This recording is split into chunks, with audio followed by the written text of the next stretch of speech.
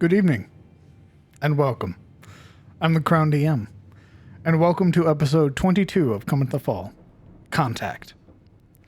Let me start off by saying, that guy Zach, thank you very much for the resub for 3 months. I appreciate that. Sparks, thank you for the resub for 6 months. ProStar, for 6 months as well. Guido and Idis, thank you all for sticking around as long as you have. I appreciate it greatly. How is everybody this fine Friday?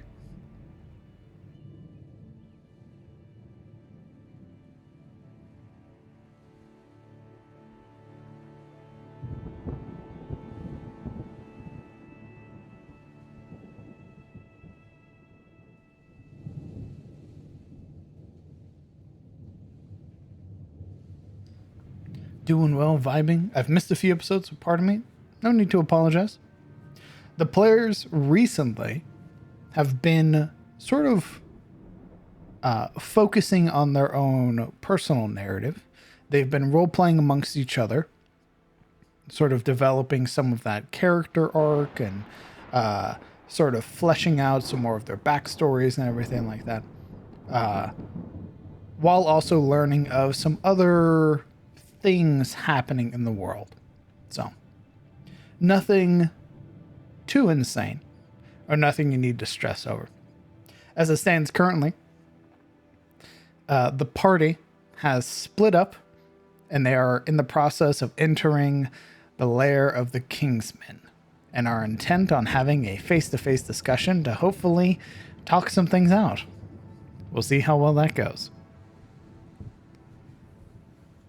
Hello, Alan. Good to see that you're present.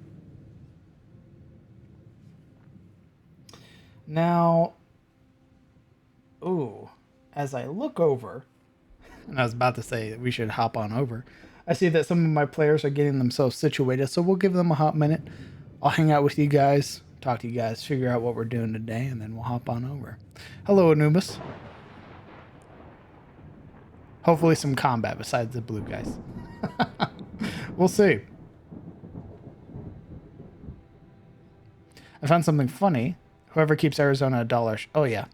They have a very strict policy about that, actually. If stores attempt to sell the product for more than $1, they'll actually pull their product from the store, even if it costs them money. Having worked with Arizona in the past, they were super against our store trying to sell it for $1.25. And they pulled the product from our store, even though it was one of our best-selling products. And they told our boss that it's 99 cents only.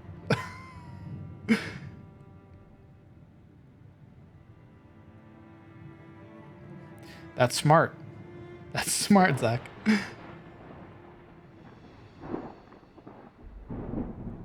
Exactly. Don't you dare do that. Yeah, the lesson of stay in your fucking lane.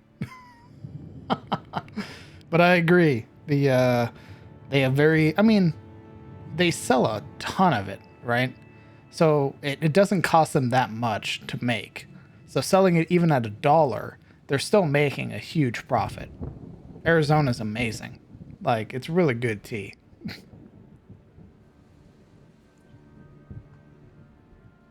Oh. It looks like folks are getting situated, but we're still missing one of our players. We're going to give them another minute or so, and then hop on over, get ourselves introduced to our players, get a recap of what happened last week, and then go from there. Are they going to kick some Blue Cloak ass or make some friends? You know, good question, Alan. I think it'll be determined on what they say. If they talk out of their ass, you know. Who knows? I can see some combat happening.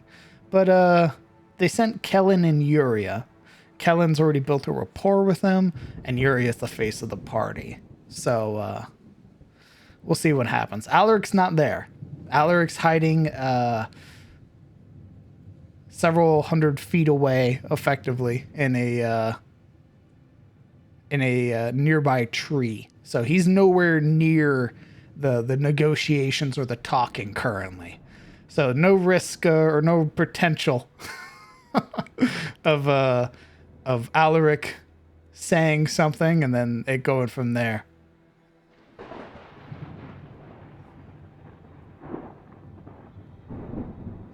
Indeed. All right.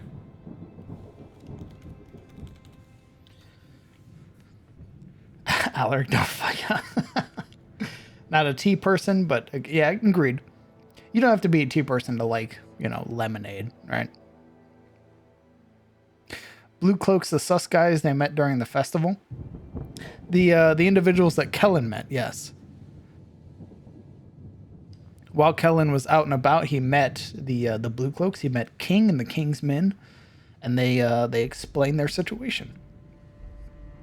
All right, looks like finally everybody's together. We're gonna unmute and get ourselves introduced to our players, and go from there.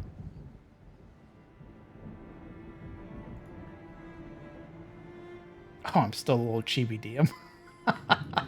That's what I get. One moment.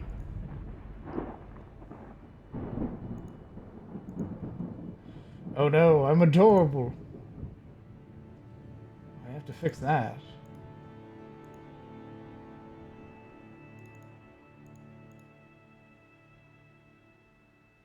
There we are.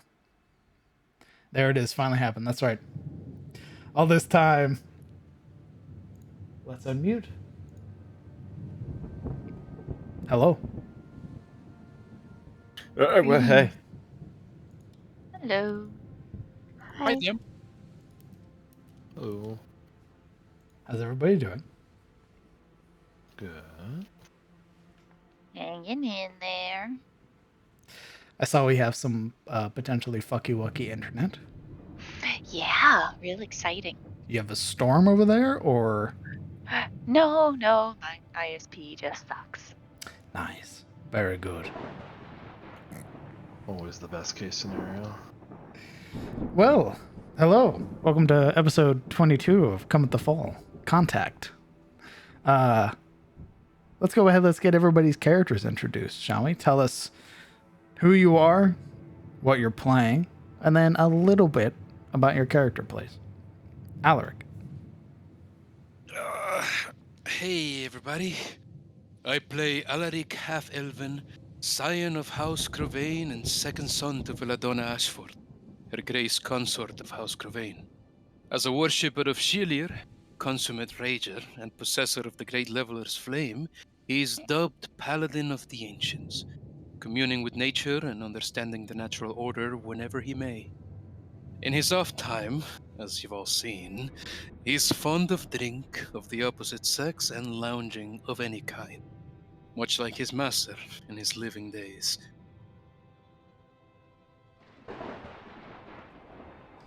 Thank you. Kellen Aldane. Play Kellen, a variant human ranger and a member of the Grey Watch. He's been for several years now working with them to assist in hunting down threats in the wilderness, usually moorlings and other monstrosities and the like, and on one such adventure has met the party as prison mates, and now that they are freed is trying once again to do the good work that he can through everybody that he meets if possible, while also questioning some newfound heritage about himself. Thank you. Marana Lamordia. Yes, I play Marana Lamordia, level 3 Dampier Rogue of the Phantom subclass. Marana Lamordia hails from the distant northern reaches of Vinheim, a noble to a house there known for protecting the mages from whatever creatures come from the Grimwald. Now freed from Haines Keep, she seeks to prove herself on her own without her family's coddling as both a noble of her home and a monster slayer. Thank you. Sabine Lillian Rosaire. I play Sabine Rousser, female Asmer Paladin, Dame of the Order of the Rose, and a Devotion Paladin of Sariel. She is looking to foster love where she can and help those gain the confidence they need to make that first lover's leap. I currently find myself here after a small imprisonment with my current friends and colleagues, hiding in a bunch of trees, apparently trying to make friends with a bunch of bandits that we ran into earlier. Thank you. Siluril von Ashford. Greetings. I am Siluril von Ashfeld, Ward of House Ettenmore, the Swanblades.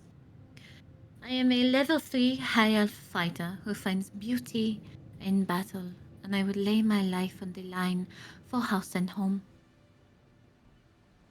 I endeavor to seek the truth of the hidden malicious rot that runs itself through my family, and I will stop at nothing to find out why all of this is happening. Thank you. And finally, Yuria Zairi. I am Yuria Zairi, the level 3 human hexblade. I am a daughter, the firstborn and heir of Shademore, from the Count and Countess.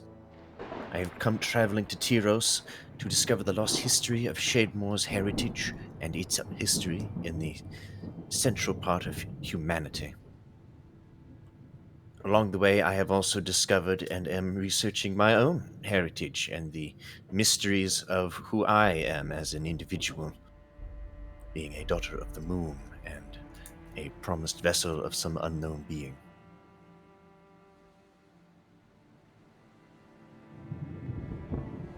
Thank you. Now, who recounted last week? I did. Go ahead and pick somebody to recount, please.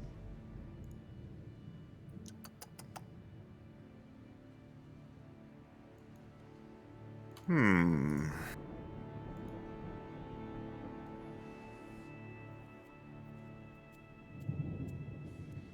know what? Since he's probably going to die with me, Kellen. Kellen. That's rude. I'll be sure to throw you in front of everyone first, don't worry. Kidding. I know. Alright, give me a second here to adjust the mindset into recount mode.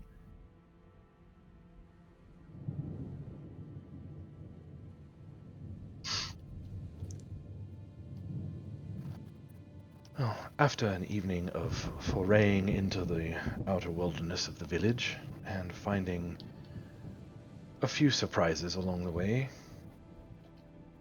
and the next morning, of course, being that of those being hung over from too much drink or partying and the like, we endeavor to make good on our obligations, mostly to see the wizard in the tower and ask further questions. This being a day of rest and everything, there wasn't a whole lot going on, but we did get some answers and a lot more questions.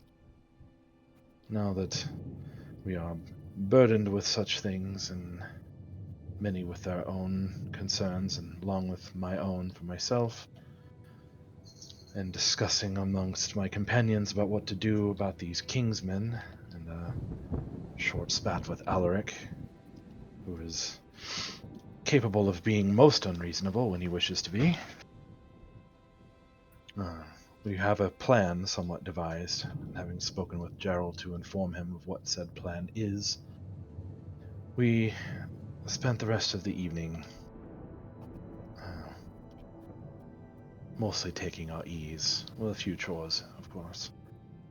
As everyone trickled back in from their adventure to the chapel, there was Some talking, finalizing of plans yet again, baths and the like, and a stern warning from Miss Guinevere to not make any noise, as she seems to be quite on edge without her husband present.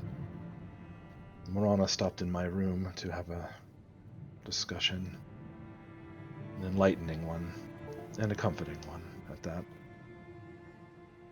With the dawning of the new day, however, Gerald has arrived early, and we set about our tasks yet again. More lessons with the wizard, of which I confess mostly went over my head, but afterwards resolved to deal with these Kingsmen. And on our way there, with everyone agreed upon, those of us who are louder and the like hiding nearby, or at least near enough for a whistle, perhaps, Morana closer to hand, Yuri and myself approaching in the open to discuss terms with these individuals and hope to stave off confrontation in the future. Hopefully, with all goes well, we will have avoided one noose altogether.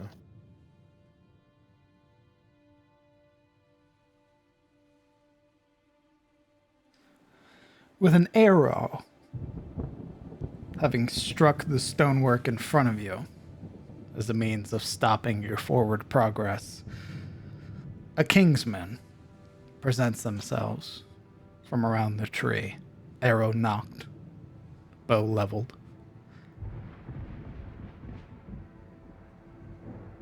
You watch as they turn, gesturing upwards,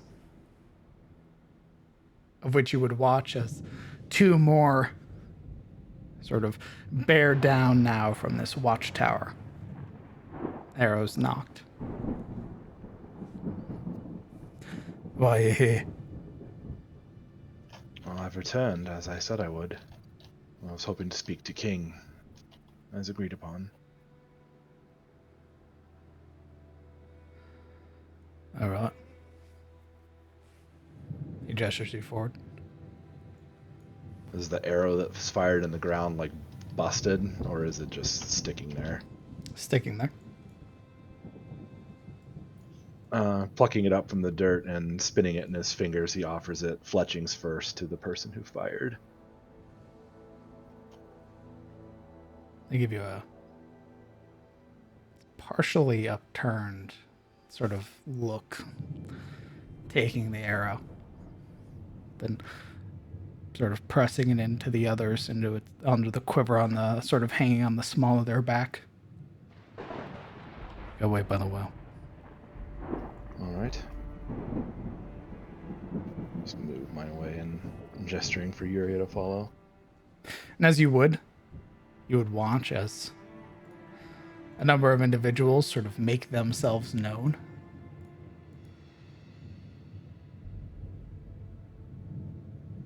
Just walking in, doesn't make a show of it, but he like glances to each one in turn and kind of offers like a small nod. I'd like to do an insight check as I pass by on the different guard. Deduce if they feel surprised, if they I'm assuming they feel guarded, but is there that sense of Does this feel like they've been waiting for you, or? yeah? Yeah, roll me an insight check.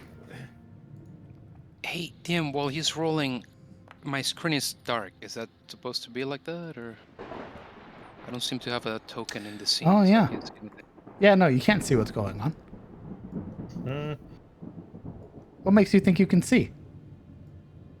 Because usually in the past, that's been the Who case. gave you them eyes, son? Nobody. All right. 16. All right. It's judging by the way that they're poised, there's a fair bit of confidence here that they probably saw you coming. Well, luckily we weren't trying to hide, so that works out. We weren't. I don't know about everyone else. You make your way up to the well, and you would hear two distinct whistles as that Kingsman sort of returns to the tree line. after a moment,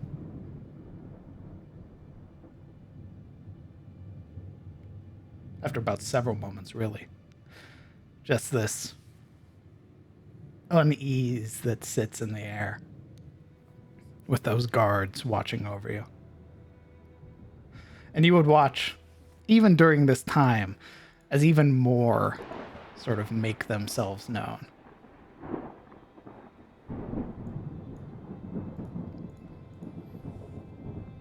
Eventually, descending the long path that winds around the buildings, up between these, this sort of broken, like rail here, along with the opening to this building, you would see that familiar older gentleman with the large guard drake at his side. He is, however, with another individual. Somebody you would recognize from your previous interaction, Kellen, is the woman clad in the bandages. You mean the mouth of the Iron Duke? What? Oh, sorry. What? The woman clad in Oh, sorry. Yeah. Holy shit! I was like, wait that's a second. pretty big difference there, brother. Yeah, I know. I was kind of like, who did you be? You just, yeah, I should have meant like the injured woman who had been shot.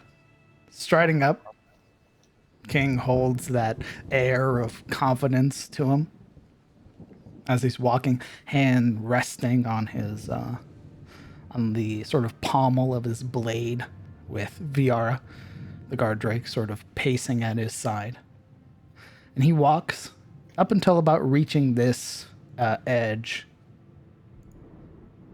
of which he sort of partially grunts and moves to sit down. Viara sort of sitting down at his side. The other individual moving to stand beside him. Well, wasn't expecting you back so soon. What can I do you for, Kellen? Who's your friend? It's good to see you again, King. I brought with me a traveling companion. This is Yuria.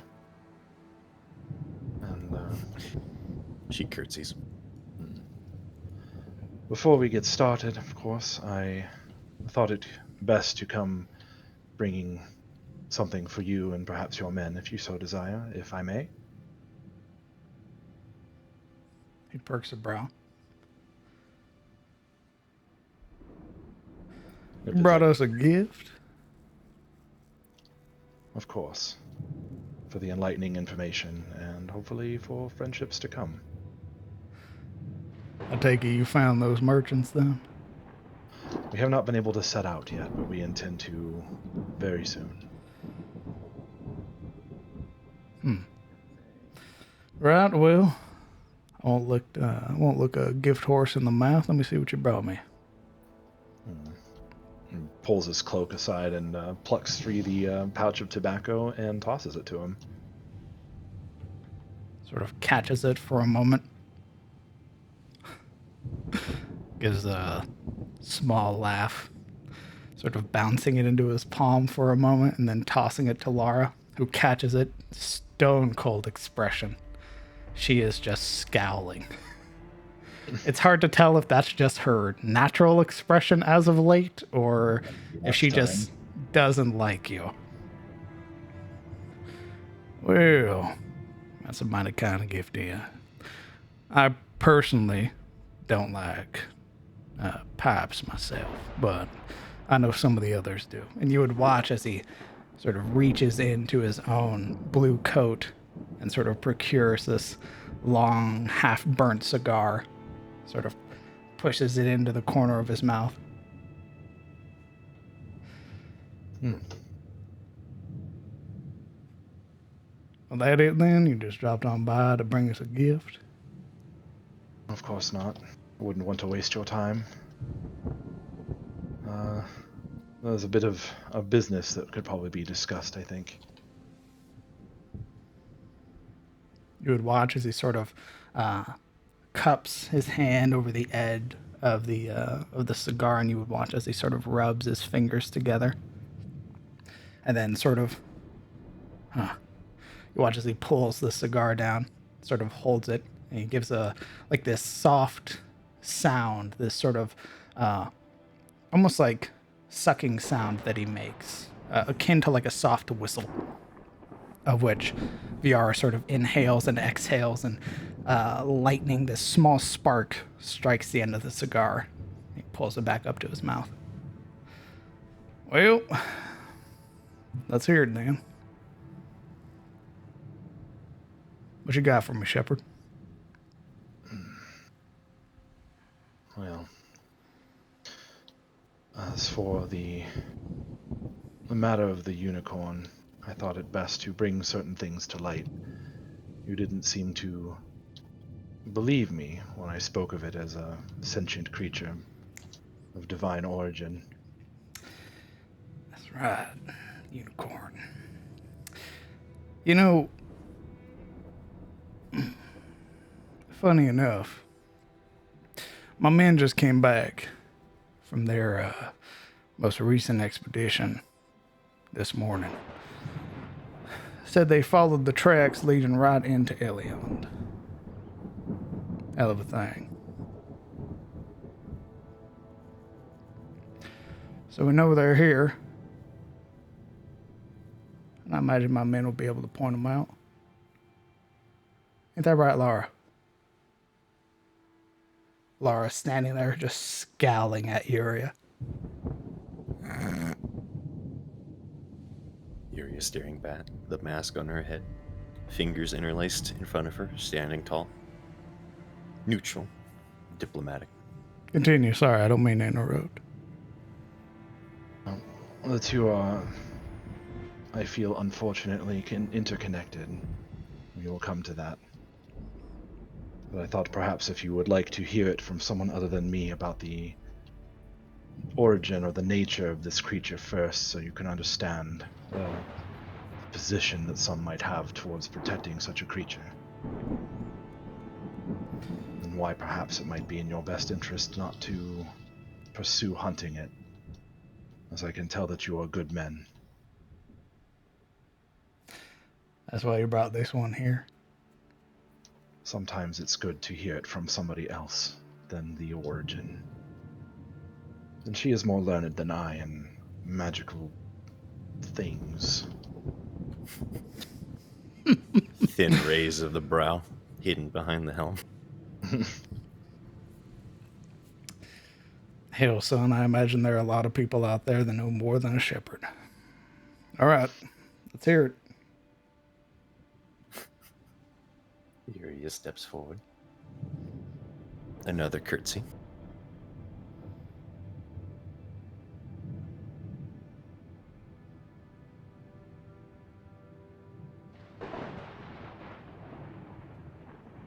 My associates tell me that you've been down on your luck, Kingsman. Not just with the unicorn. The horse, you call it? Other entities as well. Word around town is Blue Capes got caught trying to hunt a large boar. Is that right?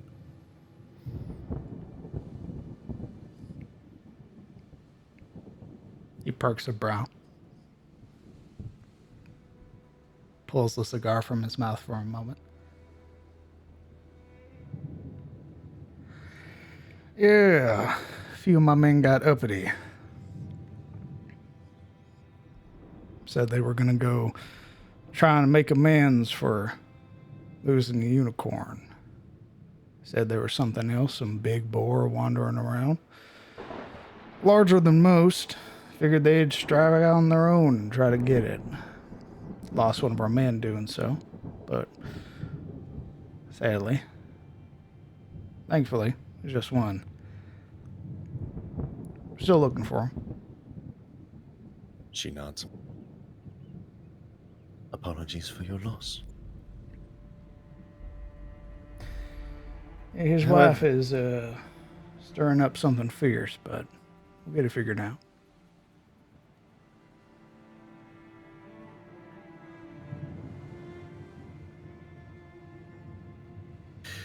You should know the affiliations of the creatures you hunt. Though I suppose you can't be blamed for the boar.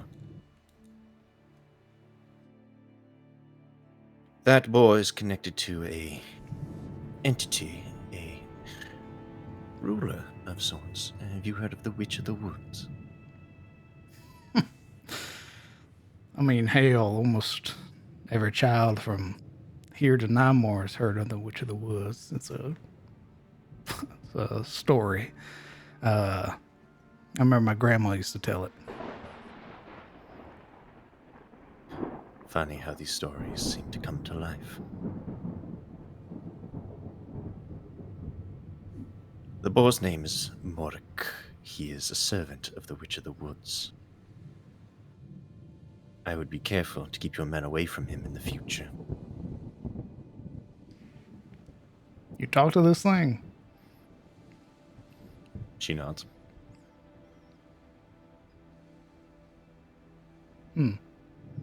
It is older than you or I, or Elion's Tia.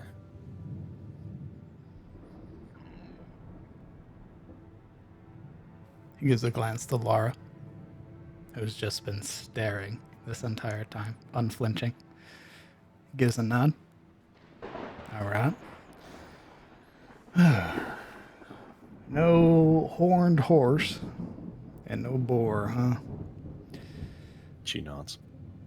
Well, howdy, you are making this difficult, ain't you? The issue is, well, practical. I understand. Your people are desperate. You are looking for work. You are not the first band of hunters I've dealt with. However, the creatures you hunt protect this land as much as you do, calling much worse than they. Lord Goldmane's forces, for instance, have recently murdered a band of Morlings to the south. Who? The horse you nearly destroyed. You gave it a name? It gave me a name. Takes another sort of large pull from the cigar, his cheeks sort of expanding and then exhaling as he pulls it from his lips. Right. Go on. What else would tell you?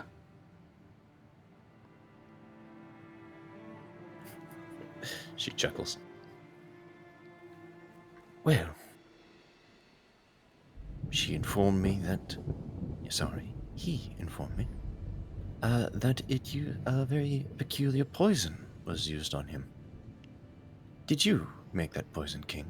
Or was that given to you by your contractor?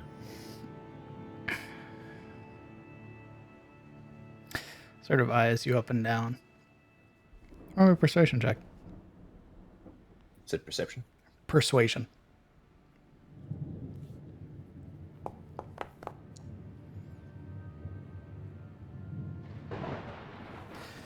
A momentary glance given to Kellen. More so a studying glance before looking back. Provided to us by our contact. We're not alchemists. I mean, hell, we got some herbalists. They tell us what to eat and what not to eat. But none that are capable of making what they gave us. Of course, of course.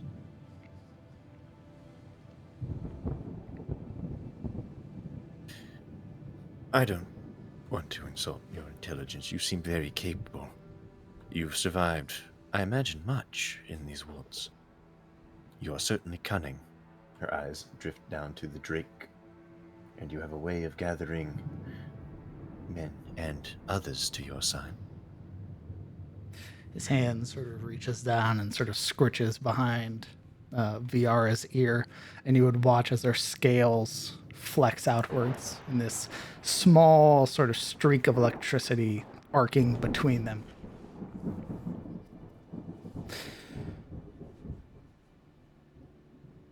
A beautiful breed, by the way. Reminds me of the hounds of my home. Anyway. His brows raise. Not out of, like, surprise, but more so like, who are you? Expectation.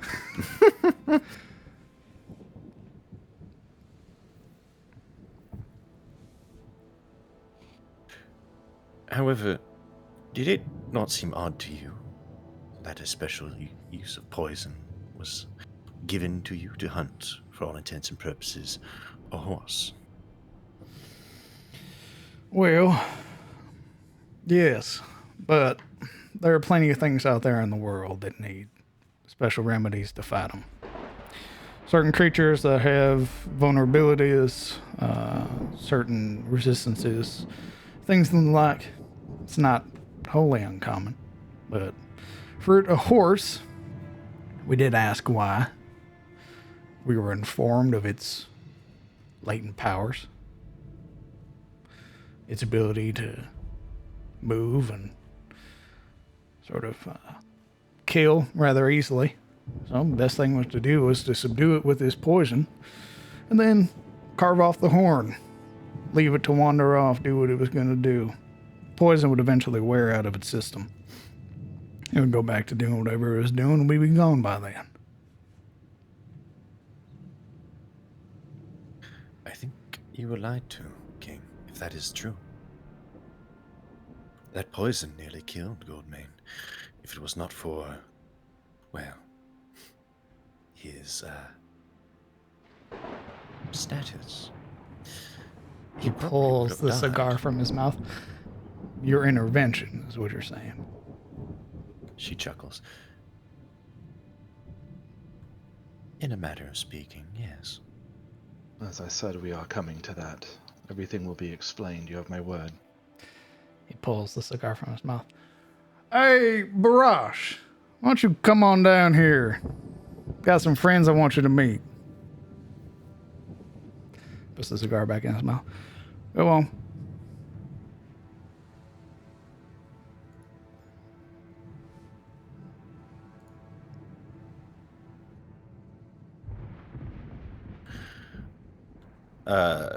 She would follow the gaze of him. Which one of these is Barash? You would watch, rounding the corner, a figure pushing well past 7 feet, clad in this sort of vibrant scale mail and wielding a lucerne hammer, a blue dragonborn. Oh boy.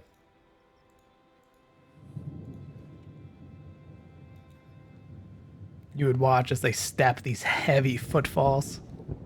And as they walk past this doorway, you would watch as 2 other figures sort of make themselves known.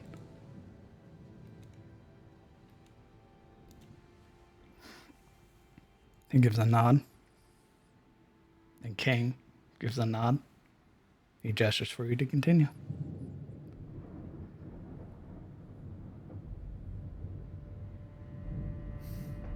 There's a moment's pause. She examines the blue dragonborn.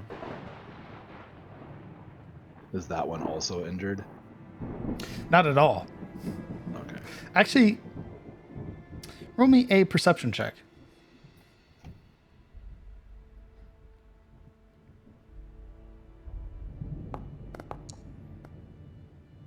Boo. There's no like super prominent injury like Laura's, but you would see this sort of glossy texture over their throat, like the scales have sort of not healed properly.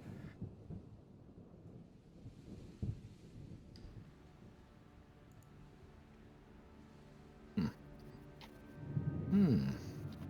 didn't do that one. You also have never met this individual.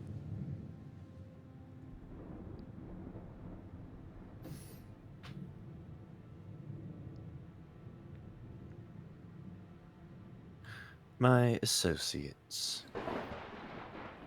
I admit, jumped the gun.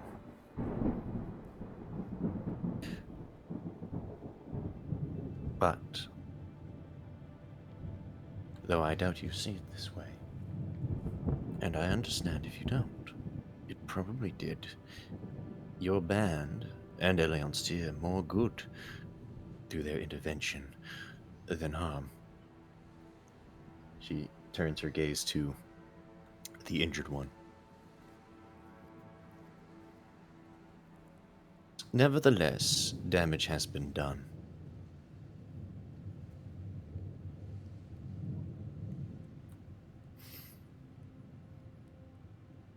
Would you be willing to seek compensation? Ooh. There it is. Pulls a cigar from his mouth. Well, hell. I'm not the one you hurt. Hey, Laura, how you feeling about some nice compensation, as I sound to you? You watch as her upper lip curls, these sort of sharpened teeth. Ooh.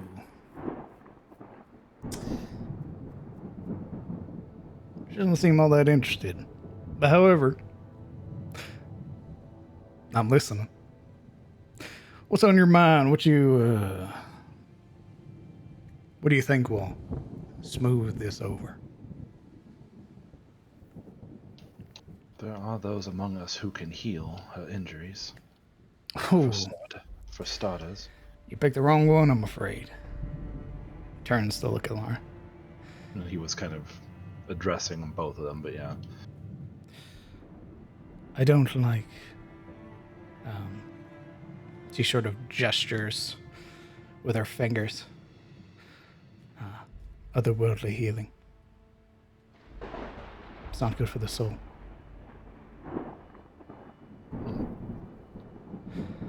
On top of that, we already got a cleric. I appreciate the thought, though.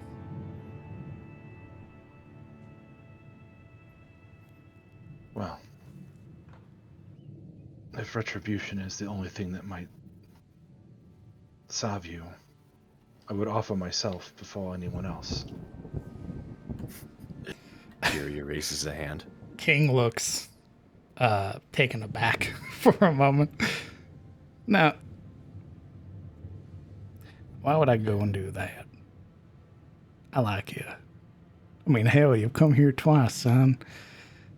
If I wanted to beat the shit out of you, I'd done it already. I only wish to express my sincerity over this matter. I will take responsibility for the others if it comes to that. Why ain't they here offering up their condolences, their apologies? Why is it only you two? Yuria chuckles. Well, we were concerned you would have shot them before they got here, of course. Ooh, very likely. However, we generally don't roll that way. If we can help it, we generally refrain from attacking normal folks. However, you folks ain't normal, are you? Some of you have wings, casting magic. Ain't that right? As it happens, it was a surprise to us as well, to be perfectly honest.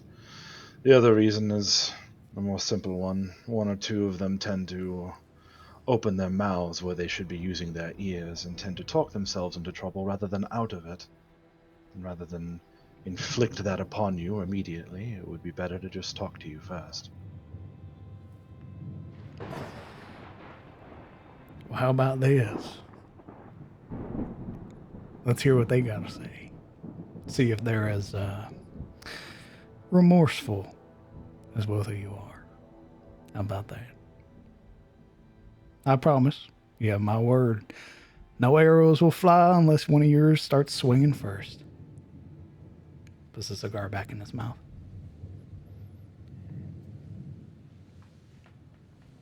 I would hope to find some way to bridge this gap without violence. And we will. We will. Kellen, have some faith, will you? Get your friends. I'm more concerned about them. Well, let's hear what they got to say then, huh? Yuri, Hey, Barash, why don't you be as kind as to go and help our friends here escort the rest of them? Make sure they don't get lost along the way. He gives a very firm nod.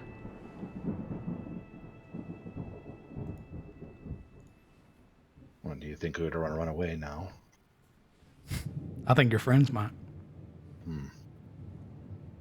But consider this a show of peace. I'm sending one of my best, after all, by himself. Now, I will say, Barash is, he's patient. But you start messing with him and he'll show you what that Lucerne can do. Ain't that right? Barash gives a very small nod. Eyes focused on you, Kellen, unblinking.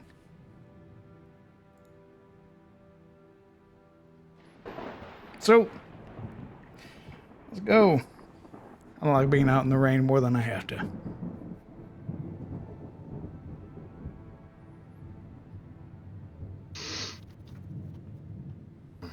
Just sharing a look with Yuri and kind of like, Yuria turns to you. Could you go get them? I'd like to talk to King a little more. If you'd have me as a guest. Her head swivels to King. Well, who am I to deny the company of a fine woman? Barash, why don't you join Kellen here and go get the rest of them? Let's hear what this one has to say. all right.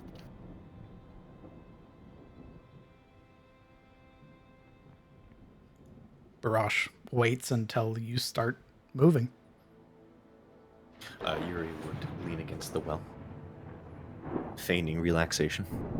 She crosses her arms. Ooh, It the likes- moment you get close to Viara, Oh, the immediate sort of sparks, that crackle of electricity, sort of strike the corner of their mouth. Viara, girl, calm down. Just a guess after all. Now, why don't you go ahead and stick out your hand so Viara can smell it? she eyes the drake a moment, then slowly offers her hand to the beast. You got animal handling? Am I proficient? No. Do you have it? I got +3.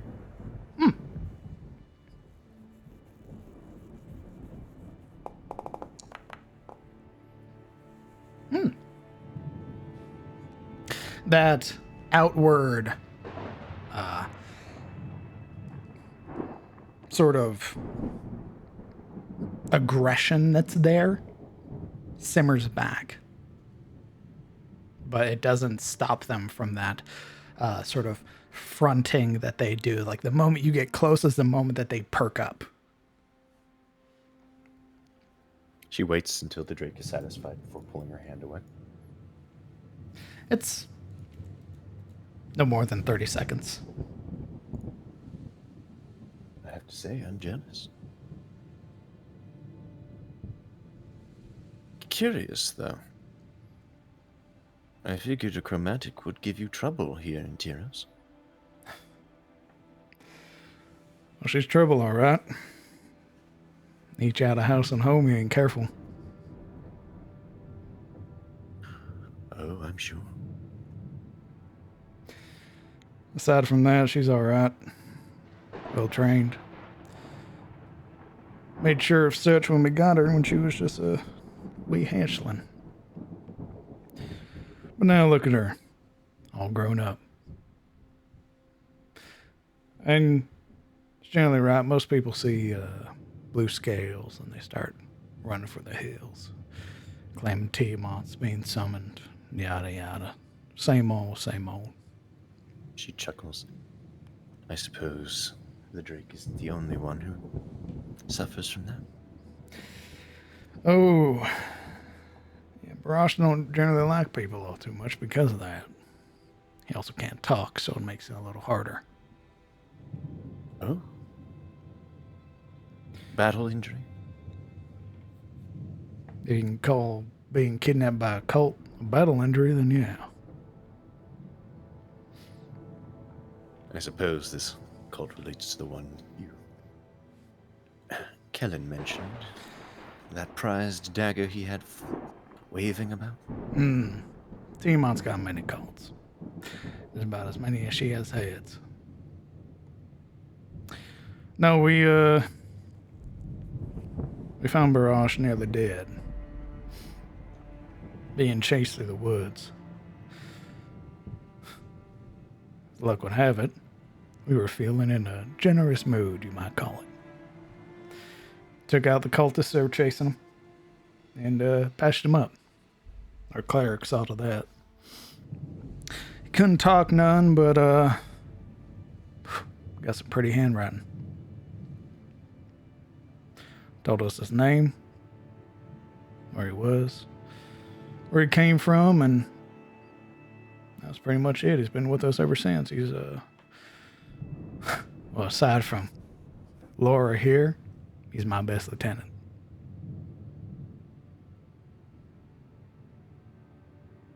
She side-eyes Laura. Laura's scowling at you still.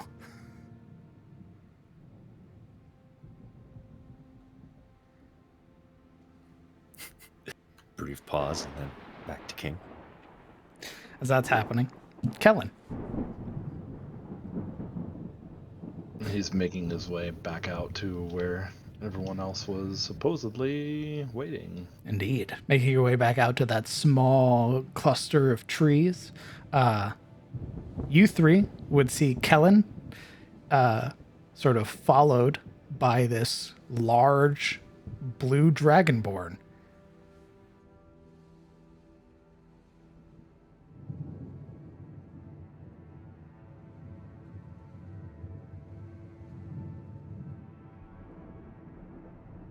Yuri, you've changed.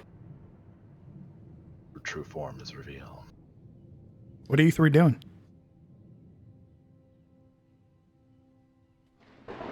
Sabine would raise an eyebrow, kind of look to Kellen as is this okay? Well, he waits nearby and kind of like motions for them to come out. Alaric doesn't have the patience to be a lookout, so wouldn't be looking. If anything, he'd be playing cards with himself. Probably solitaire or something like that. Yeah, sure. Silverhill is playing cards with Alaric.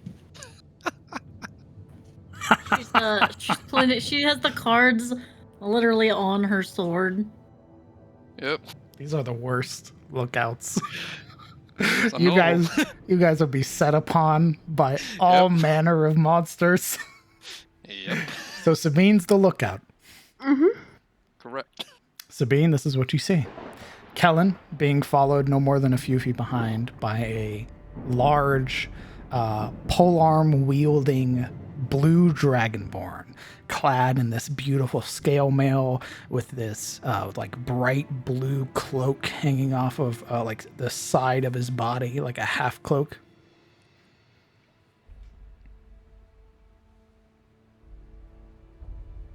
Kellen, you eventually find yourself with the rest of your compatriots.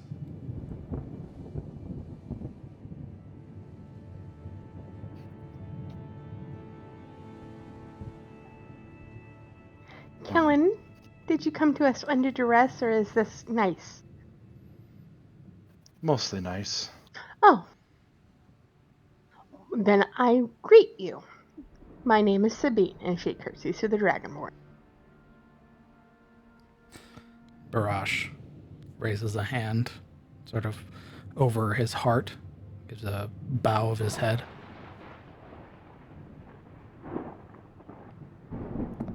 Alaric kind of tilts his head to the side. Looking but not looking, he's still staring at the cards. Is he here yet? Yes. Oh, good. He also brought a friend. A friend. Correct. He exchanges a look, Siluril, if looking his way she is, and then he gets up, leaving the cards to her for her to put together. Sabine takes a moment. Please do not enact violence immediately. Alaric squints at her for a second before stepping out of the shrubbery to get a look at the pair. How tall is Alaric?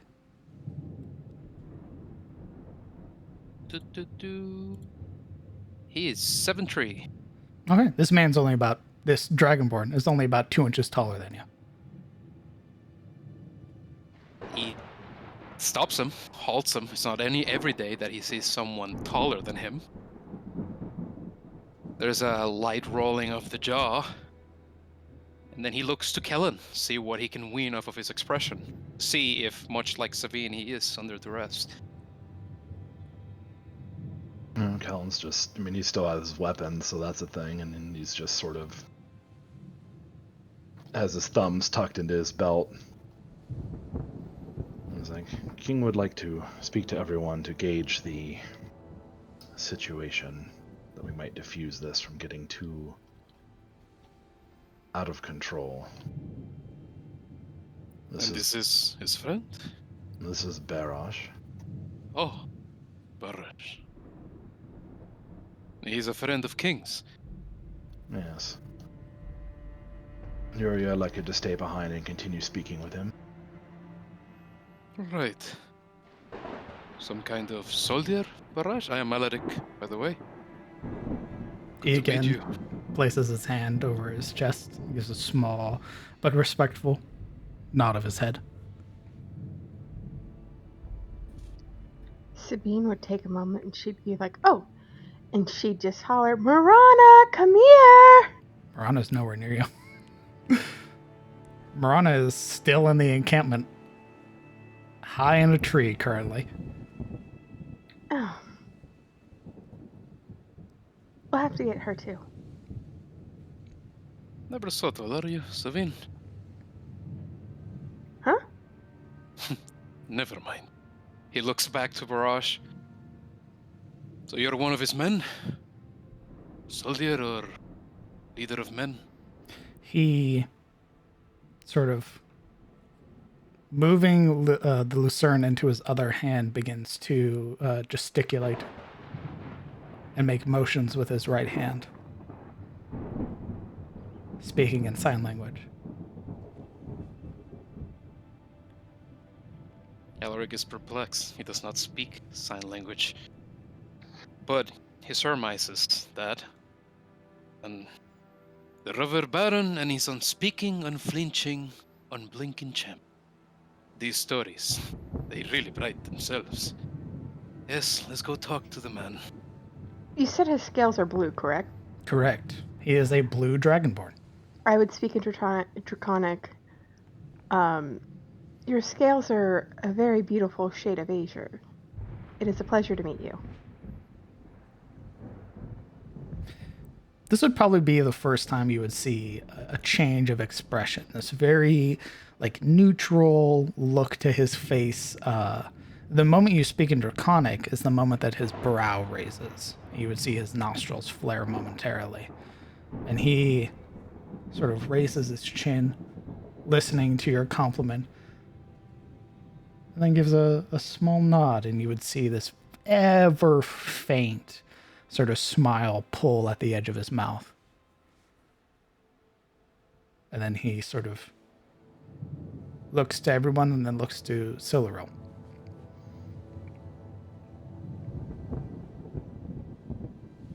She would nod at him. Not speaking. He nods in return and then gestures for you all to follow.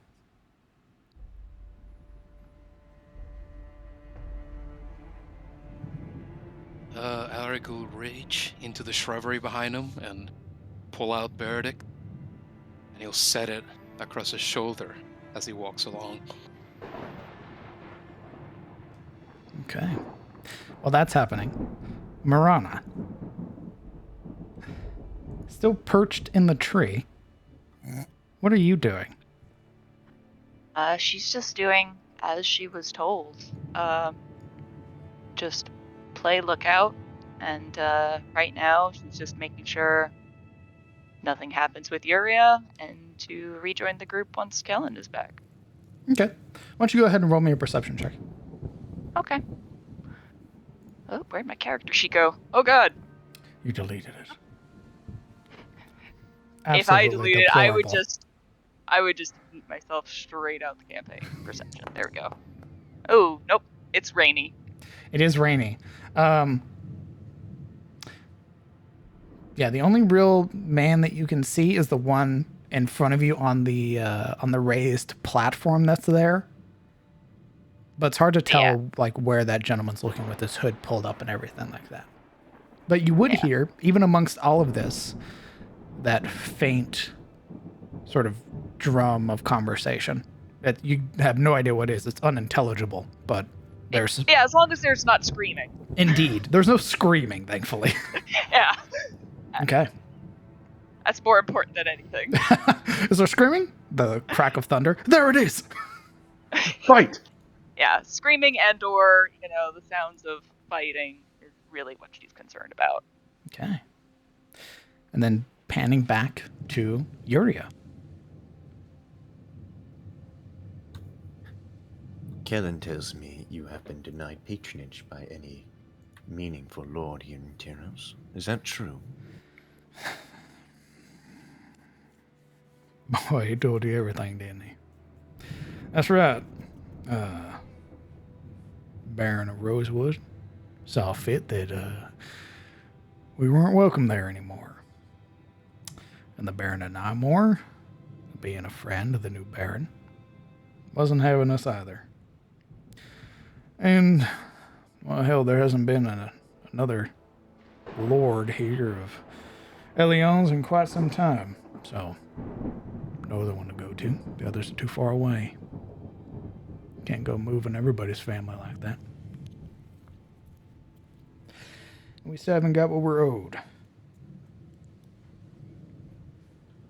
She folds her arms, considering.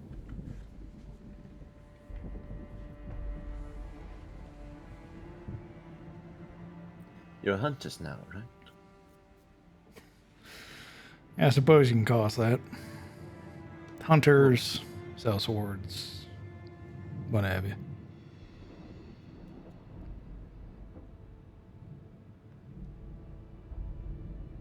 You do what you can to survive, essentially. I do what's necessary so my men and their families don't starve.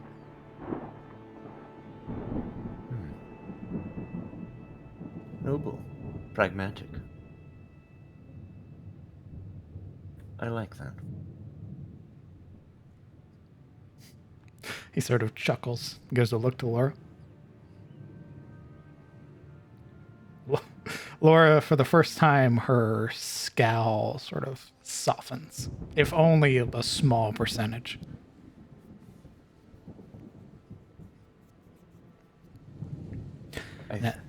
Continue.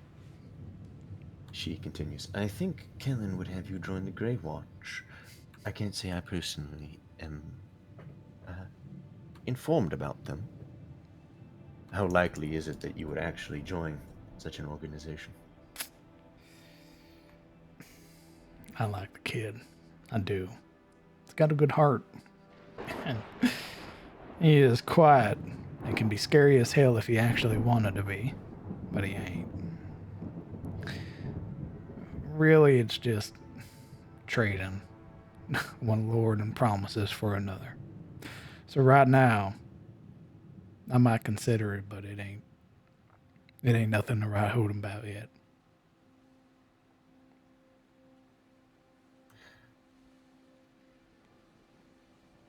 Before they arrive, what would you consider adequate compensation? Well, that will depend on what your friends say. Initially, my idea of compensation was just letting my men get their licks in. You know, the big brutish one who went toe-to-toe with Laura. and then whoever shot her in the back when she was leaving was going to let her get her licks in, and some of the other men who got hurt. Then, well, probably take what coin they had, seeing as we're owed, and go from there, see how the evening went. He has a very sort of sly grin on his face as he takes another pull from the cigar. That was your first choice? Is that still what you wish to do? Well, now I'm interested in hearing what they all have to say. And if Kellen's right, well, then we might still get our licks in. Hoping that ain't the case, but Kellen seems pretty sure they're going to run their mouth. And Laura, well, she ain't too fond of hearing all that, if you catch my drift.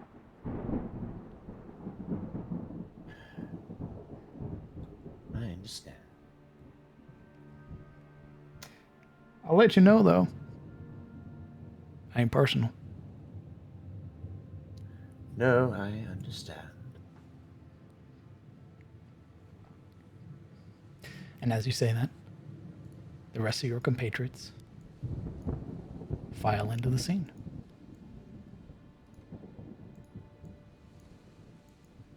But you know, it isn't personal.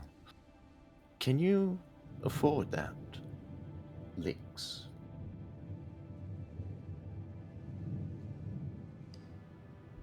He raises his brow. Isn't there other forms of compensation you would prefer? Something that would help your people more than just broken bodies. Oh, let me stop you there. The beating isn't compensation. It's what's owed for hurting my men, for beating Laura within an inch of her life and then shooting her in the back as she was very obviously fleeing. Then after that, it's compensation time. And compensation can come in many ways I like. Coin, service, labor, the likes. Welcome back, Barash. I hope you brought friends.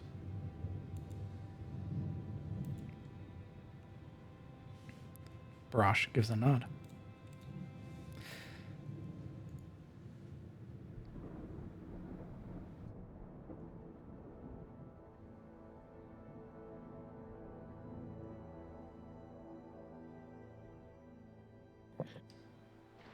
What are you two doing?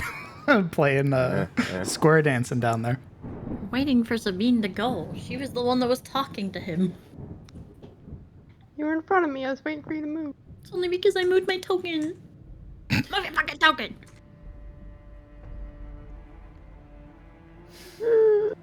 Well, welcome to all of you. This it, Kellen? That's all of them? He thinks for a moment and then kind of looks off to the side and makes like a whistling sound that sounds like a northern bird of some kind. It's a signal for Marana.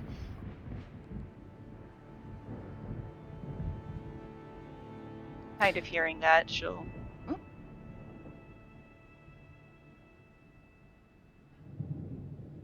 Do I go? Do you go? Who goes? Go ahead. No, I meant sound like RD. Oh, no, continue. With that kind of signal, she'll kind of whip around to the back of the tree, scurry down, and scurry her way in behind Siluro. With that whistle, that general sort of sly grin that King has on his face grows wide. You set up a watch?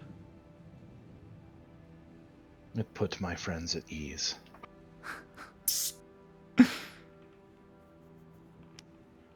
I knew I liked you. Right. You. His finger points directly at Alaric. At this point, Alaric's back is turned and he's staring up at the guy up on the platform. Well, like this dumbfounded look, like, ooh, how do you get up there? The attention slowly drifts to look at Yuria and then back to Alaric.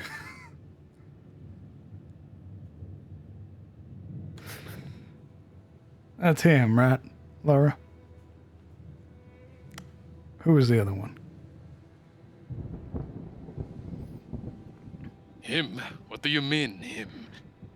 Turns around. The moment you turn around, you would see a very somewhat familiar face, albeit bandaged in some places. You would Does see Alaric recognize every spot that is bandaged? You tell me. How good's your memory from the bloodletter you faced off against? Absolutely scatterbrain, but let's roll anyway. Sure. It's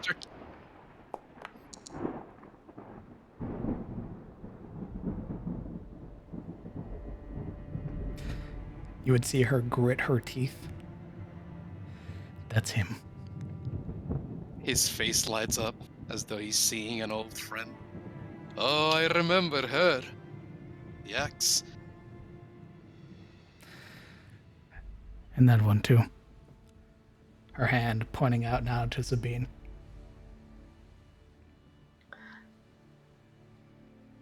I didn't hit you once. I simply blocked what you were trying to throw.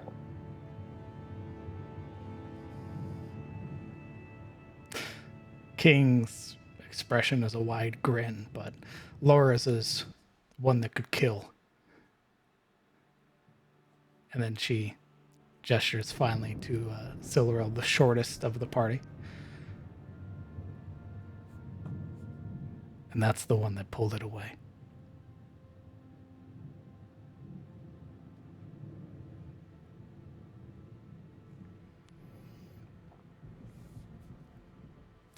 Wait. Laurel would stand with like her jaw tight and her hands on, you know, her gear the same way she walked in without saying anything.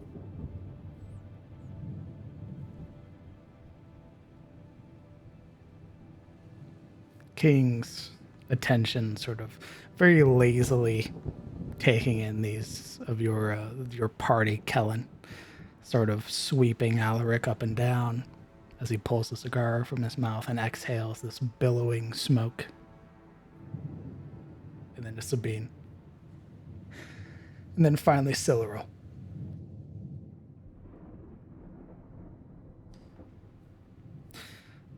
Right.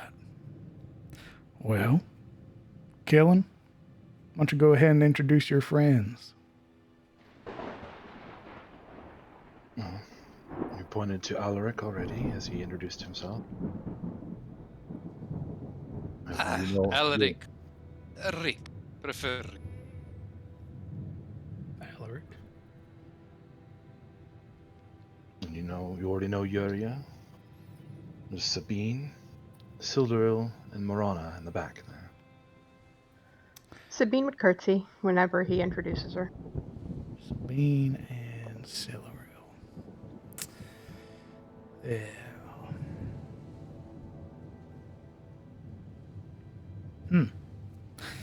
Right.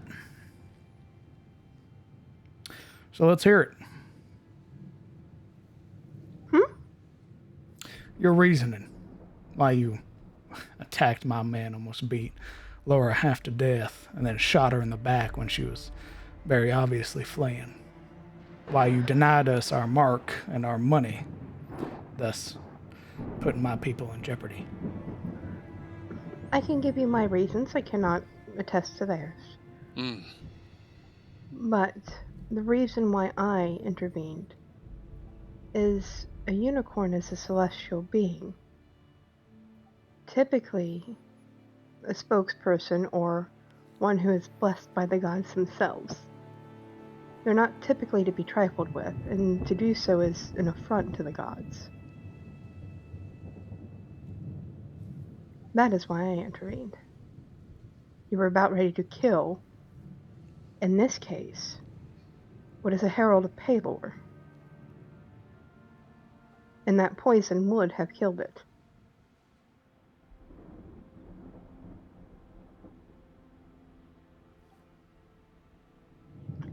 You kept on referring to it as that horse. It is not a horse. It is as intelligent as most people, sometimes more intelligent than most people. Yeah, I get it. You and Kellen sound exactly alike. Let's hear yours, Rick.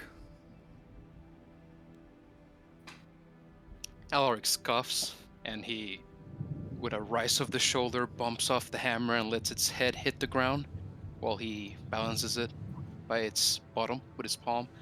Viara's head immediately snaps towards you. He's leaning into it rather than holding it in any sort of hostility, just to be clear. Much like the dame said, you, your people, you went after a god beast, a herald of the land. I am sworn to protect such beings, as I am a worshipper of Shelir. It is as simple as that. And to make things clear, he looks to Laura, I would never strike anyone from behind. So is this a herald of the land, or is it a herald of Palor? It is a herald of Palor. That protects the land. Both. What is the difference?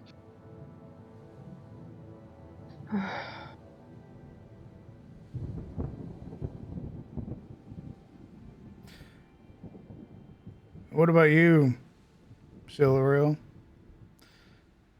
What was your reasoning? She would bow her head to him. It was a mere judgment of good and presumably evil. As my family presides over many of these lands, I took it upon myself to aid my friends in their pursuit. In my eyes, I saw something of pure good being hunted down.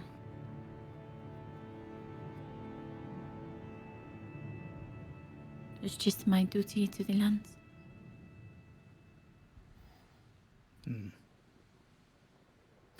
Your family, you said? Yes.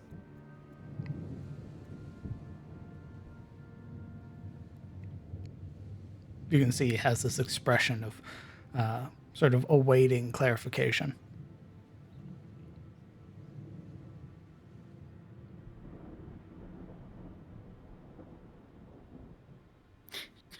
She looks at him.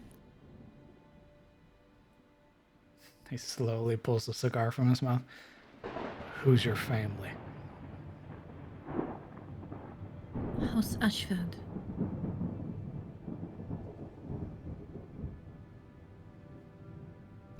Puts the cigar back into his mouth.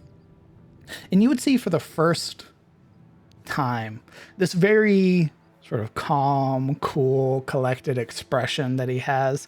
You would see probably the faintest hint of anger.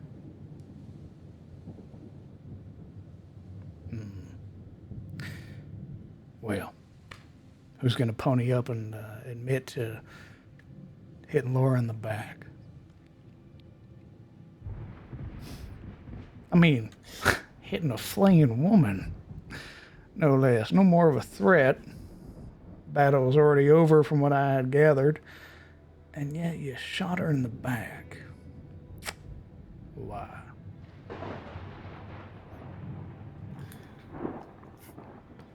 Iria chuckles.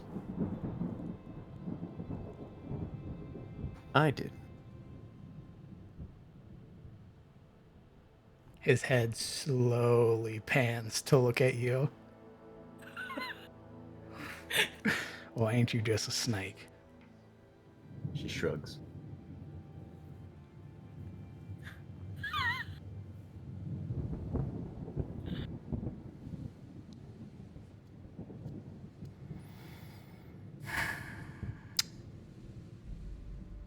Damn, son, I thought I liked you.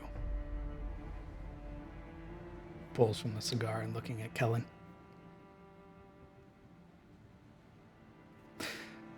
You wander around with these people attack a man over a horse. And then you wander around with somebody who's letting the Southlands turn to ruin her and her family.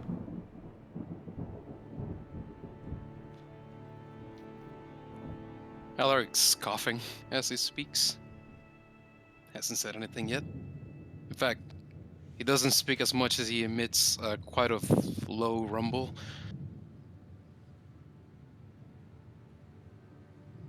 You say that the Southlands are falling to ruin. How do you mean? Son, I know you're smart. I know you are. You telling me you can't see it? Us Ashford is responsible for a lot of the bad things currently happening. You got cults running rampant. You got entire governments basically stabbing each other in the back. You got them throwing out good people, starving their own people. And what does Ashford do? Sit in the capital, of course. Do nothing. Then again, that's to be expected of nobility.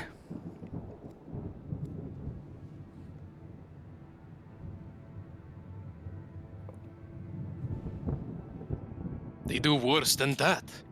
They plot to steal the land of Rofield. Even Amon Hen they encroach upon. How could they even look at their people, the cowards? Not to mention they let people get arrested for no particular reason.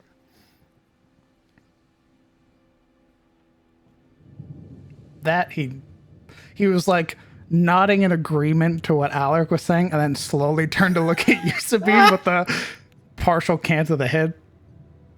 What? I mean, yeah, it's not wholly unexpected, in fact, the ability to just arrest whoever they so desire. What's that? You spoke up against the church? You spoke up against the house? Well, enjoy the sales. Enjoy one meal a day. If anything. If anything.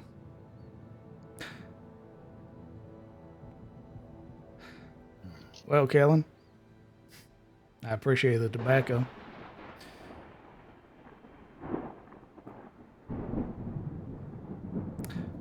What are we going to do about this?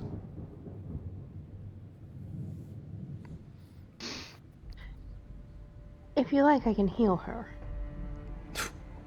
She doesn't like Don't, apparently. don't take this the wrong way. A, she doesn't like magical healing. B, you already have a cleric. So I'm afraid any offers for healing are already seen to.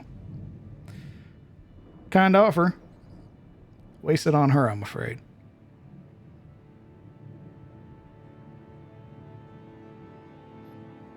You would hear Lara speak up.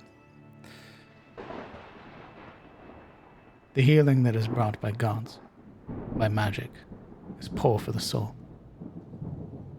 You weaken yourself every time you do it.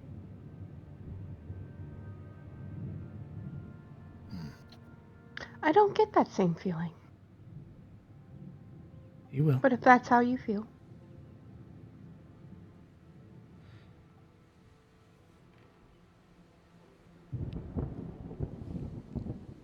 You can see him looking at you, Yuria, and just shaking his head.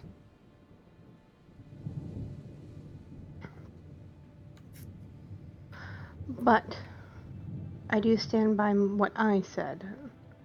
I did not strike at any of your men. I simply deflected their blows so they could not strike mine.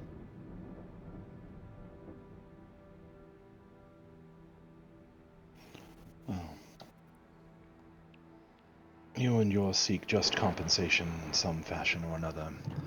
We seek to not be hunted so we don't have to watch our backs as well as our fronts. And ultimately, I would rather part as friends than as enemies. I feel that this is a grave misunderstanding, and I am worried more so that you and your men are being used. And not in a way that you would like. Son, men and women get used every day. Just ask her. Her family would know. You say that, but even she was a unwilling guest in the cells of Haynes Keep, as with all of us. His brow raises. Haynes Very Keep, you shameful say? that. Or what did King say? Haynes Keep. Hell of a place to be. That rock out there in the sea. Hell is an adequate term.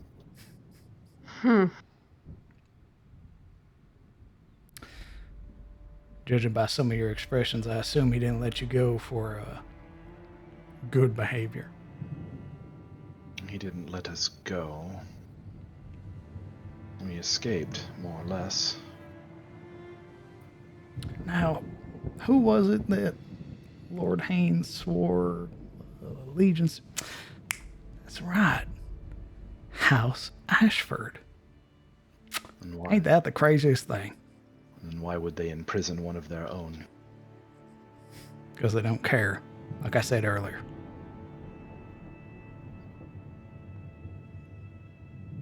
Well, if they don't care enough that a scion of their own house would be imprisoned, then perhaps don't judge her too harshly. No, he's right. They incarcerated their own kin. That is shameful. As it stands, the other half of the contract is 1,500 gold. So, see what you got in your pockets. If you're looking to extract money from us, I'm afraid we have none to speak of. Now, son, are you lying to me to save whatever meager coin you got? Or are you being truthful? I have nothing close to approaching 1,500 gold, if that's what you mean. I have a few silvers left. Rick? Any of your men put their hands on me, we are going to have a problem. But I will say this. You'd have better luck turning every rock from here to Rosewood, if you mean to find coin. The moment you say there'll be a problem is the moment that Barasha's expression hardens. Yuria turns to Elric and telepathically speaks to him. They're going to want to beat us. I recommend getting close to the others. This will likely be a fight. Sabine will pull out her coin purse and walk slowly forward, not aggressively. This is all I have, and I literally sold my own clothes to get it. He opens up his palm as if to catch it. And she tosses it. Opens it up.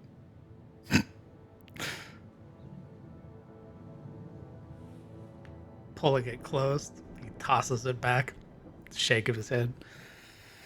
Oh, man, oh man. What about you, Ashford? Papa let you carry any money on you? Or do you take that too when he put you in prison? I've nothing for you. Ain't that a shame? What about that one back there? All meek looking. Ain't said nothing yet. Don't be shy, come on up. Marana only kind of moves next to Silverell, but kind of shakes her head and proffers empty palms. Now, You killing. I hope you weren't coming in here hoping that little pouch of tobacco was going to buy me off. Absolutely not. It was more of a goodwill gesture than anything. Good. Yes? Just a little money that I did have to procure it. We It- don't have money, but we do have a proposition for you. Oh, this will be good. Let's hear it. No need to be sarcastic now. Elion's tier is suffering from merchant problems, or lack of merchant problems. We plan on helping them, aid them, return whatever is lost supplies they meant to have, and hopefully open up the tradeway again. Those disappeared merchants, more than likely, will have coin on them. When we return from our journey, perhaps the coin can direct its way to you in exchange.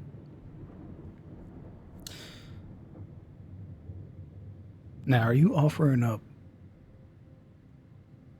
the coin meant for Elion? For yourselves? The supplies go to Elion, but I doubt the gold the merchants were carrying were meant for Elion, and the merchants are more than likely dead. More than likely, his attention turns to look at Kellen. Didn't you buy that information for a silver? What are you doing hoarding it?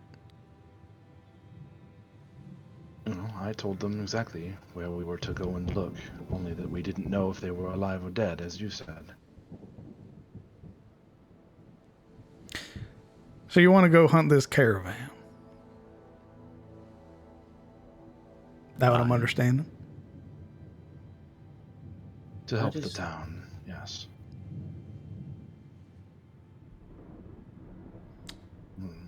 The supplies are already paid for by the town. Any gold that's on them is, if they are not alive, is just gold sitting there. Indeed it is.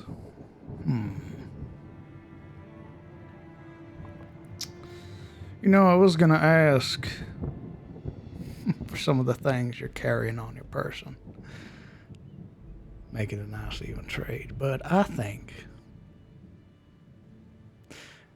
if you're going for that caravan, I'll make you a better deal. He pulls the cigar from his mouth. You bring me the terror of the Southlands, and we'll call it even. The flying monster? Never heard anything about it flying.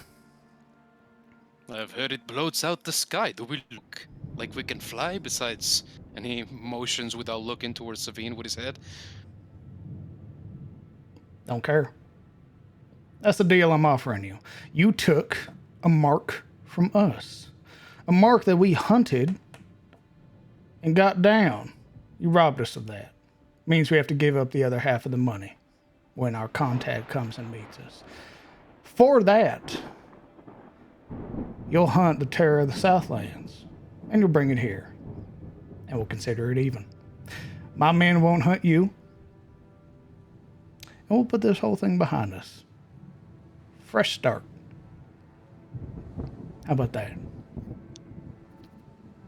Elric is grimacing.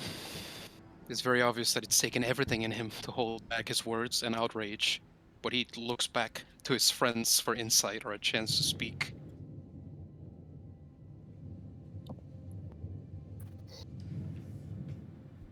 Don't suppose you know anything about this terror of the Southlands yourself. Hell, I've heard many things. It's downright scary what it is. But, yeah, I know some things. Probably nothing as much as some of your folks you got hanging around in that town of yours. But some stuff, yeah. Savine would shake her head, looking to all of them. If you'd give me one moment, please. She'll walk over and she'll remove her breastplate and bring it back. I don't like being beholden to anybody. Here. Oh, you'd rather give me what you're wearing? Well, all right, I'm fine with that. We'll take the breastplate, that hammer. Alaric's hand goes And down your to its neck, and he sword, hefts it. Yuria. Yuria throws back a laugh. You don't want that.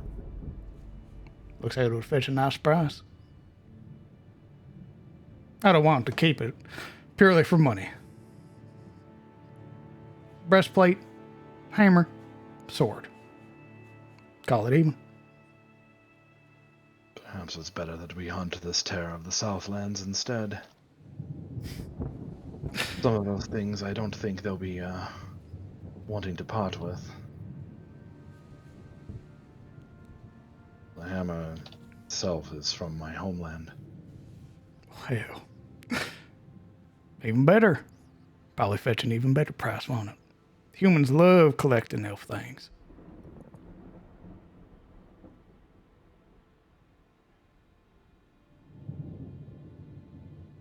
You're not getting the sword, regardless of what deal you make.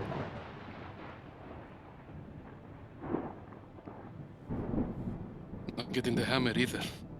What's his name? Barrage. Come and take it. As Barash moves, a hand comes up, sort of stopping or intercepting him. King gives a raise of the brow.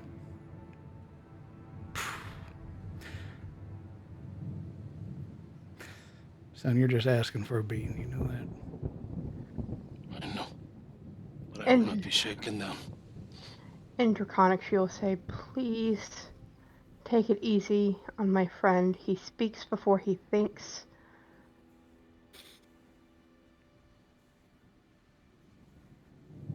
You would watch as he again gesticulates with his hands, of which Marana would be the only one who would recognize it.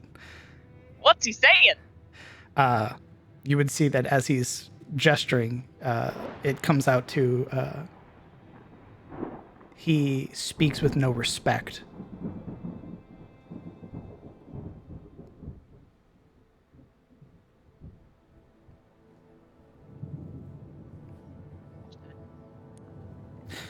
Kellen, what's it gonna be? Are we getting these three things? Or are you hunting the terror for us? Because I'll be honest, I like you, Kellen. I don't like you enough to not just take your stuff and leave you in a ditch, though. Especially if your boy here keeps talking the way he does. Well, I did warn you. However, if this terror of the Southland is as bad as everyone seems to think it is, maybe it is the right thing to do to hunt it down. We will need some time, of course. I believe there are those in Eliond itself that know more about it, or might know more about it, so we'll need to gather that information. There's no time limit. If that's what you're worried about. We have your trail already and your scent. So if you try and leave town, we'll find you. Just as easy as we found you in Elion. I don't believe we're the sort to just skip out on a deal to begin with. Good. Like you, these are people of honor. My kind of people. And with this hunting of the beast, will your men be provided for enough? Indeed. Something like a terror. Oh, hell. That'll probably fetch more than the contract would. See, contract asked that we just took the horn. Got paid for it. Right. Let the creature wander on its way. This... there's a lot that comes from the terror. I mean, the stories about it are just absurd. So, you get your hands on that, you bring it back here, we are even. No more hunting. No more threats of violence. King, do you even know what the terror looks like? I have an idea. Just about as well as anybody else does as heard the stories. I suppose that's all on you to figure out. However, I will tell you this. You ever heard the story of Sir Gareth Denham? People called him the Boulder. You ever heard of him? Can I roll history on that? By all means. I was gonna say, Anybody who's from Tyros may roll a history check. I feel targeted. Nope. Holy shit. Solder and I are one buddies. Jesus. Everybody but Siluril and Kellen.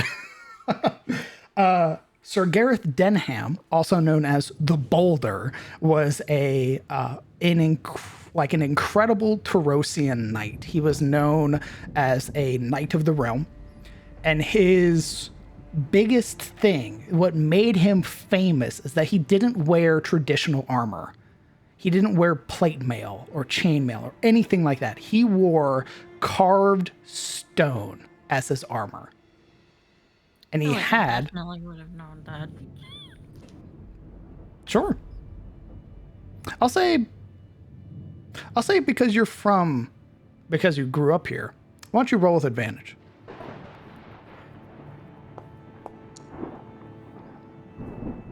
He had armor made of stone, and his shield was like an altar slab. Like, it wasn't a traditional great shield. It was wrought with like chain, and his whole thing is that he challenged bigger and bigger beasts until eventually he earned his status as a knight of the realm by slaying a red dragon. Jesus. Well, stories say that the Boulder, or Sir Gareth, died to the hands of the Terror. His armor was almost mythical, you could call it. Had its own sort of legends and everything around it. Thing is, when his squires came and found him, he'd already succumbed to the wounds. Whatever had attacked him carved through the stone like it was just paper, like it wasn't even there.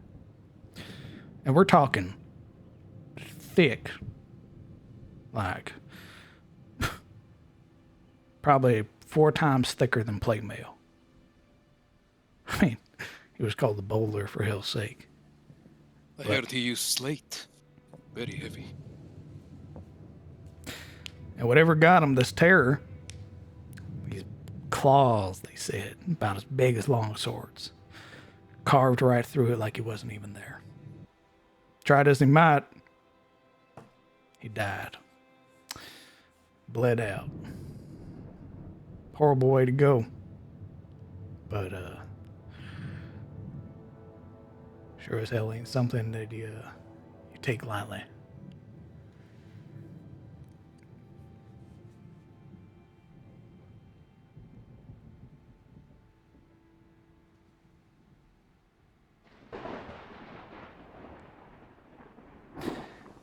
And with this story, you have found or learned a small bit of lore pertaining to the Terror, which I will post in CTF. Learning about its legendary strength.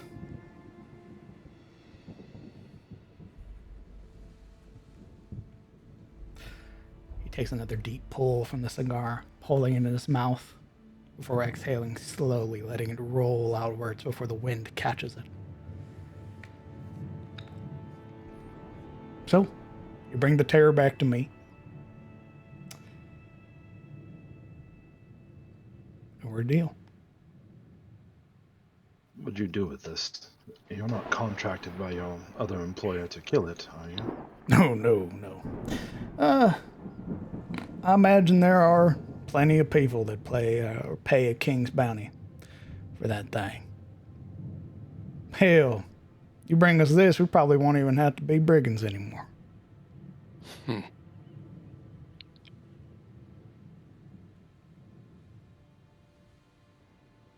what would you be if not a brigand? Hedge nods. He gives a warm smile. With sufficient gold, you might even make it to Varan without things sad around here. That wouldn't be funny. I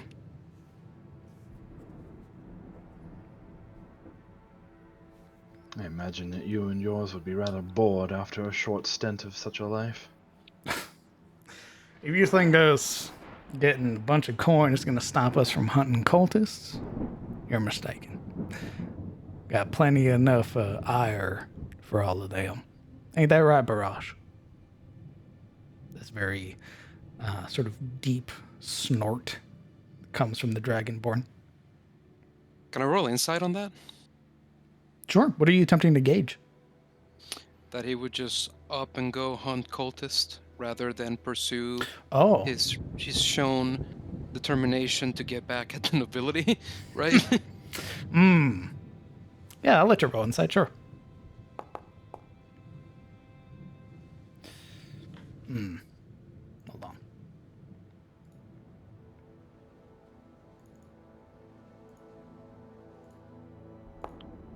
Whatever the outcome is, it won't change how Alaric feels, I'd say, though.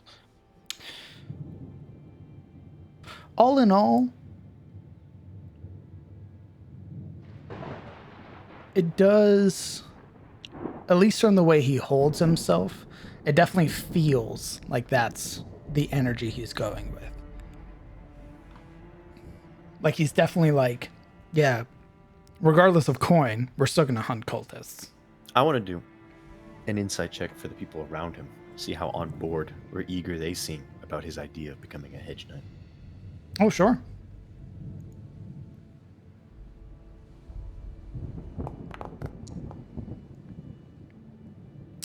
Laura is scowling at you. This death glare, you could call it. It's hard to gauge, if anything, how she feels about the whole ordeal. Barash is still focused on Alaric. But you would see some of the other like stalkers that are up there on like the tower, up there on like the platforms, sort of nodding along to everything King's saying. I admire a redemption story. Everybody in Tyros does, really. But there is a small problem. Aren't you already a hedge knight? Did you not serve a lord already and now you don't? Well, that's what I mean, son. We'd be hedge knights. We wouldn't be... God, what are some of the names people call us? I think... Brigands. Well... Bandits. Ain't that the Thieves. truth of it? Kind of Gentlemen, nuts himself. gentlemen bandits, to be fair. That's what it was. God, before you even started that. I believe the people from Rosewood. No, it is true. Kellen spoke highly of you. And everything he said was true. All of you strike me as good. And then you'd shake us down. As though it was fair. Doesn't feel fair. He gives his brows knit together. It don't. No. You robbed my people of their earnings, their ability to provide for their family with this contract. Hell, you almost killed Laura. I wasn't trying. You weren't trying. Oh, bless your heart. Well, That don't change nothing. Apologies for that, by the way. You want to feed your families. You want to be back, make yourself a home. Take the plow instead of the sword. This is not about that. You have some kind of scheme to get rich faster, to pursue some kind of agenda. A man doesn't up and want to make himself rich just to help their friends, their followers. There must be more to this than that. Sabine would have put her breastplate on, seeing that we're going after this beast of the Southlands.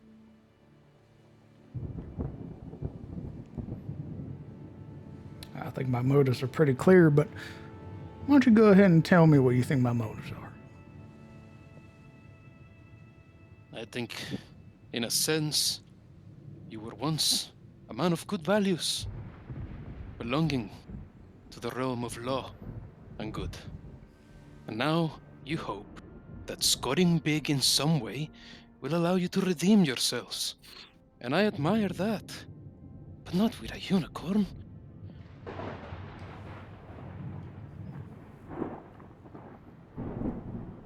You sabotage the land you want to protect by killing the wrong thing. Again, our intent was not to kill it, nor did we know that the poison would kill it either. We were told that it would slow it down, allow us to get the horn. Simple as that. And we didn't know you had that intention. All we saw were people about to murder something. And you almost did kill it, regardless of your intention. And when we saw it, the unicorn asked for our help.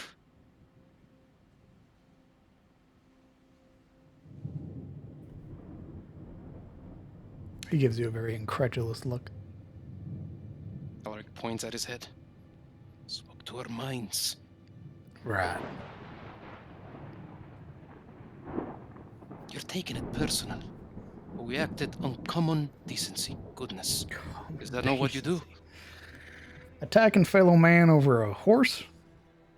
Especially a horse that don't belong to you? Men would strike each other over giant flying lizards. Why is this such a stretch? That is the problem, it doesn't belong to you either.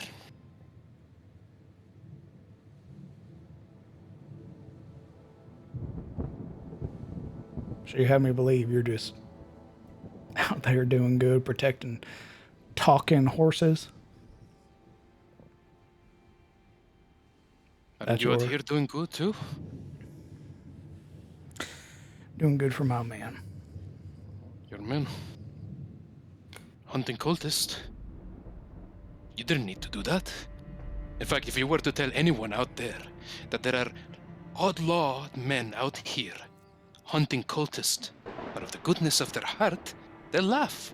Doesn't make sense either. Son, you misunderstand. I love Tyros. I do. Have that in common. But cultists got a lot of money. They carry it around on them like they're too big to fail. Like some adventurers do. Carry around treasure hoards on them like it's no big deal. They're easy picking. And just so happens that really don't like them. Especially them Tiamat cultists. Ain't that right, Barrage? Neither do we. So why, instead of creating this divide between us, why not strike at them together?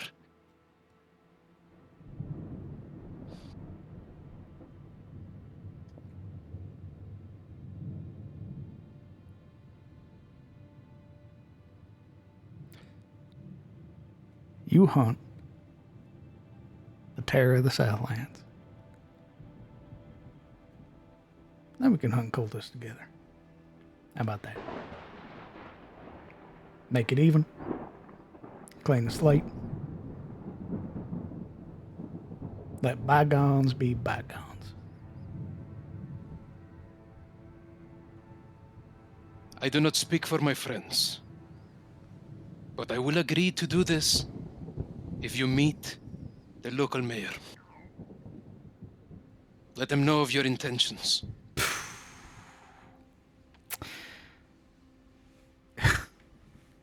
You want me to meet with Gerald?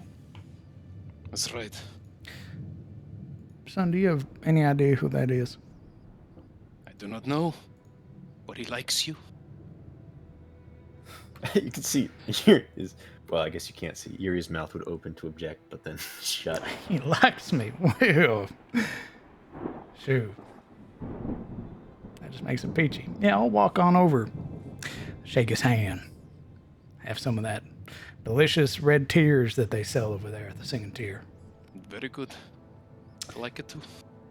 Yuri saddles up next to Alaric and murmurs to him. What's your plan with this? He doesn't acknowledge her just yet. You meet the mayor. We make it clear, disagreement, to hunt the terror, and then the cultist, so that we can all come together and do good together. Son, I was being When the time facetious. comes. I'm not meeting Gerald.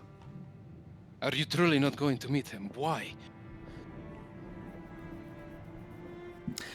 You should know. He gestures to Siluriel.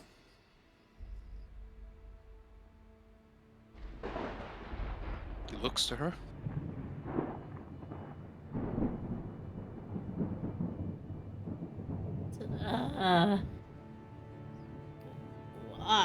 She would? He thinks you do. Okay. I haven't the faintest clue why he would not like you. His brows knit She together. kind of very sarcastically looks at him. His brows knit together very tightly. Let me get this right. You're part of Ashford. Family. Now, I would account that being strange. Had there not been stories already of a elf being a part of the family. Otherwise human. You're telling me that you, a member of House Ashford, don't recognize one of your own champions?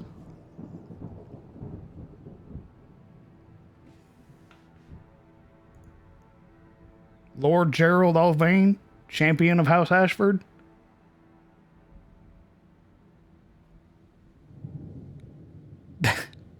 I'm getting a lot of blank stares right now. We didn't know.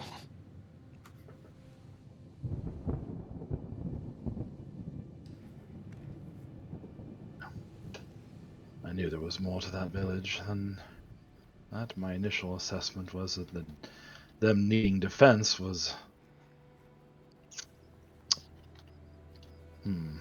not correct. The man's a monster on the battlefield. You ain't never seen him? You know how many times he just walloped the champions of Amanhan and Rowfield? And why are you staying at a stone's throw away from the village he protects? Because he don't come over here. None of them do. Watch Hill's been abandoned for years. Still a risk. You haven't And- explained why he would not enjoy your company. No, I ain't saying that he wouldn't enjoy my company. I'm saying I'm not getting within arm's reach of a man capable of killing others as skilled as he is. The only reason I came here is because I heard him speak of you fondly.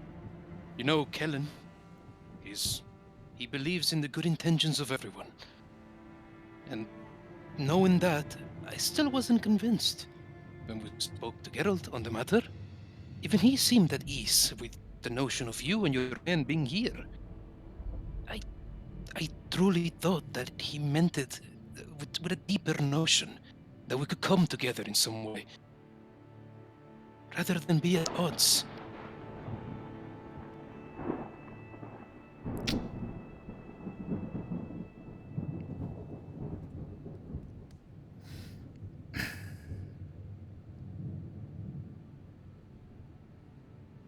Sort of studying everybody's expression for a moment. Silverel's is stern and dark.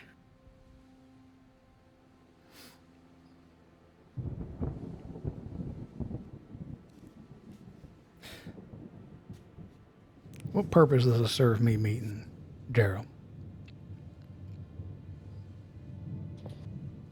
As I explained, you're paying for this whole shindig hunting cultist. We would like to hunt cultists as well. Geralt would like to see the people of his village safe from cultists. You gain a better name helping the village. You get coin. He'd have safer villagers. We would get a chance to understand what they're even doing around here. He brings a hand up to stop you. Again. Here's the deal. You'll bring us the Terror of the Southlands. We won't take any items from you. You seem very reluctant to part with them. So, you'll hunt the Terror for us. We'll give back the coin that is owed to our contractor, and we'll sell this new mark when you bring it back. Do that. I'll forgive what you've done. And then I'll meet the mayor. Inside. Roll me I like insight. the rules.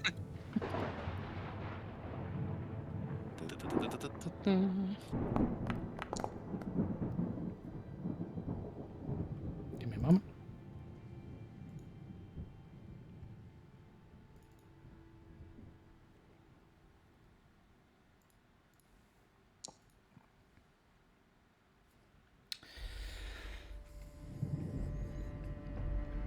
His very outward demeanor.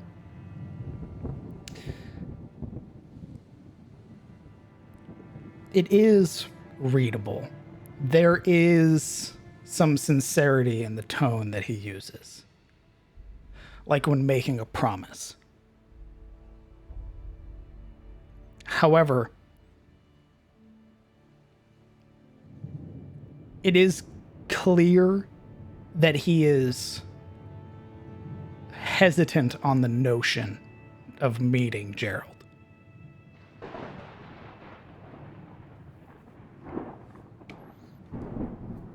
That is enough for Alaric. He lifts his hand from the bottom of the hammer's handle, and its head is so flat that it stands on its own, and offers out his hand towards him.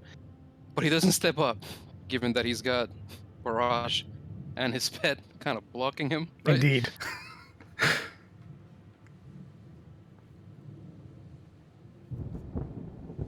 He points a finger at you, Alaric. Now, don't go making deals for the rest of your friends if they're not in agreement. Only for me, as I said. I will hunt this terror on those terms.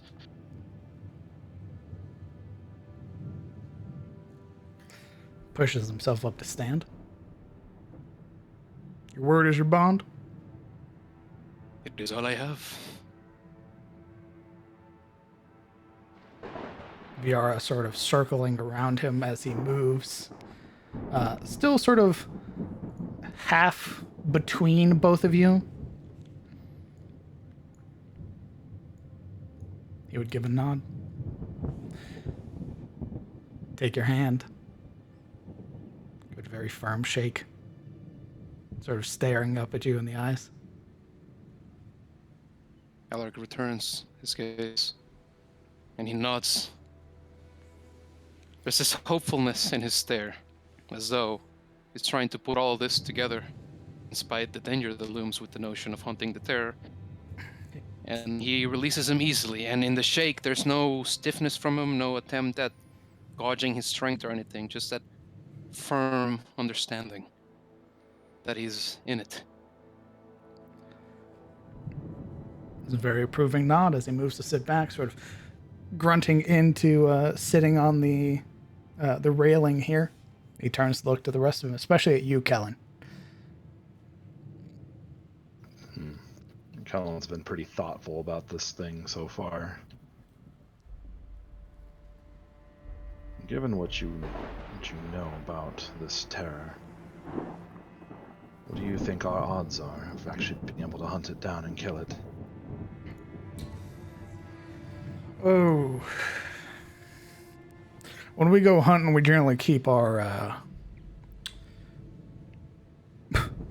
enforcers generally away from the hunt. They're very loud, very big. I don't take Barash hunting with me because he's he's a very loud individual, he says with a wide sort of grin. Barash snorts. Some of you are, I imagine, capable, especially. He sort of points a finger, sort of partially winking at Marana, especially the one keeping sentry. And of course, yourself, Kellen. I don't know about the rest of your compatriots. So I don't imagine sneaking up is going to be your best bet. However, you got some equipment on you. Got some strength, I imagine. Hell, I don't know.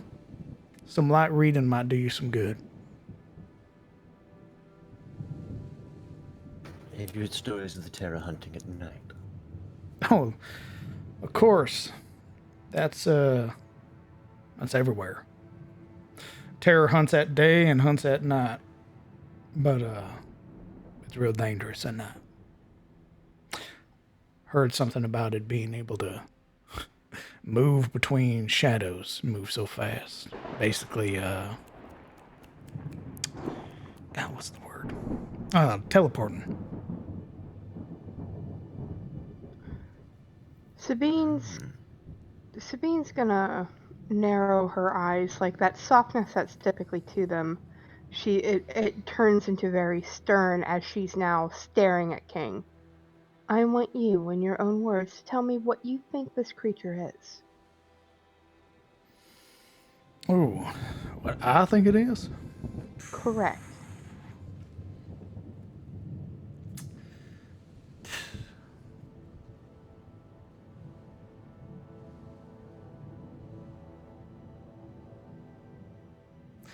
You know, there are so many stories. I mean, hell, these stories go back hundreds, if not thousands of years. Right.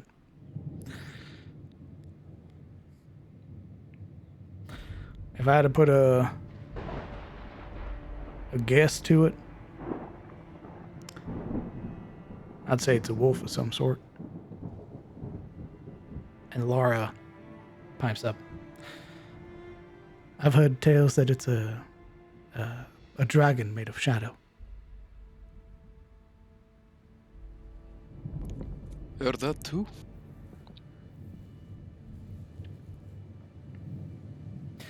So when King sort of pipes up, I never heard of no dragon having fur, though.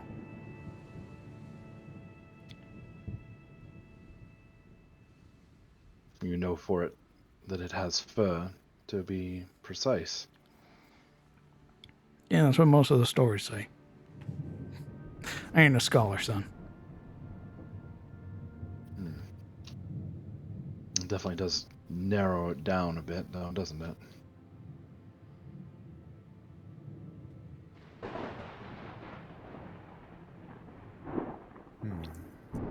I will.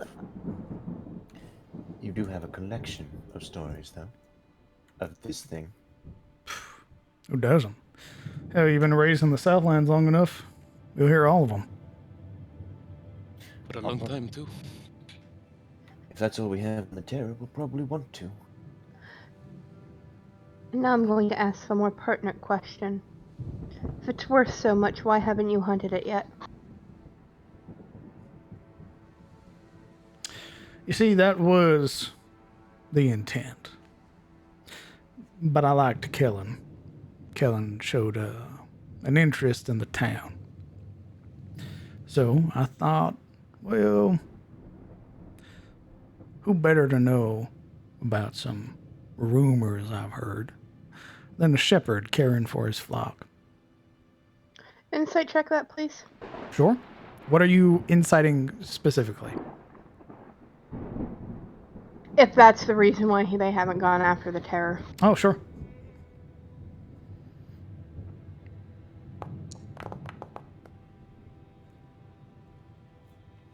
Her eye, like she's staring right through him, like she's reading him like a book.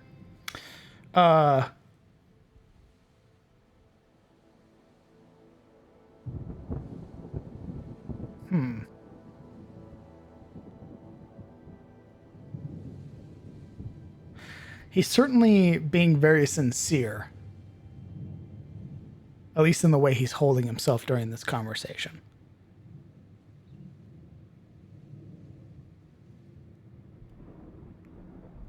He's holding himself sincere, but what is the rest of the body language telling me? Well, you asked to roll an insight before I could finish. So, you would hear the plan. Well, the plan was figure out where this group had gone that had almost beaten Laura to death, had nicked our mark from us. Get some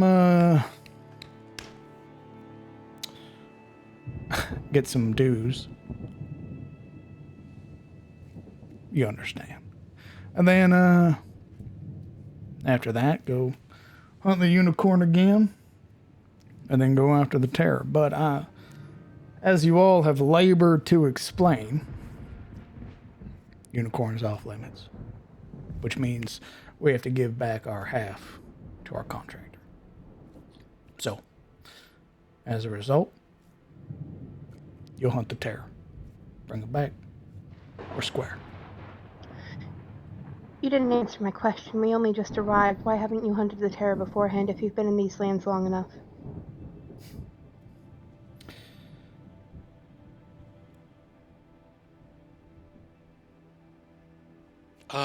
I like Alaric to intercede unless the DM has something to say.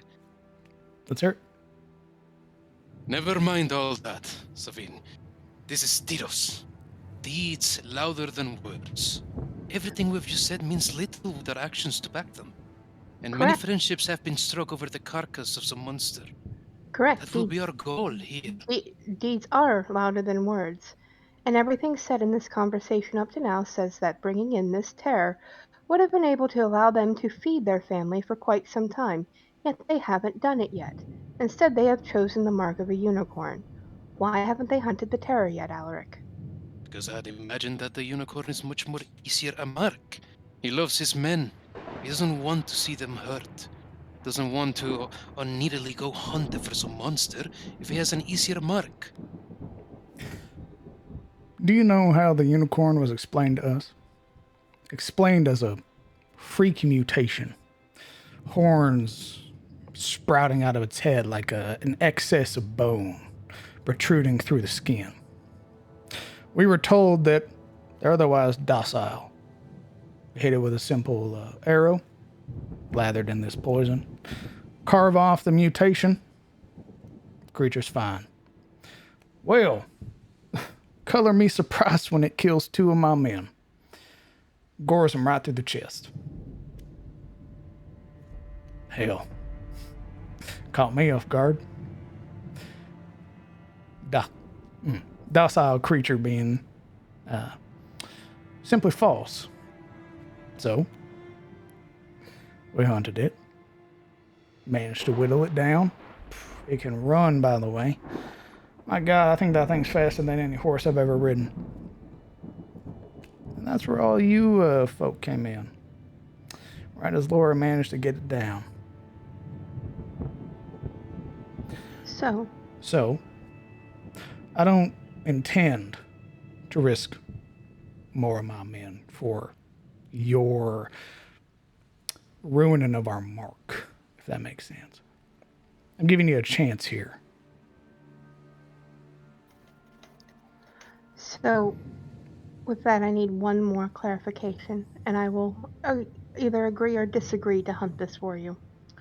Now that you know that the unicorn is intelligent, blessed by the gods, protects the Southlands,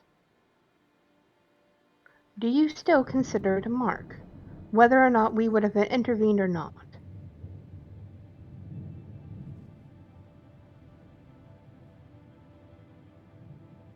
Hold on. Are you asking if I had this knowledge now, back then, if I'd have hunted it? Is that what you're asking?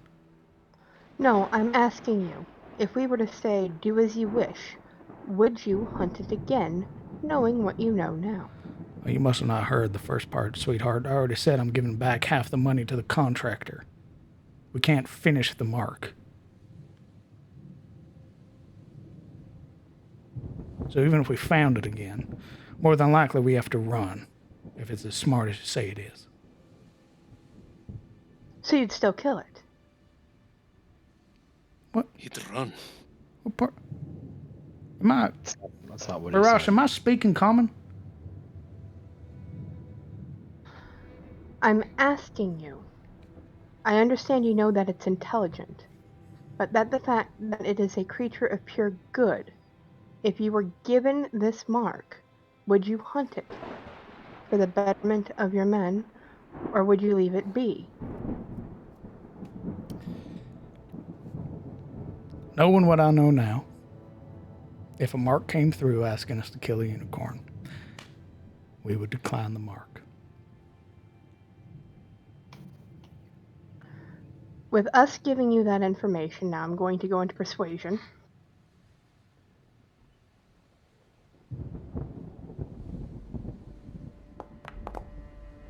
What are you trying... Hold on, what are you trying to persuade? Jesus Hold Christ. on.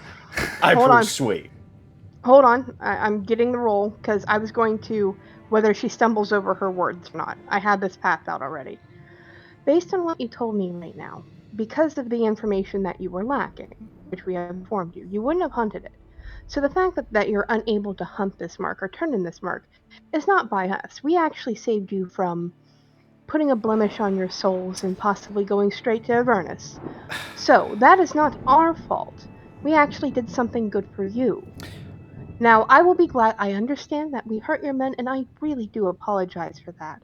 But what I would like to suggest is, how about we all set out and hunt this thing together, and we both reap the rewards? That way, less of your men are likely to be injured, and that way we have more hands.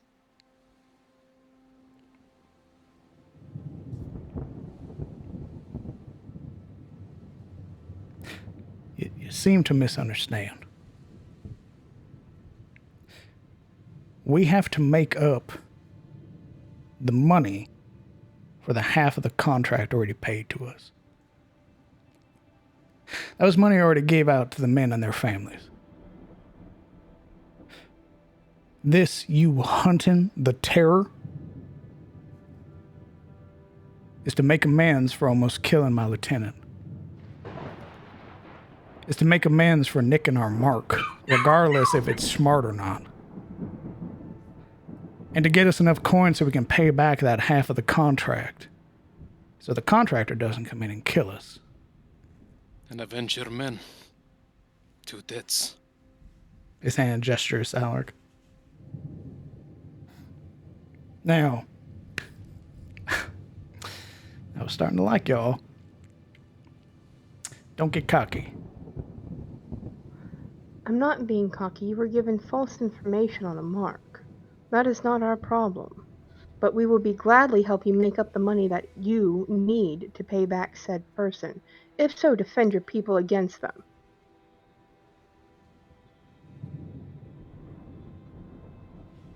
No, I understand. He is caught between a wall and a sword.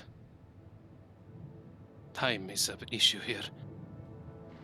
Here, Alaric will hold up the hammer by its handle, facing him. Sell this. I will try and find other things, help you pay this horrible debt to whoever you have acquired it from. We cannot risk more men of Tyros to that nonsense.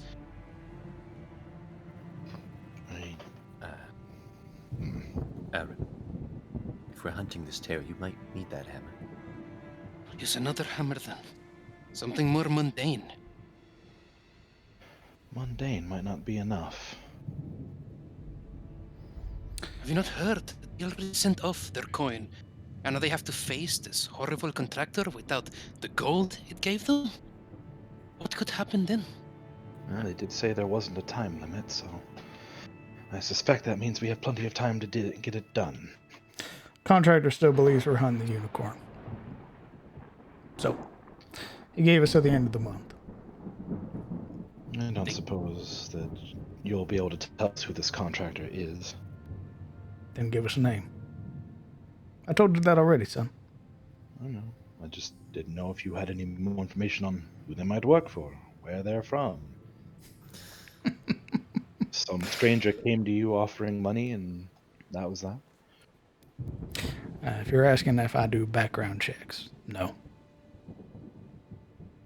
They came to us.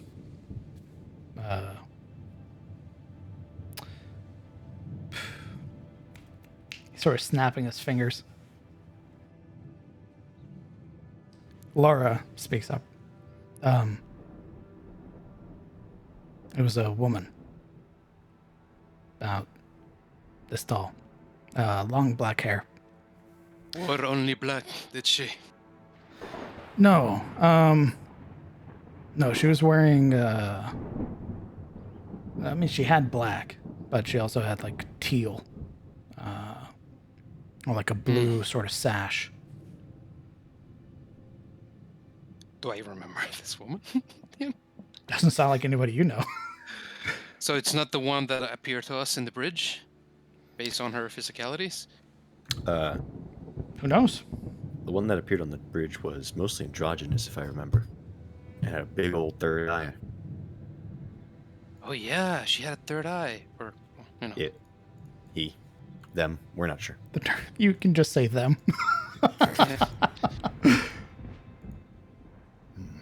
Well, in hunting this terror of the Southlands, it sounds like we'll be doing a lot of people a favor.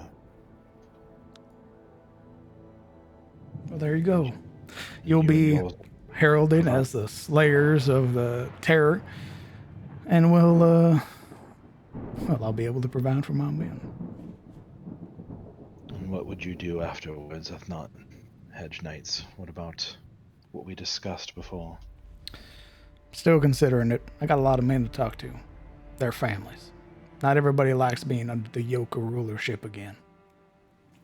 If it helps any, it's not a rulership, but I understand. Doesn't have to be a lord to still be rulership.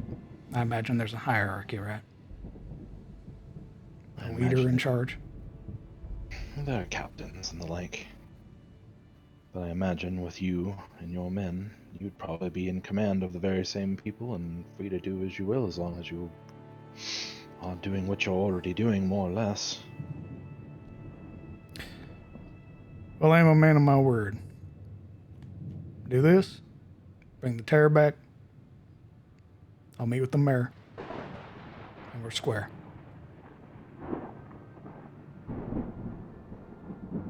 All right. Kiri pipes up. Seems like we have some information gathering to get. I want to speak to Geralt. Champion. I knew it. He moved far too quickly. You really didn't know? No idea. Sabine is actually chuckling to herself because even hunting the terror of the Southland is a no-win situation. Because everybody has such a different story for it. There's no way of proving that this is the actual thing. So they're never going to get paid.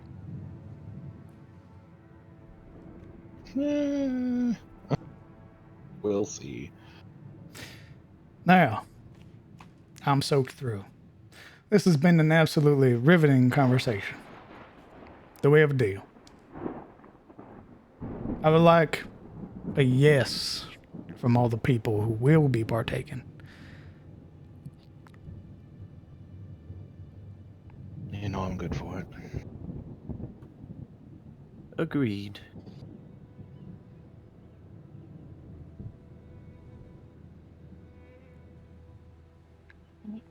sir.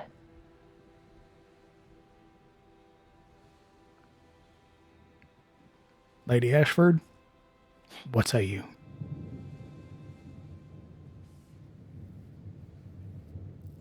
I will hold this terror for the people of the Southlands. Not for you. It's fine by me. Glad some nobles are finally doing something right for once.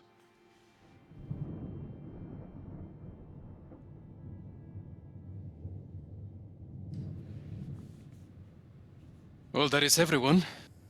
I hope that serves. It does. Do you want us to leave you a trail, King? So that you may know where we're heading? Don't you worry about that. I'll have a stalker or two follow you just in case. Not that I don't trust you, but if it ends up being too much, at least you'll have something.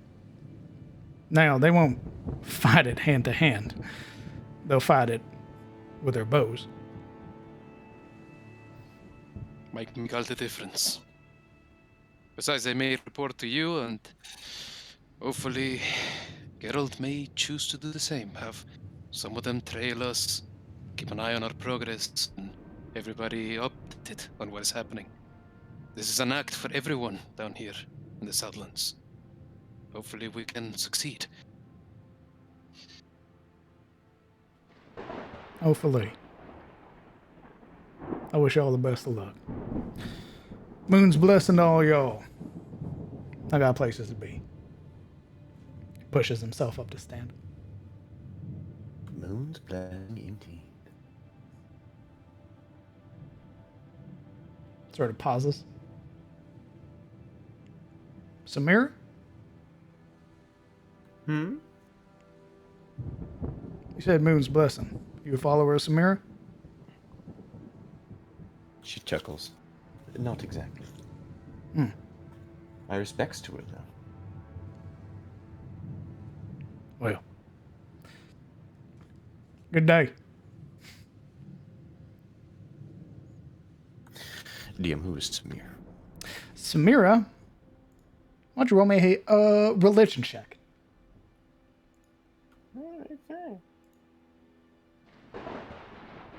Would us others proficient at religion even have a chance at this? By all means, if you guys would like to.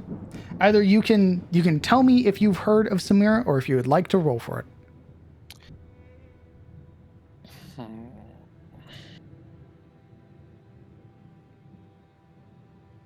F it, I'm a roll. No, I think I'll abstain. So you know?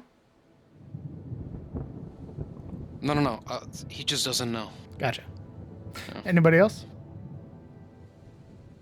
I done rolled for it.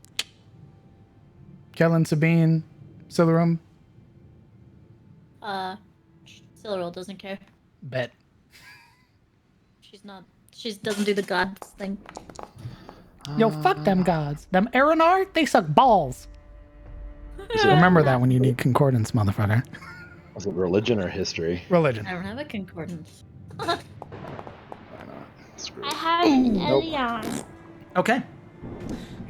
With that, we're going to take a 15-minute break. Actually, 20-minute break. All right, boss. 30-minute break, you got it. Meet back at the turn of the hour. Exactly. Oh my Or god, what? it's been 2 hours and a half. God, I love dialogue. It just makes time fly.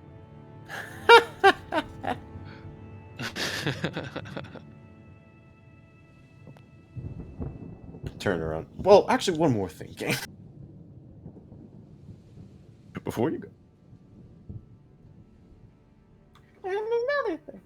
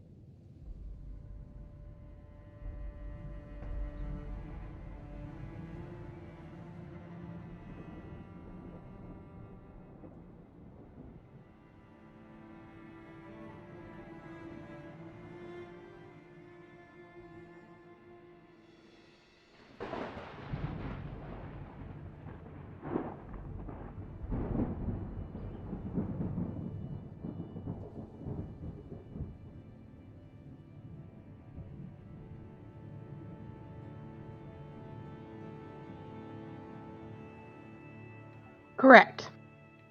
Because it was also partially their fault for not getting the appropriate information, and they had no intention of hunting the unicorn afterwards. So whether or not we gave them the information, so either way, they weren't going to hunt the beast either way. So even if we said, go ahead, have your thing, doing so would have been pretty much made them evil. So she's going to offer that they take the reward for hunting them, hunting the beast, and possibly getting part of their honor back, and so that they can be the hedge knights they need to be.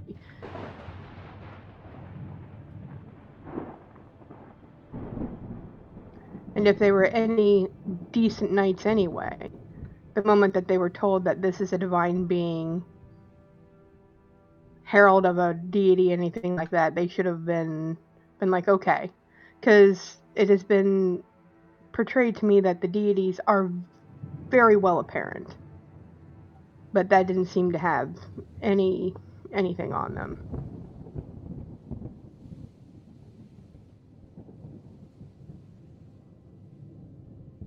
Even with a cleric in the group.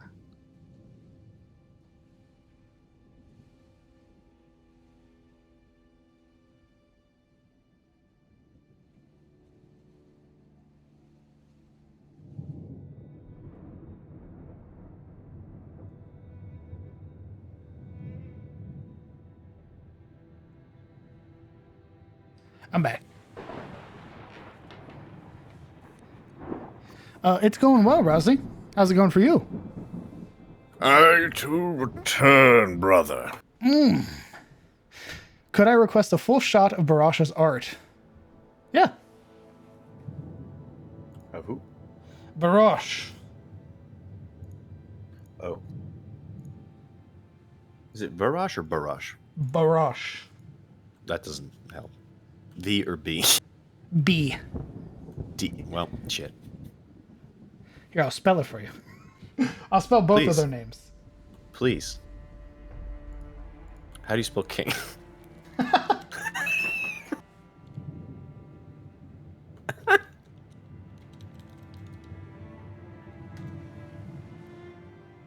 There you go. Oh, yeah, bro. Oh, you said D. What the fuck, bro? I said B. B You is said in boy. D. God damn it. Is there a skip button for all the dialogue? Hit G. Hit G. Spam G. Hey, man, at least all of these lines are voice acted, okay? Imagine if we did dialogue. I just keep putting up dialogue, giant text blocks for you to read.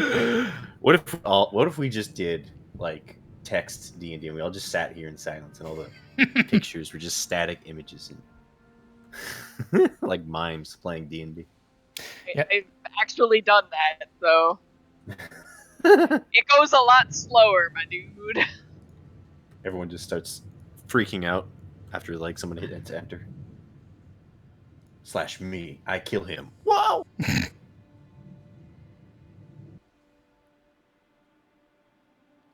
Obviously, it's not a perfect representation. Obviously, he doesn't have a greatsword. He has a lucerne. He doesn't have plate mail. He has scale mail, right? It's more so just the face is what I was referencing. And even then, it's not a perfect representation either. He has the scar across his throat. It's a good thing the friar isn't around for this. Oh, you forgot them chromatics exist, did you? Rolls up the sleeve. No, I'm supposed to be a cleric, but for you, I'll make an exception. Start JoJo walking at each other.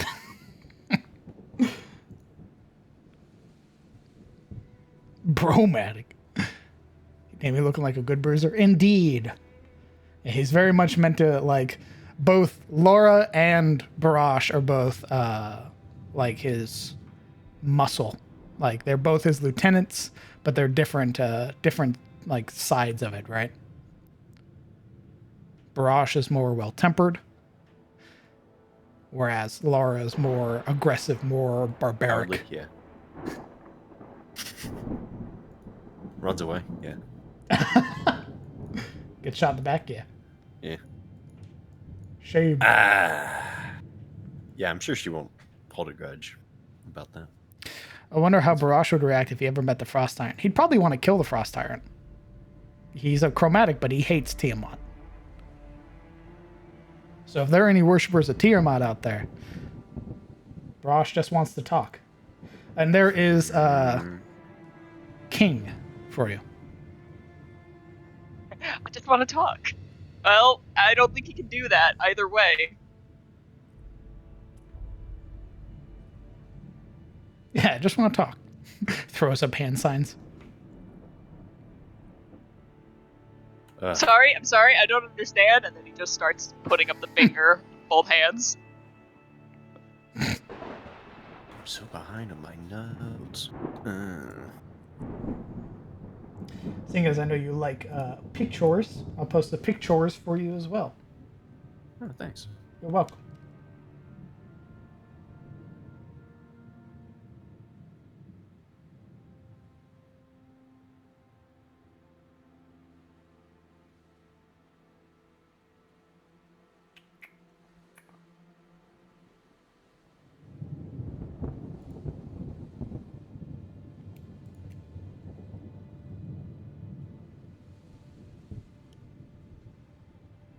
Well, I think that went well. Yeah, you guys didn't get clap. Yeah, it's about the best we can hope for. I mean, we kind of delayed the clapping until we meet the terror, but you know, Mm-hmm. we live another day.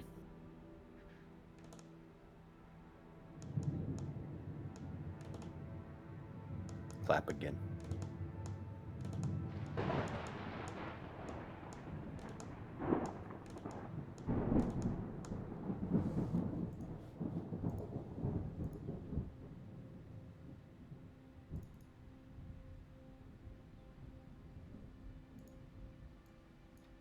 I didn't get to do any of my quirky plans, man. You talked good. You didn't have to. Talked what?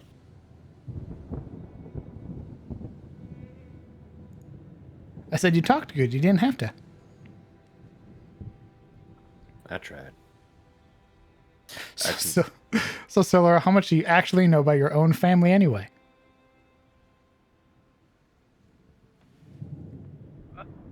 How?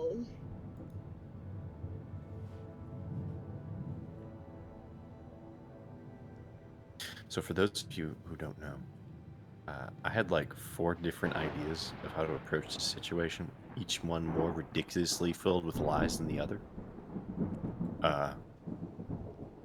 Up to and including impersonating a cinder spear and pretending to be after 3 convicts. That one was my favorite. That one, I was like, whoa, what if? We've had this Arcanist Rainer guy missing for a while. Do you know what these 3 individuals? And then they would point me at Elion's tier, and it would have been really funny. Would any of them have likely worked? No, because they tracked us here. But it would have been great. It'd have been like, oh, okay. And then you'd have gotten back to Elion's, and then the stalkers would have been waiting for you.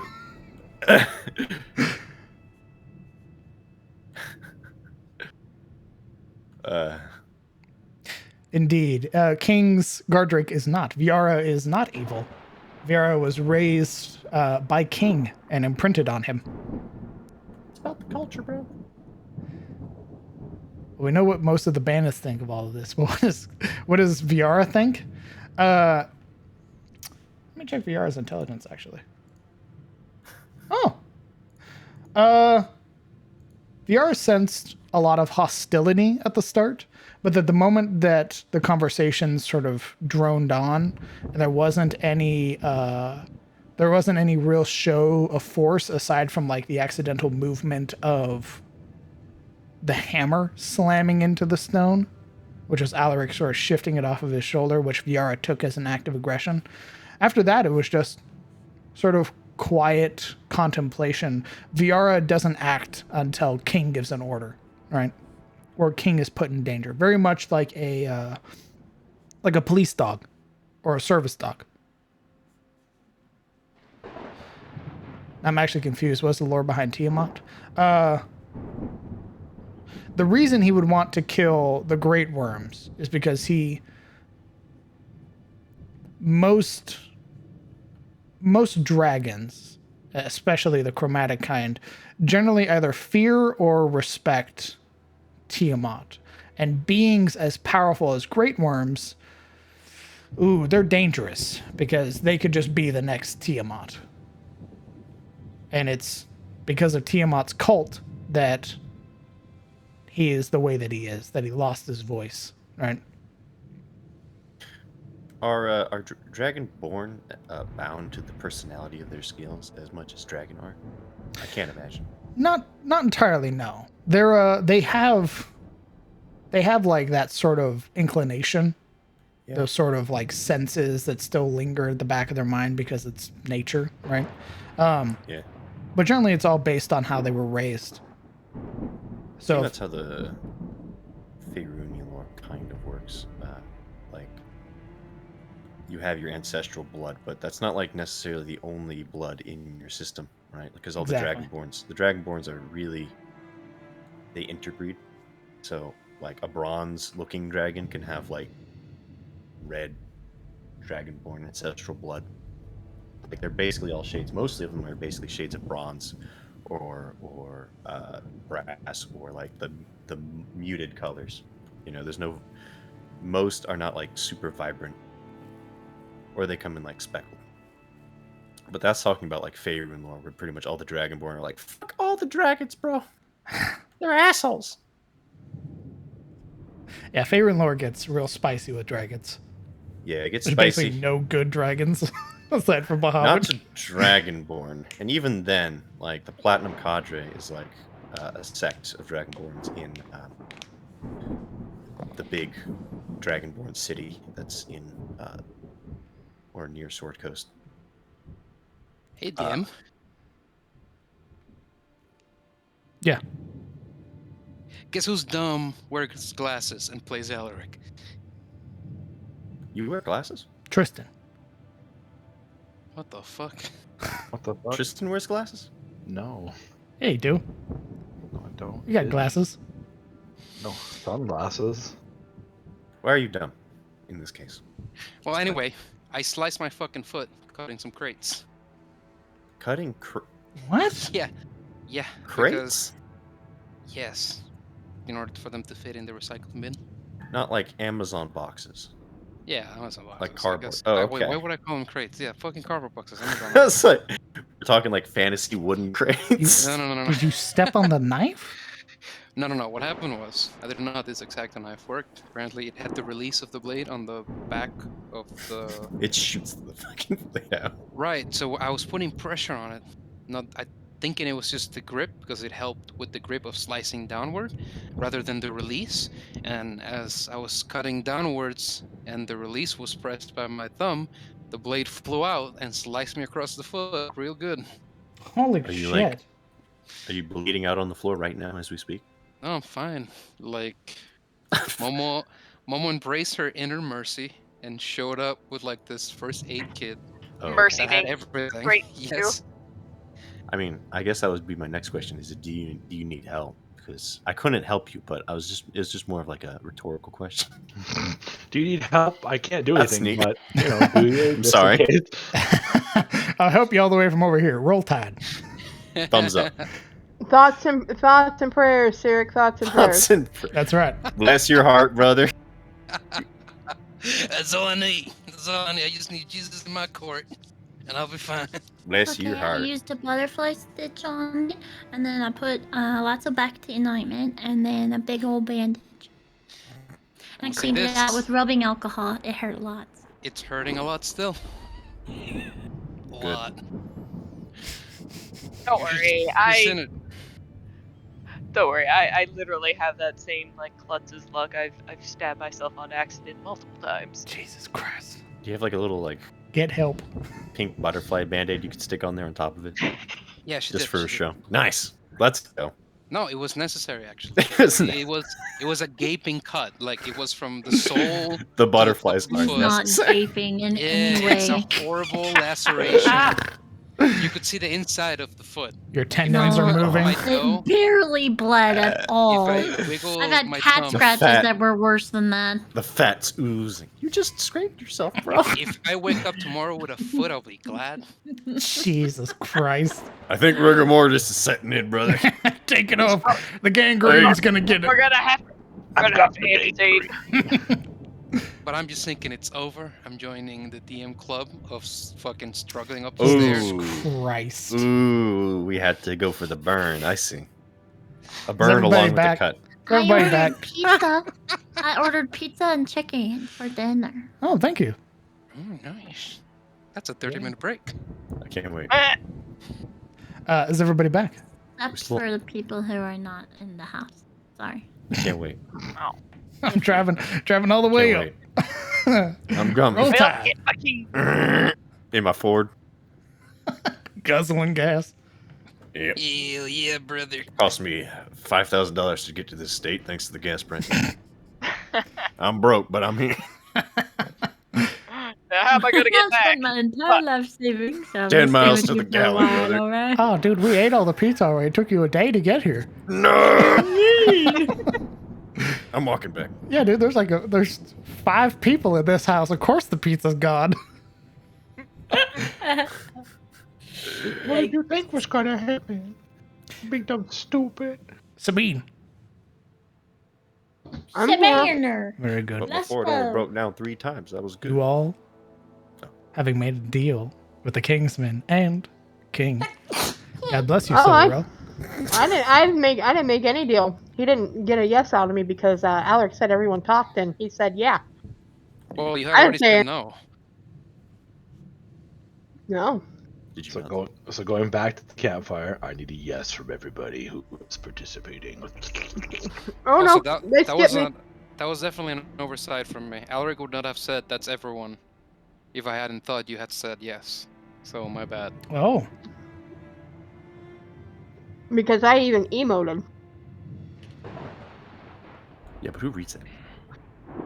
yeah, I generally think that emotes are for the players. I read them if I get the chance. So, okay, with Sabine not saying anything, he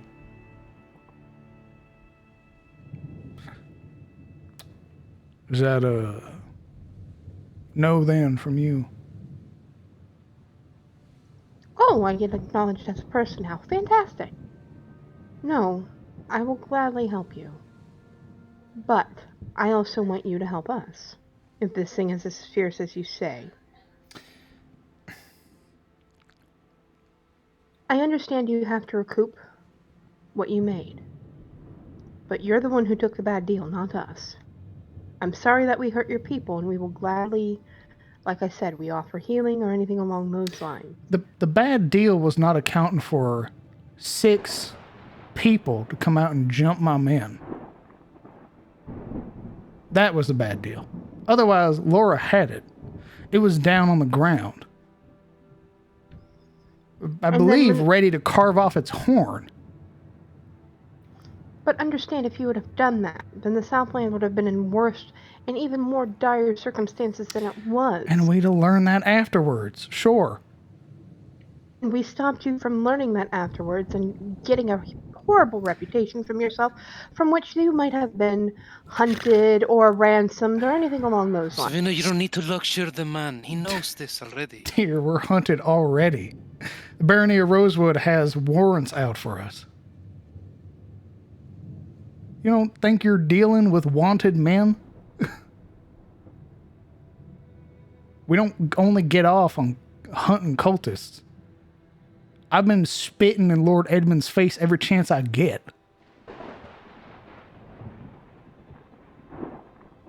May he rot in hell whenever the Lord or gods or whatever decide to take him.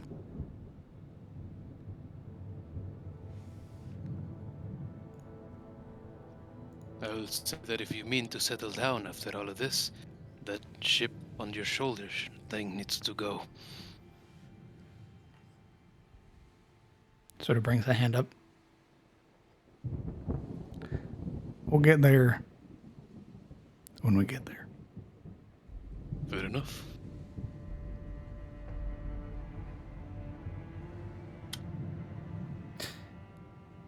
The help you're getting is me asking two of my men who are brave enough to follow and help you if they're able. They're not going to risk their lives. Simple as that. Can we meet them? See their faces, know their names. If they're so inclined. Don't be surprised if you don't see them. It's fair enough. Imagined you have to look for volunteers and all. Indeed. We will do our best to leave space at our fire if they wish. Well, we should see about asking some people around town, Duskbrand and that monster hunter fellow. Marana kind of immediately perks up at the latter of that, but doesn't say anything else for the moment. After this one agrees. I already did. Now you threw in stipulations.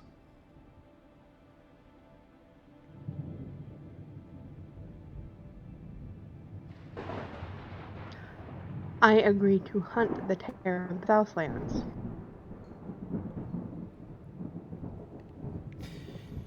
Now you can go. Pushes himself up to stand. Come on, Vera. Here you go. Here you go. She shoots a lightning bolt at you. Ah, I just want a pet dragon dog too. It's fucking cool.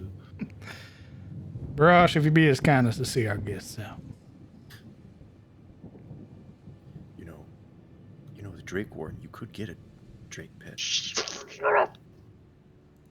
Okay. You get your Drake. I want my Great Ram. I guess if no one objects, we leave.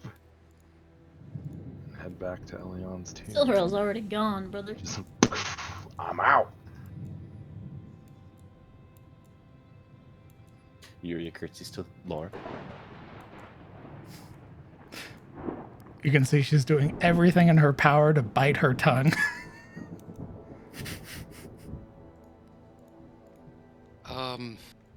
Auric will look to her, and seeing her state, he but cants his head forward apologetically and doesn't say a word. Returning.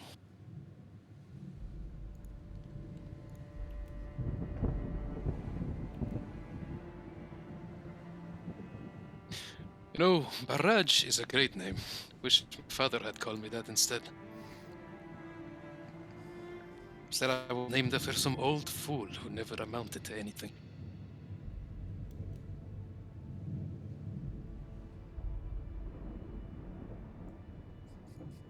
This is very soft, like throaty chuckle. Auric looks at him briefly with a knowing smirk and then turns back to the road as they walk. How far does Barash accompany us? He follows you to what you assume would be the border of Watch Hill, which is sort of just beyond the tree line, out into the clearing a little bit, and then that's generally where he stops. Okay. So I'm gonna grab Alliance tea real quick.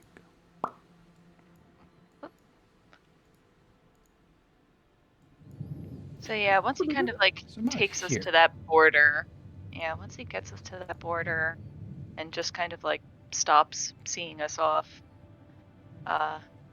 Marana would kind of turn and gesture in sign language goodbye. He, again, probably for the first time, there's a genuine show of emotion on his face. The sort of scaled lips pulling back into a warm, draconic smile as he gestures. He says, "Goodbye, and I hope you stay safe." With that, she gives a nod and then kind of scurries after the other party members. And Barash watches several long moments until you guys get further and further away, until he eventually turns, his half coat sort of catching in the wind, the lucerne in his hand as he makes his way back to Watch Hill. As the group had been walking away, he would have seen Alaric come upon Kellen from the side and reaching up to clasp him on the back with his right hand. My good ranger, I owe you an apology, don't I? Unspoken in the air, spoken now. For what? Oh, don't play the humble, man. You were right, and I was wrong entirely. Well, maybe not entirely, but somewhat. They seem like good folk. You weren't making it all up. I do try not to embellish much. But regardless, it seems that in clearing up this matter, we're also doing a favor for the Southlands in general. Indeed. The way I see it, we would have in the end hunted this thing by ourselves anyway. This way we can create a bridge between these men and the town. Bring them together. So, Kellen, my apologies. You were right. I thought your one for goodness may have blinded you to the truth of these men, but I was wrong. Should have held an open mind. Think nothing of it. I'm just glad it's being resolved. Well, the easy part is over. Now comes the hard part. Naturally. We'll get there. Sorry, what? Oh, if I may. Marana just kind of is like sidling up between the two giant men. You don't have to ask That's a whole lot of beef. It's a lot of meat. You don't have to ask permission, Marana. Speak up. You mentioned something about a monster hunter in Elion's tier? Right. Gerald had mentioned that I believe God, was it the butcher? Or was it Reynold? Sorry, my mind is elsewhere. But yes, one of those men is apparently a hunter of monsters at some point. I thought I thought that might pique your interest. Well, yes, but, well, I suppose we'll go speak to him eventually, won't we? I suppose we shall.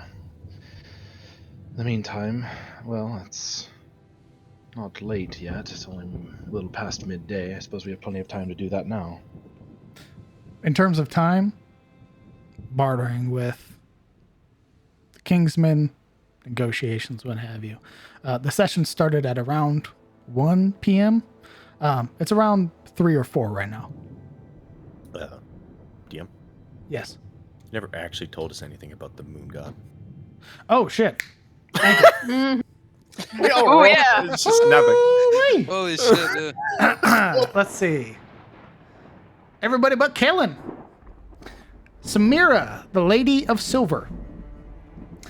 Let's see. Gentle is the light of the twin moons that inhabit the night sky over Atis, their brilliant silver light providing guidance to all who seek it in their travels. Samira is the goddess of night and autumn season, of wanderers and seekers, and of good-hearted lycanthropes. Illyria, the most prominent moon in the night sky, is said to have been sung by Samira, believed to be the goddess herself watching over the world, and the lights that trailed behind it to be her tears, from both joy and sorrow. Though her moods in nature change like the cycles of the moon, ultimately she is caring and accepting of most beings, and forgiving for most of her followers' faults. Acquainted with the chaos of change, Samira and her followers are slow to anger, often possessing serene and peaceful natures. Some even consider her a deity of love, shielding the trysts of lovers from the shadows of her own making. Those who work in darkness and trickery often ask for her blessing. Depictions. Numerous and often contradicting depictions of the Lady of Silver have been seen across Adis like the many phases of the moon, with the most consistent being a young woman possessed of light blue skin and soft features, adorned with a crown made of the very cosmos she drifts through. Wearing diaphanous robes resembling dappled moonlight which flow off her arms and legs, it is trailed by brilliant motes of silver light called moon dust. And the commandments of the Lady of Silver are seize your own destiny and pursue your own passions, promote acceptance and tolerance, see all other beings as equal, aid others as if they were your dearest friends, walk unbridled and untethered, forging new memories and experiences.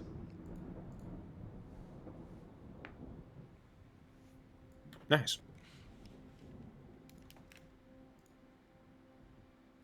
Neato. There you are.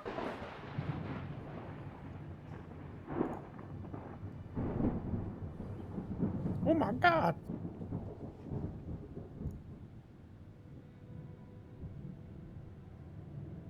She also has holidays and stuff like that, but you guys, not being followers of hers, wouldn't really care about the holidays. Really? The Lady of Silver?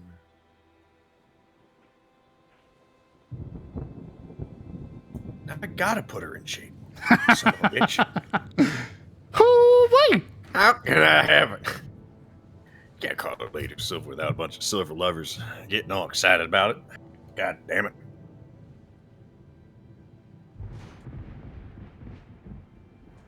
Alright, anyway.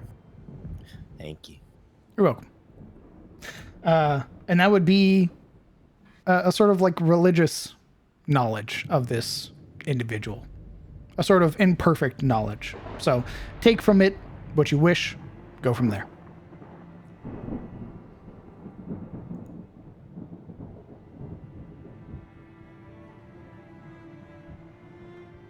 You all are currently making your way through the open fields of Elion's Tier as this light rain falls upon all of you.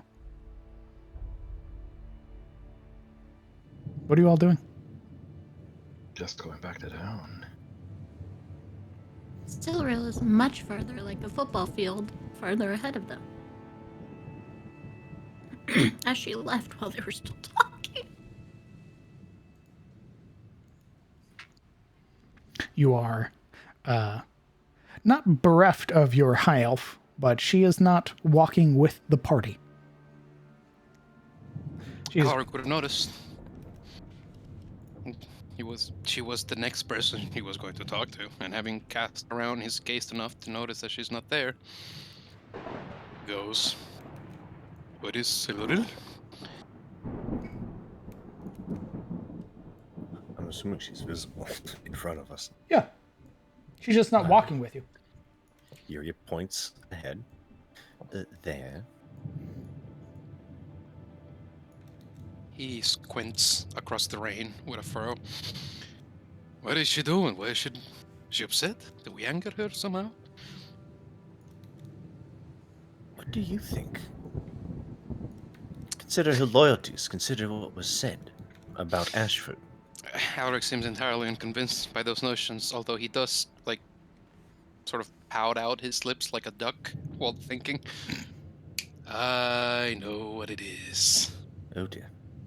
She feels cheated by Geralt. Didn't tell her. Oh, I want to see this. Let's hurry. I want to be there when she gets it in. You have the emotional depth of a puddle. What do you mean by that?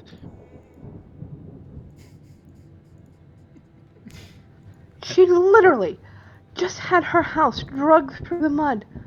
The ones that she is sworn to protect. To be fair, her house drug us through the mud. Literally. Well, she knew all of this. We already spoke about Ashford, and that we failed. Everything she thought to be right, to be true. The house that she wants to save, not a good word came from anyone's mouth. I said that we got imprisoned falsely by this house, which we did. Everything else was true, too, Sabine. This very day Ashford encroaches upon Rofield, Amon Hen, ever seeking to expand in a country that needs union. You know, If it hurts because it is true. You clears their throat. You know, for a band of individuals very caught up in their own morality, you enjoy talking behind other people's backs.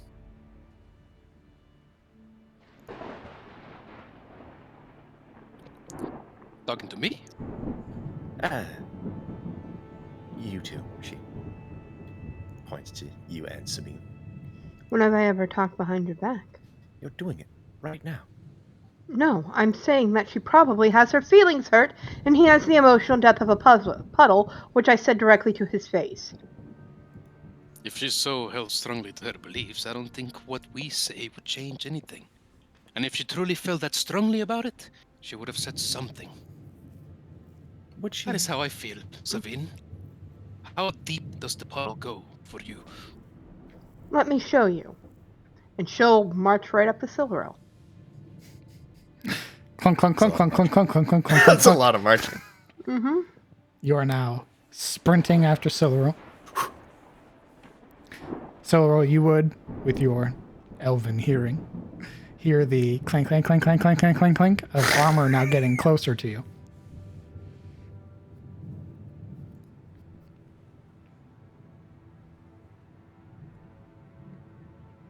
Wait, so she said, let me show you, and then she just took off? Yep. Correct.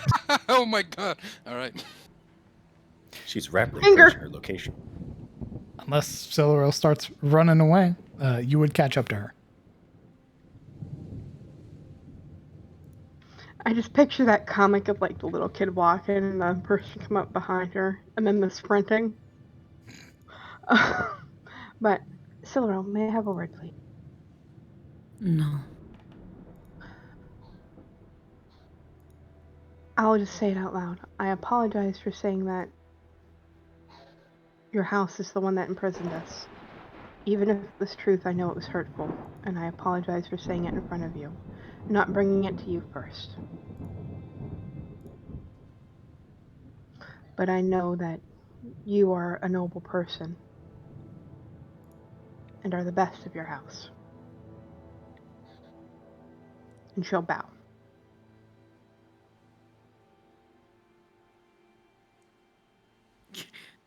Silural's walking. She didn't stop, so you're like bowing while walking. I said my piece and I said my apology.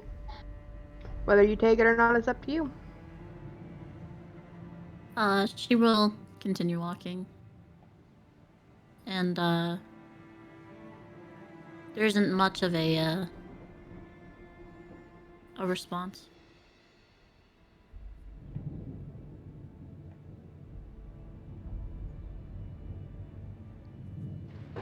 Okay.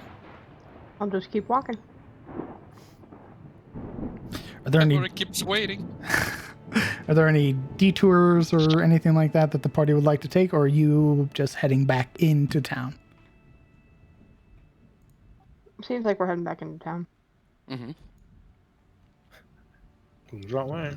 Please move your token. Remember, you have full control over it. All of us? Yes, everybody should have control of the token. Mine. Yeah, but I'm holding the wheel. I'm holding the wheel. I'm railroading. You guys cutting through fields. and- Start seeing like little like cells of the players just start splintering off. What? Stop! You immediately start running north. That's just a real casual half-hour detour there. Oh my god, stop. Backtracking. No. Oh my god, stop it. You guys reach the town center by about 9 p.m. It's Jesus. taking you 5 hours to get here. Hate this. Hate this. We're all in a potato stack together and we all have to hop at the same time. With Celero being the first one to arrive. Insane, right? I imagine Celero, do you have a very, what's going through Silver's head? Is she aware of what she's doing currently? Is she thinking? What's she doing? She just wants to leave and get back to her room, to be honest. Okay. It's kind of a empty, dark pit in her brain currently, so she's leaving. All right.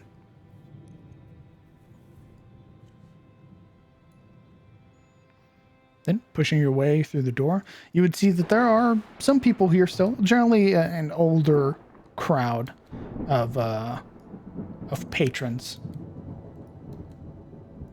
Some of the sort of older, like elderly members of the family, sort of enjoying this very robust dinner that is currently, or not dinner, this sort of late afternoon sort of lunch that's being served.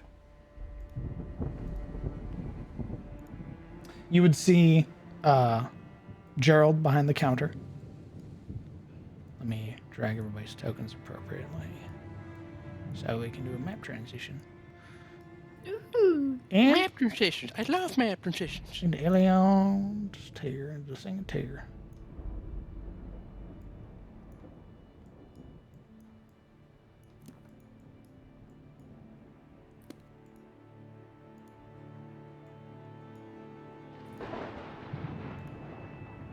Once you step through, you would see Gerald sort of pipe up. Oh, Silveril, you're back. Everything go. Oh, No, go ahead. everything go all right.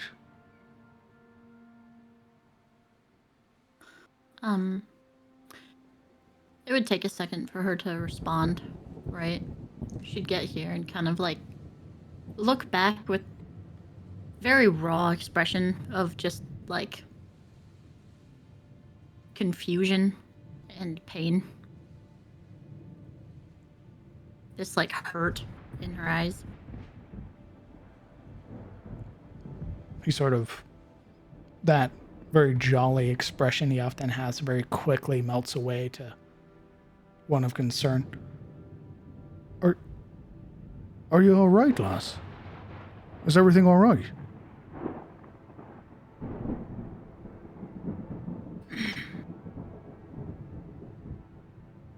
No. I've only just come to realize that. I'll be in my room, should you need me. I'm sure the others have a lot to talk about. Oh. I will be done shortly. All right.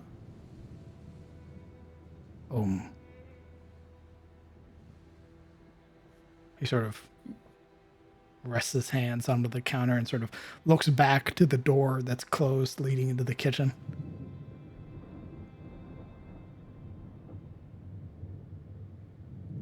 As soon as she rounds the corner, there's like a raise of both of her gauntlets right to her face. And she will go upstairs. Okay. What are the rest of you doing?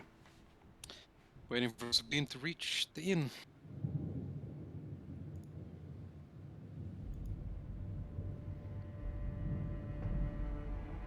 I'm just also headed towards the inn because, well, I've been in a tree getting rained on for a while. Indeed. Right, but she was like ahead, so I didn't want to like overtake her. No, that's fair. I was letting Silveril say her piece before I started moving. You all would walk in and see a number of the patrons looking somewhat confused, looking up from their meals in the direction of this doorway.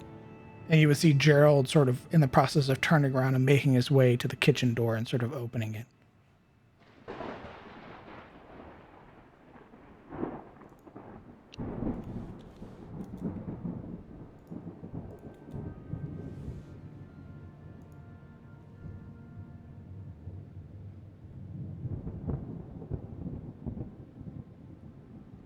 Well, if Gerald's going into the kitchen, and Kellen will skirt in and try to catch his attention before he makes it in.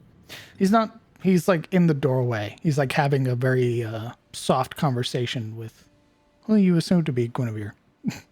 Oh, I'll wait politely for him to finish then. After a moment, sort of this small nod, he would turn and look to see all of you. Oh, right. Well, you all look to be hale and whole. I assume there was no fighting. What happened with Silveril? She came in. Poor girl was looking ready to cry. Perhaps there is a question you ought to ask her.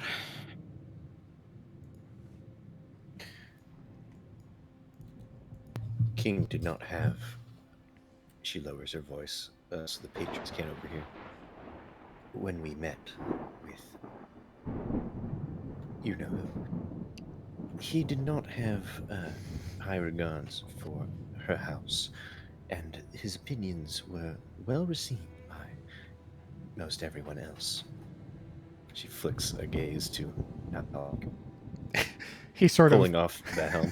knits his brows like, you tarnished her family name right in front of her. To her face? Wish to know the meaning of the word tarnished?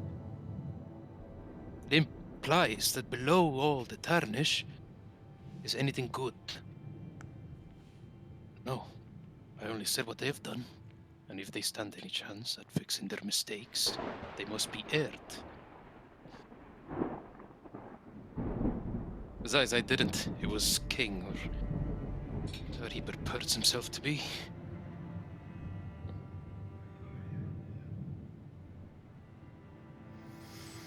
Come on. Go. Goddamn, I have to get out of King's voice. I've been doing it for 3 hours. King, is that you under the beard? Eh. Nor doesn't want to see Geralt. It was I. I'm the champion of Ashford. I'm not saying anything. Beard. I'm not saying anything, but have you seen Geralt and King? Shut the fuck up. Every single NPC we meet, it Shut was me. up. Your menaces. Right. It's probably best we speak in the back. Go on. If any of you fine folk need anything, go ahead and just holler. We'll be in the back if you need it. You'd hear a couple patrons sort of give a sort of grunt or a sound of approval.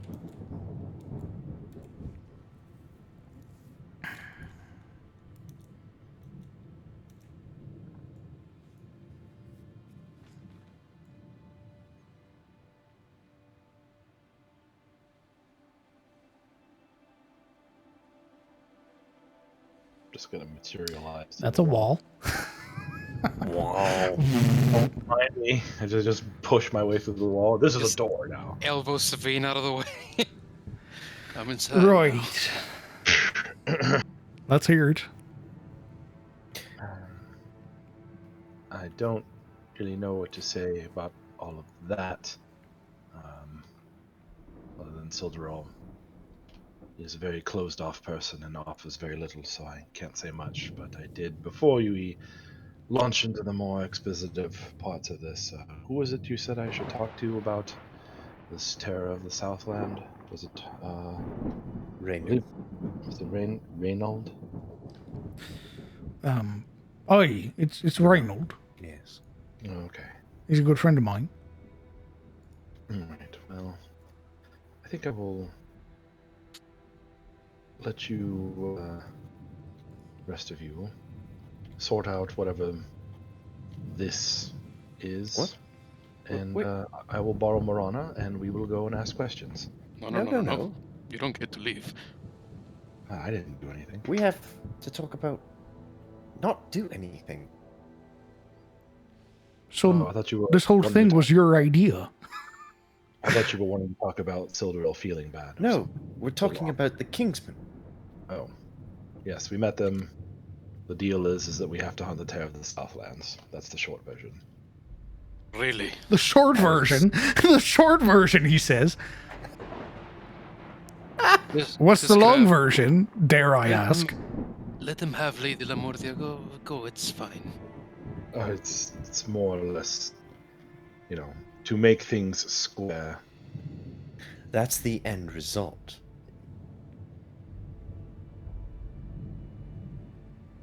Yes. So, somebody start talking, please.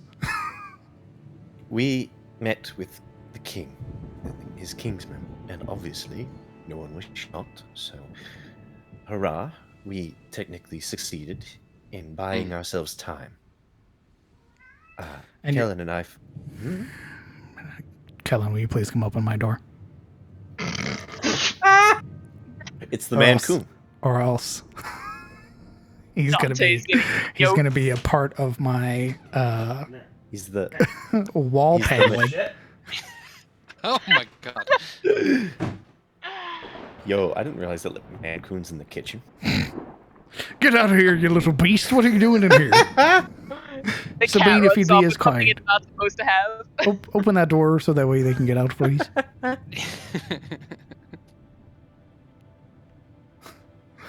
Right. You made a deal, and I see that you still have some of your things intact. None of you are hurt. You still have your hammer, your breastplate, your things about your person, so I assume you didn't give them nothing. They tried at first. They offered us two options. They offered to take some of our equipment, some of which was not an option. Or we offer them a different target in exchange for the mark that we robbed them of. The issue being, they say they are unaware of the nature of a unicorn, and we were very thorough in letting them know exactly what it was, or at least our perception of it. However, That's- they still owe money to the contractor who had them go out and hunt the unicorn in the first place. So they are stuck as we are. So, in exchange for the unicorn's life, we have agreed to go hunt the Hunt terror. the terror, Geralt. Yes. Eric slaps his palms on the table. Hunt the terror. I appreciate your enthusiasm, lad, but that's no small feat. Kings and high lords and lords have been hunting the terror of the Southlands for years, thousands of years, if not. True. I think it dates all the way back to the war against the giants. Indeed. But I gave it some thought. And I realized, with the champion of Ashford at our side, we'll definitely bring the beast down once and for all. He raises a brow, sort of giving a look around. But you're not going to help us now? What do you mean? King seems to highly respect you, Geralt. Your legacy. Your skill for swinging that big weapon of yours, perhaps. You see his lips pursed together, thoughtfully.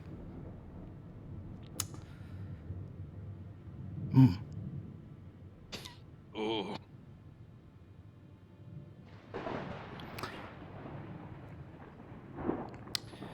Right. Well, if you meet the champion, be sure to tell him to stop by.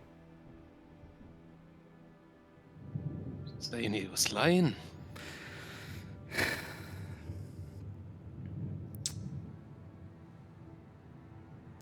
I'm saying I'm not the champion anymore, lad. Those years are long gone. I saw you fight. There has to be still some of that champion in you. Besides, you have a champion personality. Can't be that bad. Sabine just has this really sour look at what he's insinuating to Gerald.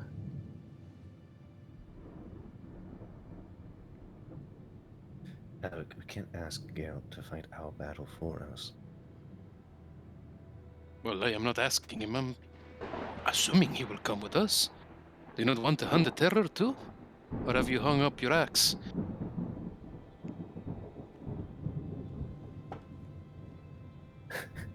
Guinevere's expression during all this. Ooh. You would see, compared to the otherwise very composed expression she often has, her brows are knitted together and she has a very subtle scowl.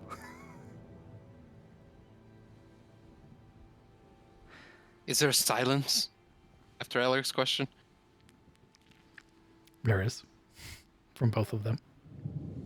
Alaric seems aghast. He kind of leans back, pulling his shoulders abreast. Do you not want the glory?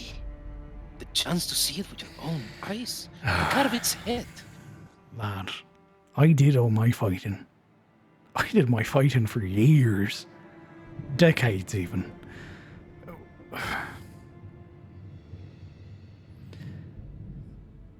I ain't the champion anymore.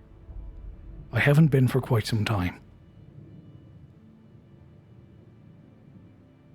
And the fact that you know, I don't go around promoting it.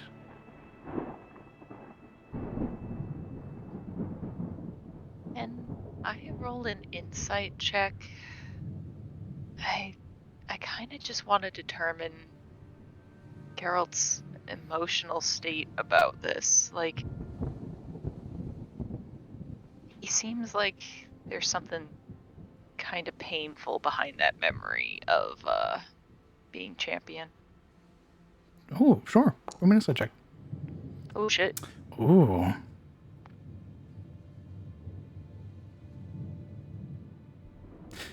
There is certainly more that he is not letting on.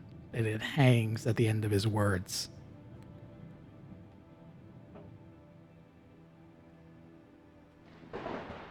Will you say anything, Marana?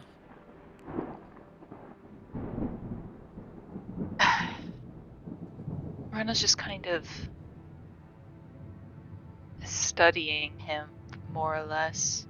Not with a scrutinizing eye, but just with the look of someone who knows that there's something more beneath there. And she just, and would rather them gently coax it forward on their own. But she tries to meet his eyes and offers him a somewhat pleading look and a knowing look at the same time.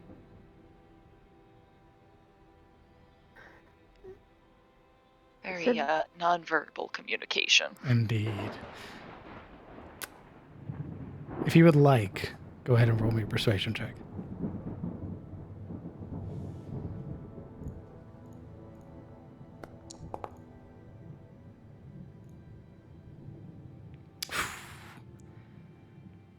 My puppy dog eyes worked.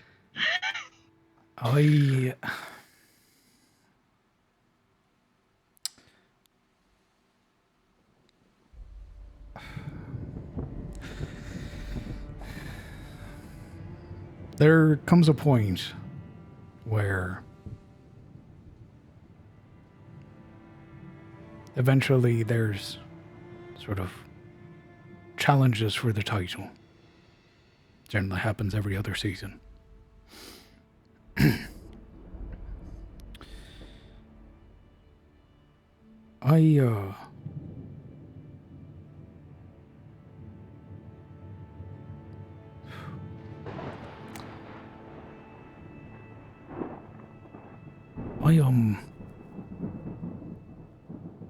I was strong.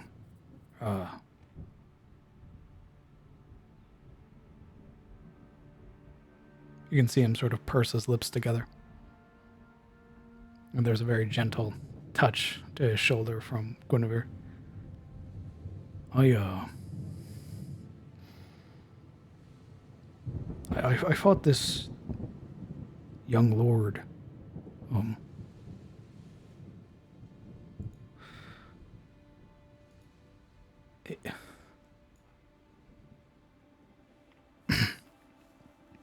I fought this young lord from Sunbell. He was a handsome young man. Hell, half the crowd was cheering for him. I was old already. Already showing grey in my beard. But I was still strong. He was fast. Insanely fast. He had that, speed I'd never seen before. And, he worked me. He was one-sided. And I, try as I might,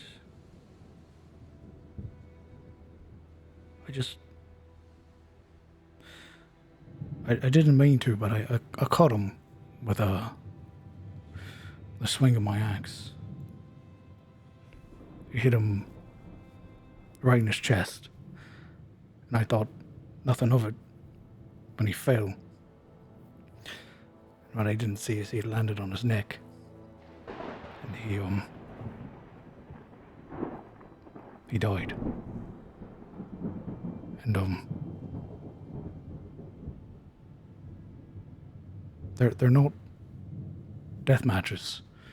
You don't fight to the death, you fight till you yield. And I should have yielded, and I didn't. God, he was no older than 20.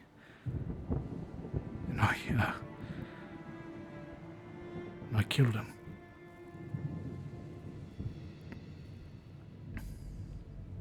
But, it was a victory.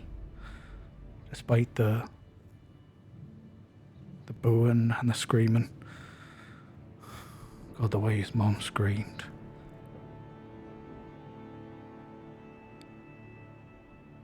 They still called me champion. And I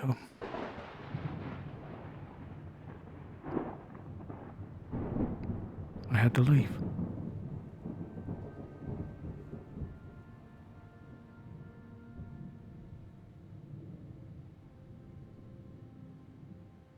So no, I'm not a champion anymore.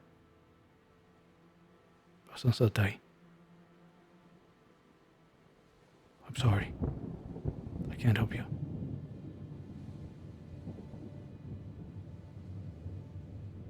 He sort of swallows hard and begins to make his way out of the kitchen. I'm gonna go check on Silveril. Make sure she's alright. Aye. He gives a small nod.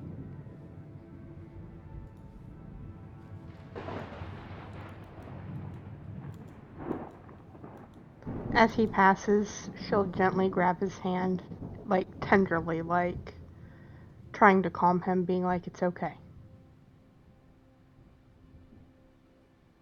You're like a calm emotions on a people without the spell. There's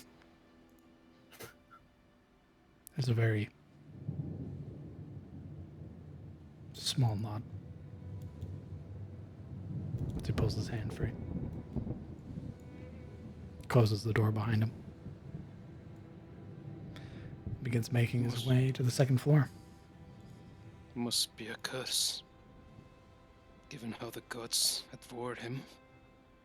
To stand steel clad with an axe red and dripping in his hand, dealing death with every cleaving blow. Do it in such a way. He looks up to Yuria. What I mean is, he couldn't check his strength. It wasn't his fault, and I'm sure he knows it. It is still a terrible thing.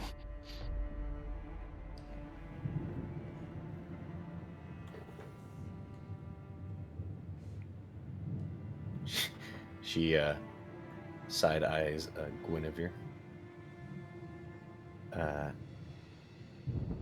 Then back to Alric. The risk is always there. I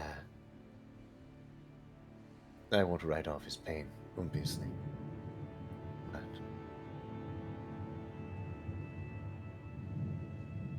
in Shademore, he would be innocent. None would boo. But we are perhaps more used to death then. Will Yuria, the loss of man clear him of guilt? There is something to be said for the spirit. I happen to think that Master Geralt, and he looks to Guinevere now, as he says this, has more spirit than most. My apologies. I should not have pushed him for that. Wish I had known.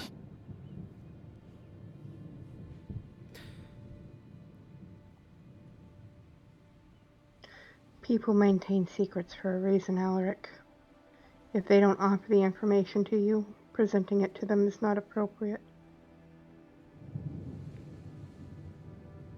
Are you lecturing me for calling him a champion? Couldn't you wait till we were out of here at least? Please.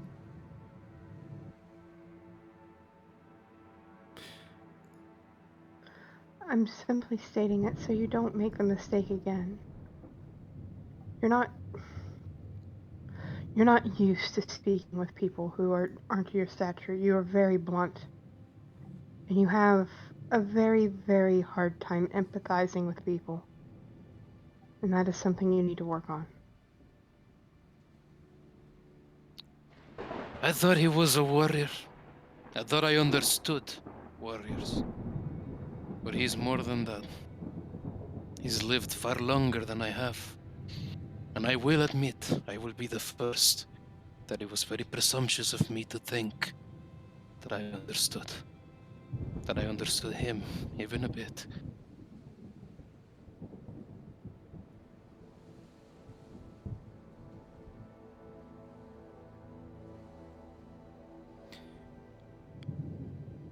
Heading down through the western road, the first farmstead on the right that you'll find.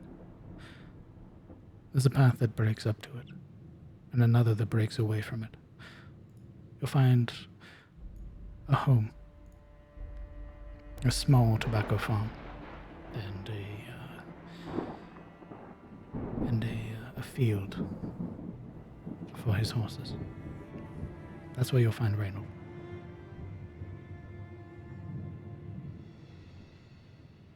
What Yuria. can you tell us about Reynold? Was he a native to Elion's Tier? She shakes her head. No. She gives a glance to the door and then sighs.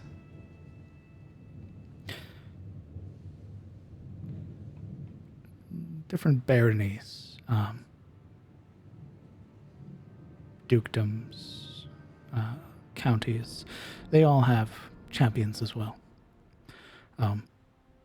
Gerald was a champion of the capital of the Edenmore under House Ashford. Reynold was another champion.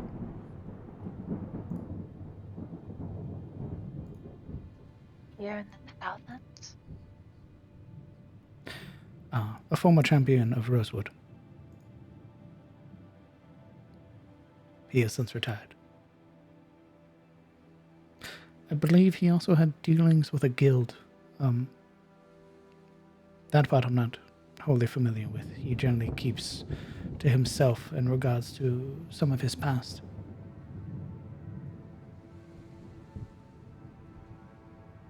Has he tried to hunt the Terror before?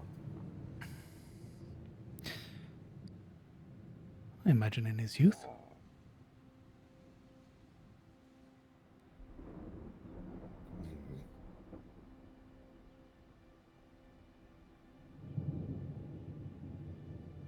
You said he retired. I never knew that to be an option.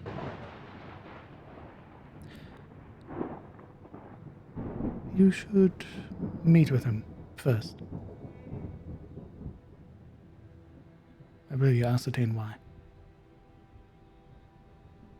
He nods, looking thoughtful.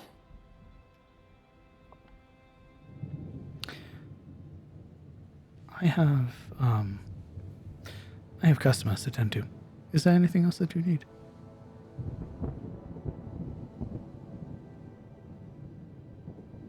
Unless you need people to help you. How long are you staying around? Probably through the night. We'll plan to speak to Duskbrand in the morning and begin our journey to find this missing caravan and possibly this Terror of the Southland if we can. Very well. I need some help getting water from the well. There are some guests that will be staying in the other rooms. They're requiring it for their baths. I will also need help with some of the dishes and assisting with handing out dinner soon.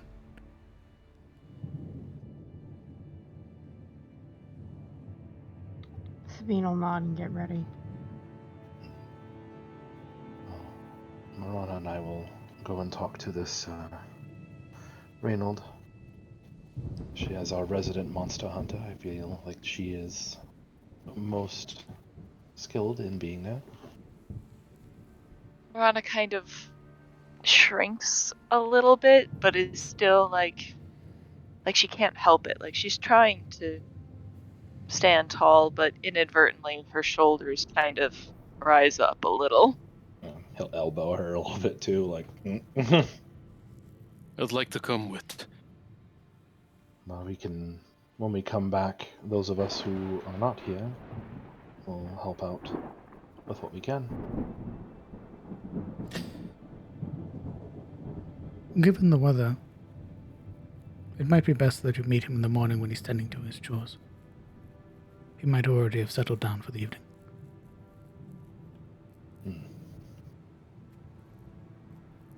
Very well. I suppose then we will make ourselves available to you. Okay. With that, Silvero, Yes. in your room, door closed, ajar, Door is closed. you would hear the familiar heavy footfalls before a knocking at the door.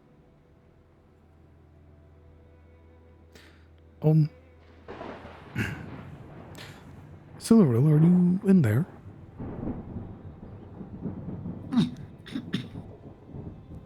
Yes. Geralt, what do you need me? Is it alright if I come in? Of course, you own the place. The door opens. There's a very sort of weak smile on his face. Doesn't give me permission for entering rooms, I'm afraid. She is sitting by the window with her Zweihander. She is sharpening it with a whetstone and no bucket nearby. Okay. Being a gremlin, I see. Man, It's making a mess. sure. You said no bucket nearby, right? Yeah, no bucket of water. Oh, so you're... Oh, never mind. You're just grinding the stone against the sword? Sword is wet. Oh, okay. Let me transition real quick.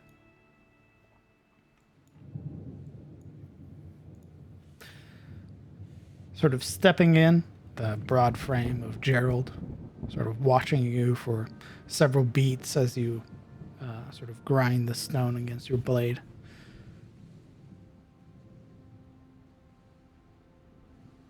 If you need someone to talk to about what happened, I'm all ears. Don't gotta say nothing. I can just listen.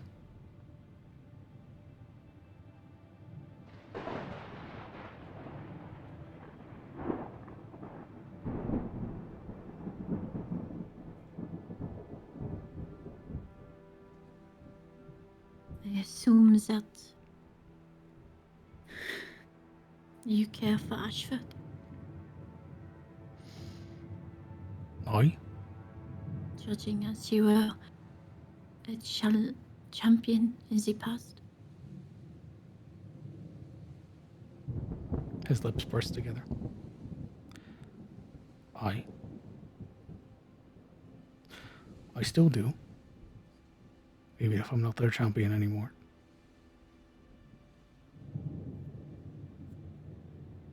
This deep wrinkle in her forehead comes from her brows as they are pushed together with the... looks like the strain of holding back emotion, right?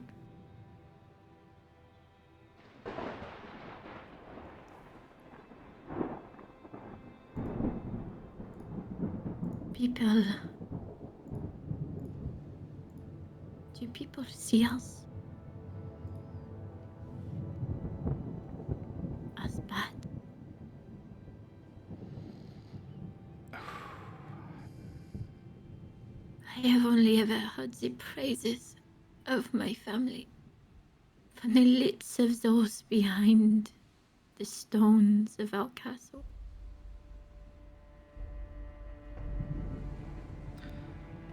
I thought everyone loved us.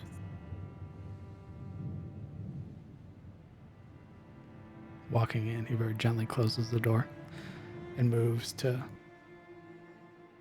sort of sit at the edge of the bed, groaning in protest under the weight of this half giant.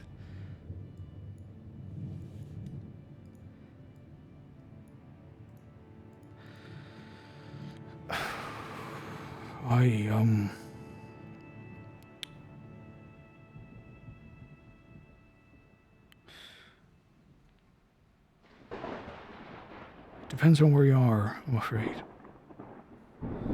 In the courts. Aye, Ashford's good. But for a lot of the people, for a lot of our allies,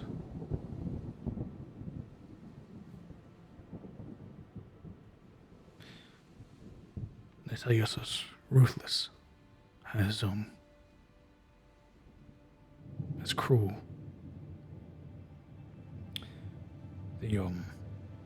The fighting with the territory of Rofield hasn't been exactly a clean one.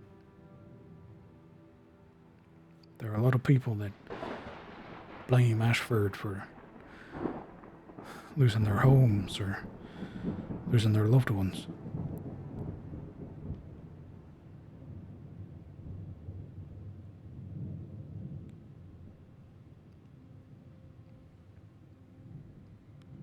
But we are fighting for them. For the strength that comes with us.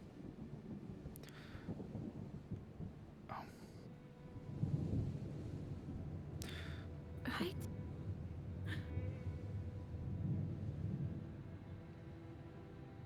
You can see his brows knit together.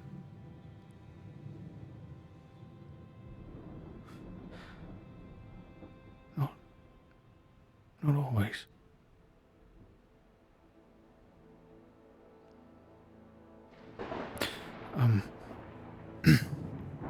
When I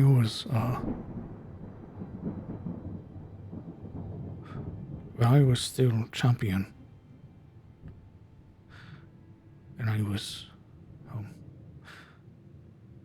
fighting for your father,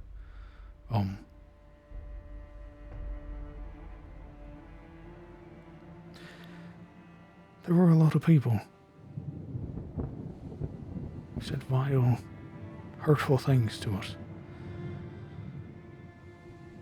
And for a while I didn't understand why. But when I became titled, when I stood in the courts, I understood. There There are people that we fight for every day. But we also take a lot.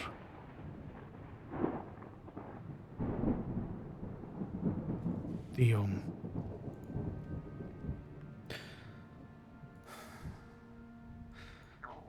most of the territory in the Bay of Cadamir didn't belong to Ashford. It was sworn to Rofield. And, with no provocation that I can remember, we took it. Tore people from their homes. And for a while it was said to me that we were doing this for Ashford. That it was for the good of the house. For the good of the Ettenmore. That the people of Rofield, of House Steele, were traitors to the crown.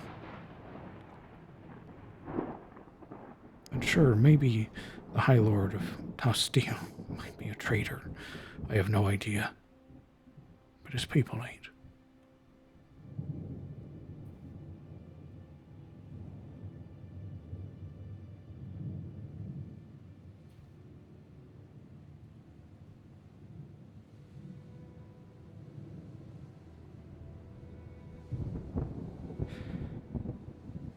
There are a lot of people that don't see us as good people, Silver. A lot. And I wish with every part of my being that wasn't the case. That the sworn swords were as honorable as they used to be. But I'm afraid honor's ran its course in Tyros. Has for a long while.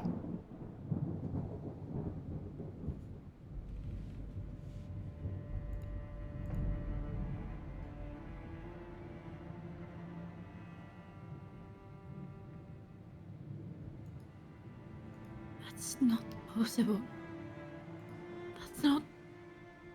That's not the family I know.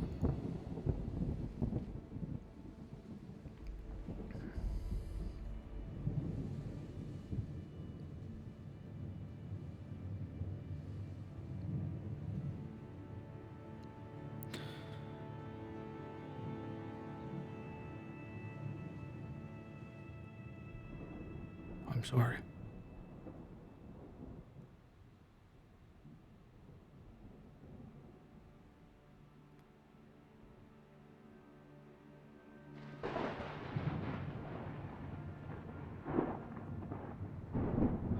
I really am.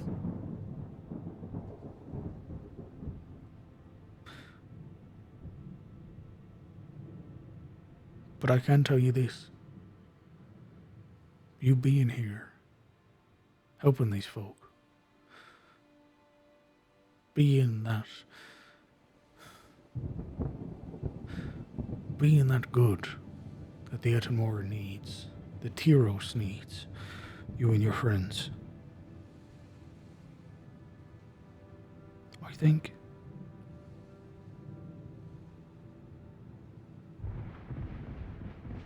I think you're the good that Ashford needs, and has needed for a while.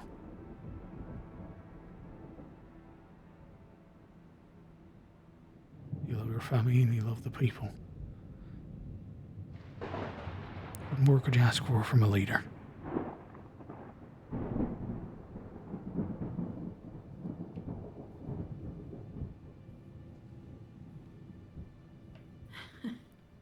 I am no leader.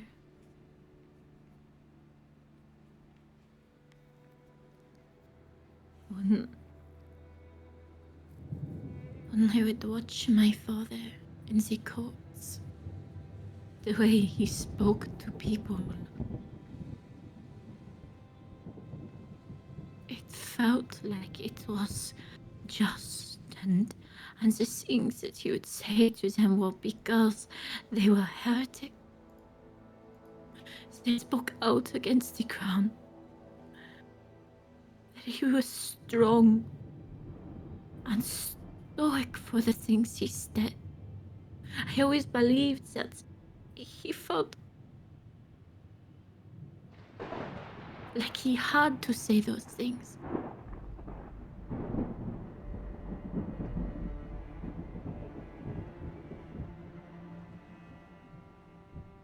I thought everyone loved us.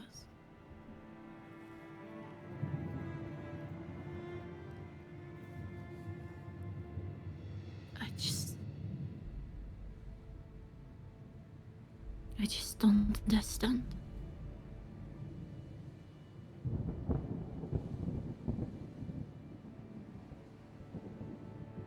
She would stop sharpening her sword. Her hand would just lay on top of it.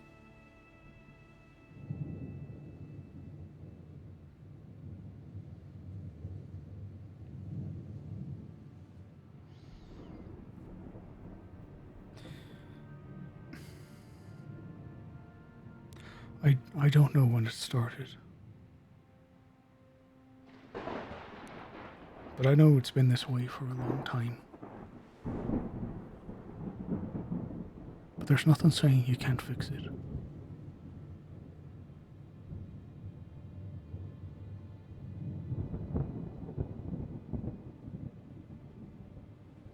You can be the change that Ashford needs. So those words are true.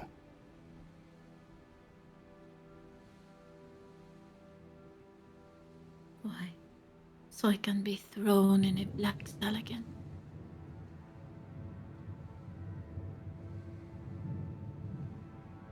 His lips pursed together. It won't be easy. Hell, you might even die trying. But if you care, as much as I think you do, you'll try.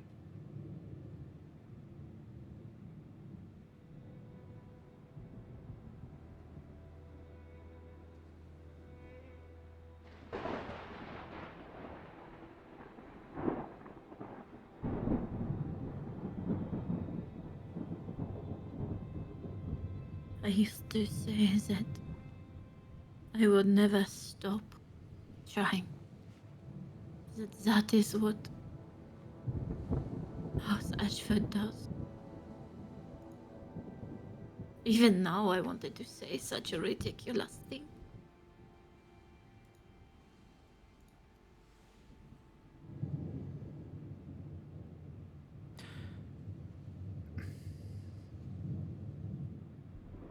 I'm not going to stop trying. For the way that I thought the way it was we are all Ashford.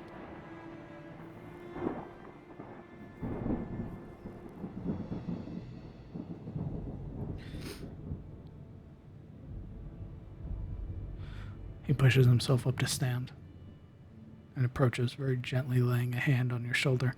This massive palm, yet feels feather light as he rests it there.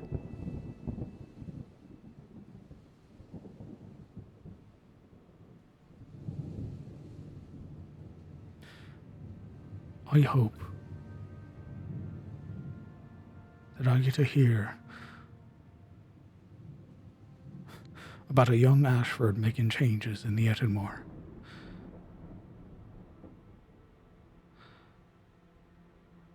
Who's bringing honor back to Tyros? Courage. The dignity we once had. I hope that I get to hear that. And I hope that I hear the name associated with it is you, Siluru.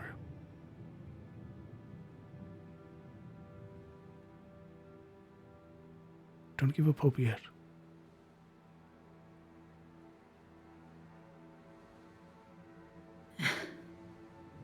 She looks up, and her expression has softened. It would take a lot more than a couple of spurred deserters to tell me I had to stop trying.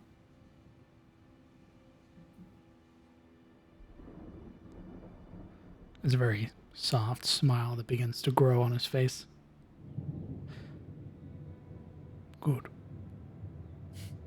I'd be rightly disappointed if you were. It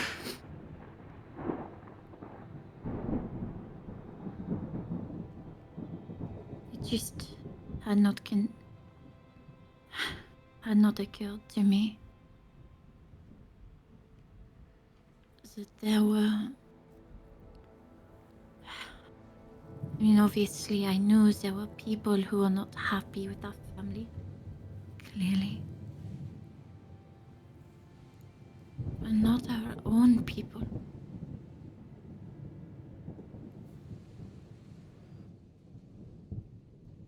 Bit of a wake-up call for me.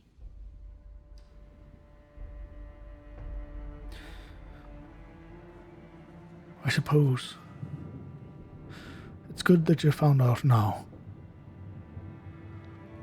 Not further down the line. Now you know. You can strive towards fixing it. Right.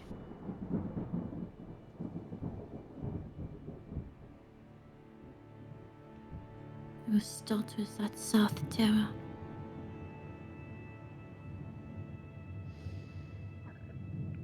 Aye. It's a hell of a way to start. He sort of grins a little bit wider. Well,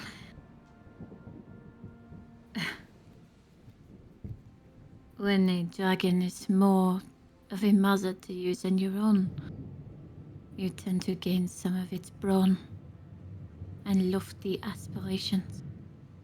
She grins up at him, wiping her eyes.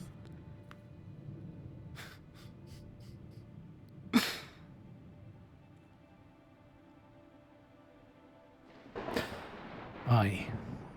I can see it now. Terror of the Southland slain. By Silverdoe of House Ashford. Daughter of the Ettenmore.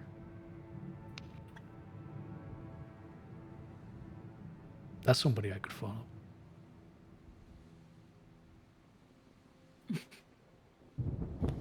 Be careful. My father was never one for competition. Aye, don't I know that? He sort of gives like a half chuckle.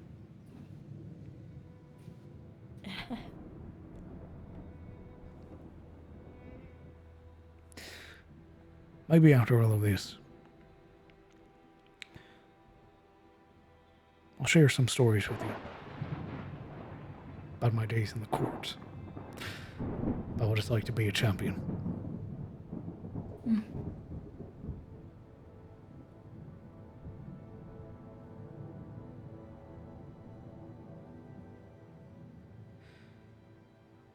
I wish I could return a well of stories, but most of my time in court was being told to be quiet. Lass, you're still young. You'll get your stories yet. Hell, you already have some, I believe. Saving a unicorn for one. Meeting a dragon. Already have me beat. You're a quarter of my age.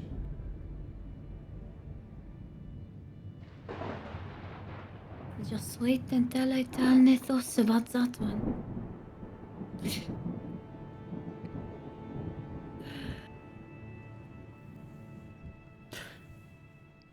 Very firmly pats your shoulder. Good of your meat pie. if you're interested. I can bring some up to your room if you like.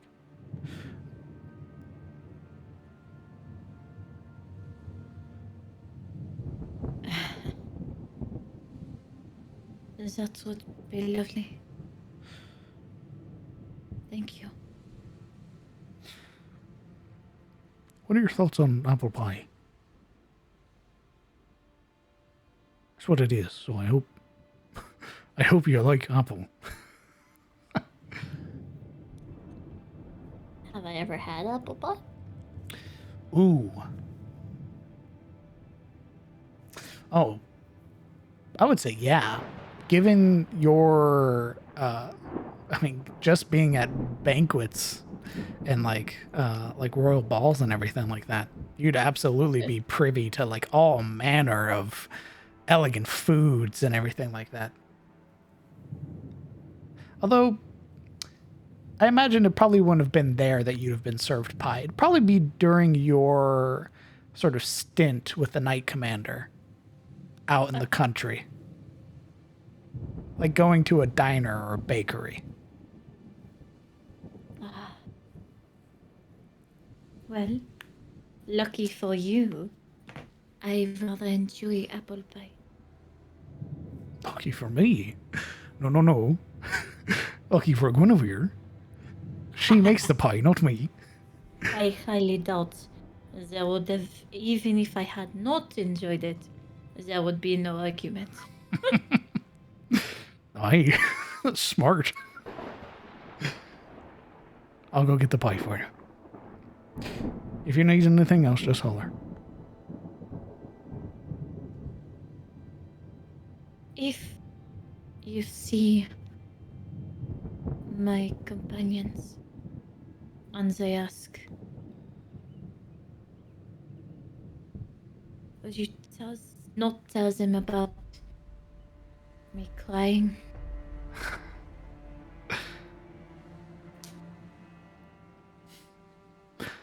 Aye. I can do that. Thank you. Another reassuring pat. This, what you can assume to be a somewhat hopeful look. He gives a small nod. Begins to make his way out of the room. Giving sort of one small glance over his shoulder before stepping through and closing the door.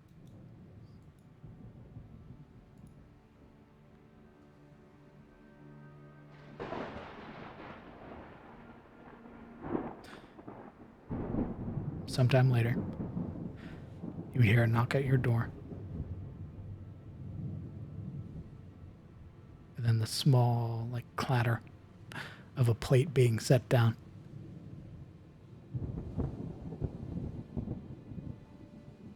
Door would open enough for a small elven hand to scoot the plate into That you do. And it is some delicious, rustic apple pie. Nice blend of some added cinnamon in there. They give it this little bit of kick. It's real good.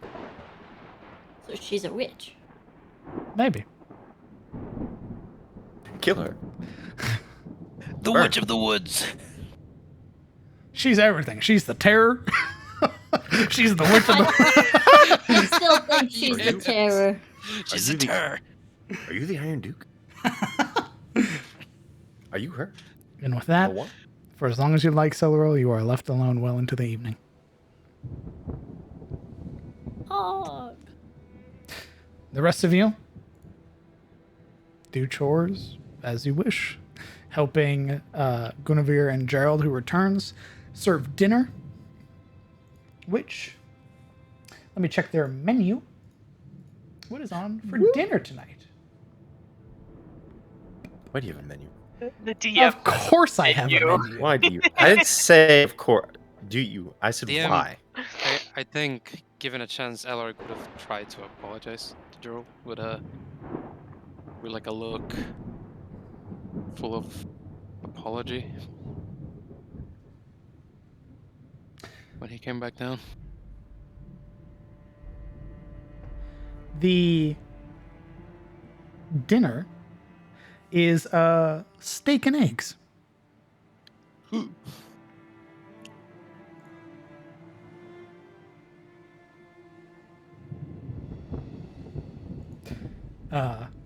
Cooked to whatever degree of perfection you'd prefer. Though if you ask for well done, they will ask you to leave. As it should be. Yuria says she doesn't like steak. And is burned at the stake. Oh, that's the witch. Oh no, I don't like eggs. I'm sorry. Death. Oh, no, that's fine. And then just your neck 180 degrees. I killed a lord, I'll do it again.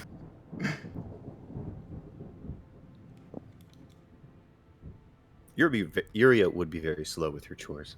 Her mind clearly on other items.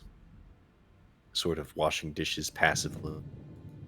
I didn't have the detail written. It's just steak and eggs. But for those curious, it would be sirloin. Oh, always a good choice.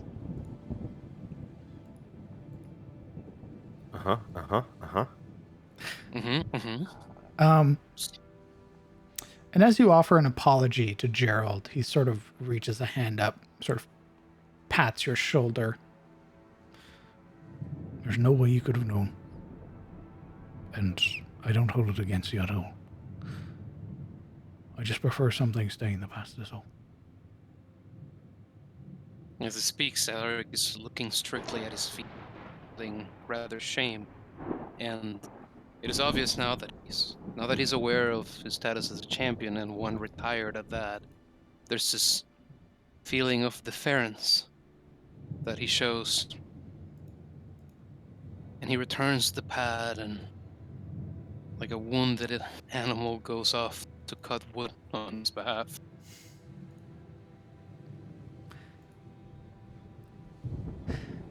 And through the night, you complete your chores, earn your keep, and at the end of it, get to enjoy some delicious steak and eggs for dinner.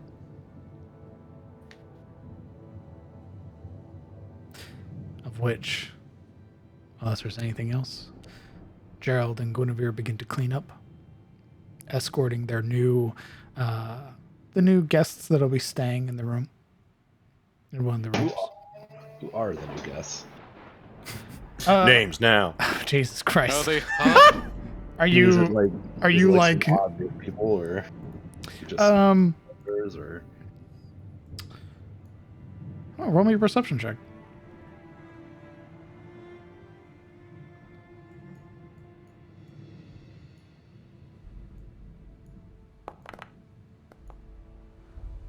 yeah. It appears to be a sort of like older couple.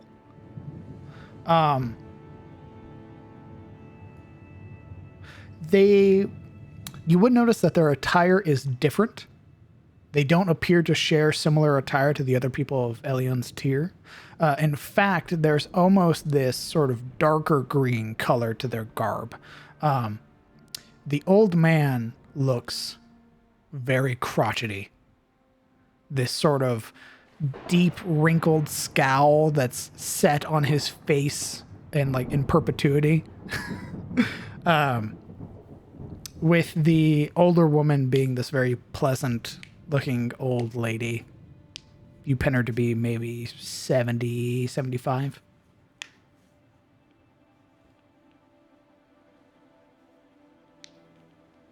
But they're definitely outsiders. They're not from here.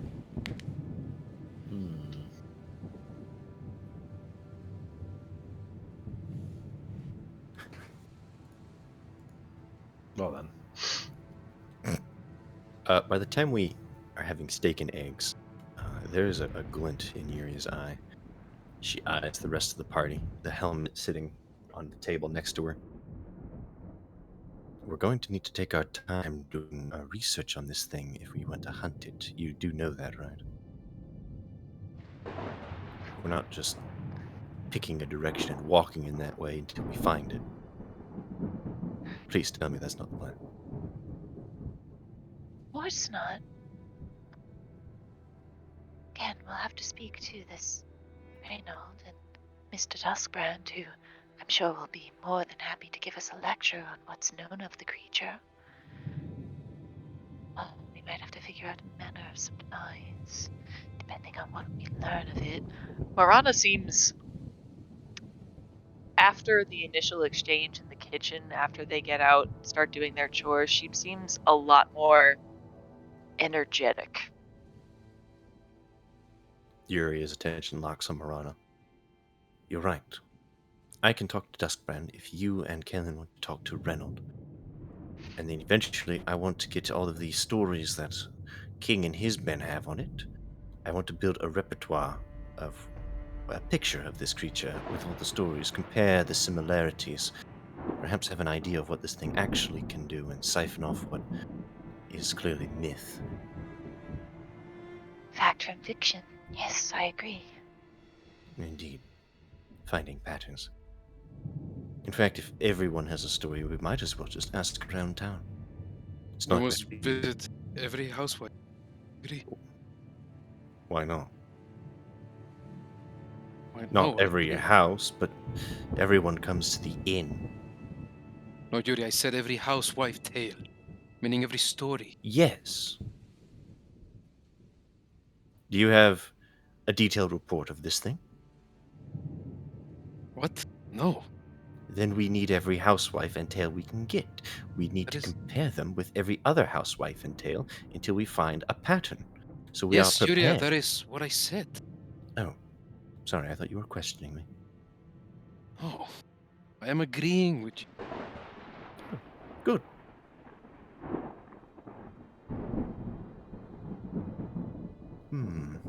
So far, all that we know is that it's furred, it keeps to the shadows, and pass between them. Doesn't exactly narrow it down. And claws the size of longswords, allegedly. We could speak to other local hunters. Maybe they have their own stories to tell.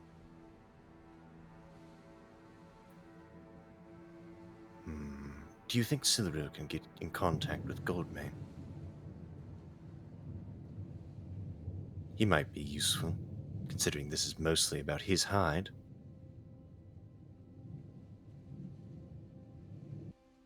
I mean, if you're willing to speak to her in the matter, maybe?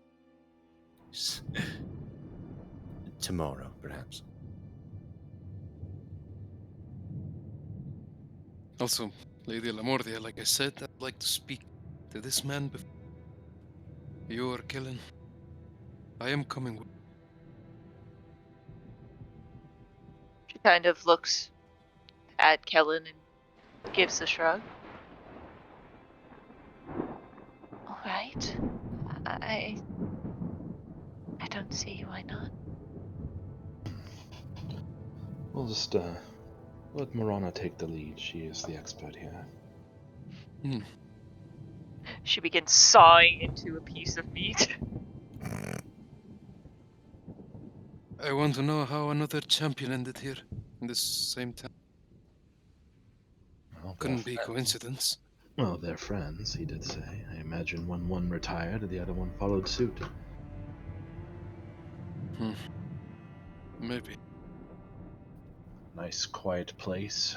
Very, very much off the map of most things. Fresh start for everybody. Incredibly remote. Probably on purpose. Perhaps the two of them are escaped demons? Or I wouldn't go quite that far. then just coincidence. Just friends staying close together.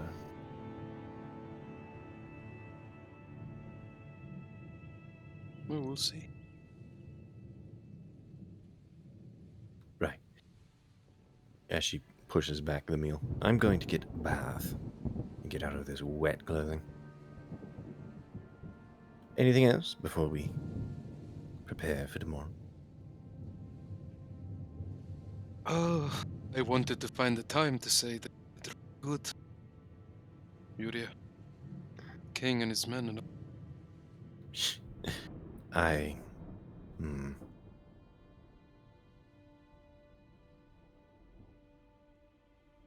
You see her pause, sort of stroke the bottom of her lip. Well, we got by.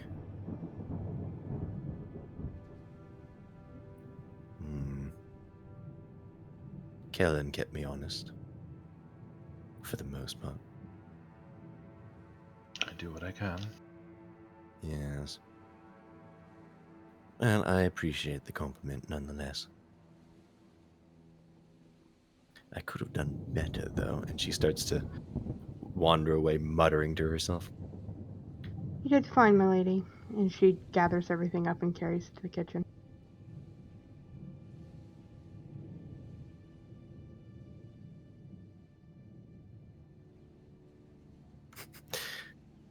She sort of waves an absent hand as she wanders up the stairs. And then wanders back down shortly after because she has to draw water. does she strain with the bucket? Yeah. You guys Alaric, always go take for baths when there's no help. By the Yes. way. Nobody. Alaric will help her this time. There's this pause when you're like actually offer to help. No, he would. If he sees her straining with the bucket, he'd just reach in and share the grip of the handle, kind of pull it up. I'm on my way up anyway. Oh. Well, thank you. She sort of side eyes you, waiting to see if you like drop it at some point. No, he won't drop the bucket. She seems pretty sure you won't about like when you reach the top of the stairs. He When probably he- palms the bottom like a basketball. Just When he reaches the top of the stairs, he turns into the bathtub and feels one tub. I imagine she's already done the trip perhaps at least once, so he kind of know where she's taking her bath. Yeah. And then he'd go back down, and the next time he'd come up with 2 buckets, because he'd be filling his own.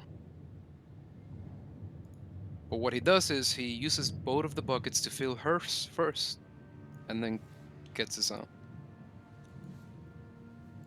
Breathing, I imagine he goes.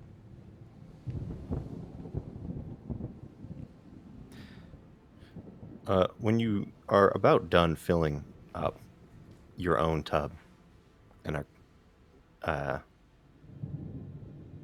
she herself starts to basically strip and absently asks, "So, tell me, you're a supporter of Rofield, aren't you?" Alaric at first does not notice that she's undressing, and when the question's asked, this lethargic expression, him slowly winding down physically into this notion that he'll soon be asleep, is there present when he turns and sees her, and then his eyes go wide and he quickly snaps back to the tub, and the bucket in his hand tumbles out of his hand and rolls across the floor. What? Rofield? Yes, big admirer. Like the lions. Pretty hair and all. He quickly hurries to grab the bucket again. Side-eyeing him, a small smirk on the side of her lip. I see. She gingerly steps into the tub. As she basically sinks into the tub, she's like, "Tell me about the troubles between Ashford and Rofield. Don't leave anything out. Assume I know nothing, since I do." You have to. I think that my opinion is slightly curated because of who my master was. Whose isn't? Well, I'd struggle to find anyone's who's more messed with than my own. I got to see Rofield from his eyes. Now he. But most there don't agree because of tradition.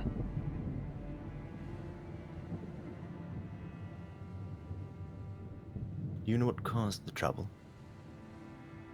What made them fail? What caused the degradation? What had their lands taken from under their noses? I have an idea. I meant more what was Ashford's reasoning. Oh, Did they give one? Or well, in court they gave many lofty impressions of what's right or wrong. Bunch of empty words to justify an overtaking. But in reality, they sense weakness. He seized the moment. And I cannot fault them. Truly can't. I still find the deed dishonorable, as the oceans were meant to stand with each other, not against one another. But really, what Ashford did is just a symptom of the disease that is Blackmane. you call Blackmane the disease? That's right. Took his brother's place, and he's no ruler. He's a leader, certainly. And when he speaks, you like things he says. Mm-hmm. But he's no statesman. He does not understand how to rule a state. Does not know about economics. Doesn't have this understanding that when one is at the top, you must surround yourself with smart, learned people who fill in for your insufficiencies. There's a wide grin as her eyes close, enjoying the tub. He knows how to make friends, at least. He certainly does. If you were to meet his council, you'd find a bunch of yes men, prepared to agree with everything he says. He's the big man, big hero, white warrior. And in the eyes of some Tirosians, that is everything. The eyes Hey. of truth is not. He also happens to be friendly with Valondris, I meant. Oh, Probably one of the few provinces in Tyros that are. well, he had a head start. See, Blackmane was never meant to rule. In fact, an elder brother. One that was truly meant. He went on an expedition, I believe. Some kind of trouble. I really don't know the story well. The Emperor saved his life. Given that his life was forfeit, and in the Emperor's hand, honor dictated to swear himself to him and in his service, leaving the house to his brother, Drioskar, my master, not Blackmane.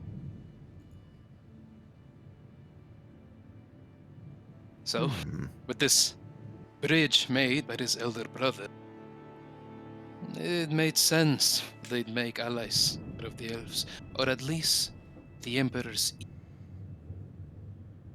At first, I did not consider that trail. Alaric kinda leans down now and straightens the bucket. But it was good. Chance for us to finally make peace with the elves of the East. To start looking inward. Ever has Tyros needed an enemy to come together? We must learn to find unity with ourselves, not at the expense of others. Now it's been used by even Ashford to justify their actions, their hostilities. And what does Blackmane do? He rallies some lions, rides out, fights some battle, wins it, comes back. Everyone hails him a hero. Everyone thinks the problem is solved, while under his nose, Ashford plots, takes.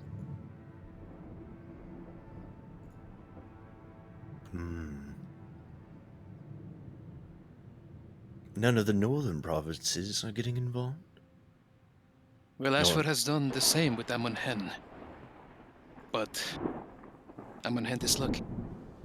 Their riders are unmatched in the field, and their plains are large, wide. Armies are easily flanked. It'd be a strategical fallacy to attack an open field. That is why Afor does not push past the mountains. The moment you go past the passes in the north and set foot in Amunhen, you're at the riders' mercy. But they have made some moves on the passes, and for that they have sworn to slay any bannerman that treads into Amunhen's grounds. There is plenty of turmoil down here in the south. Enough to keep Ashford busy. Made many enemies. Indeed. At first, perhaps, I thought my first impression of Ashford with the keep was perhaps just a unique standard, but after meeting the Kingsmen, well, I'm quickly getting the impression this is not as rare as I might have suspected. What do you think will happen to Ashford with Haynes Keep the way it is? Well, in reality, I do not think that they much cared for Haynes Keep.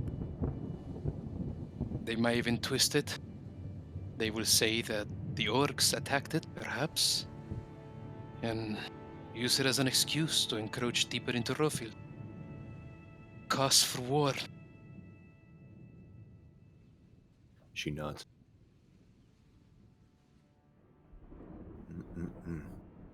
If that happens, and the Sworn Blades, for some reason, manage to persuade the king to allow them for open war, I do not think Rofield can stand it. Not as it is right. Do you think Omenhead could be convinced to attack Ashford at the behest of Rofi?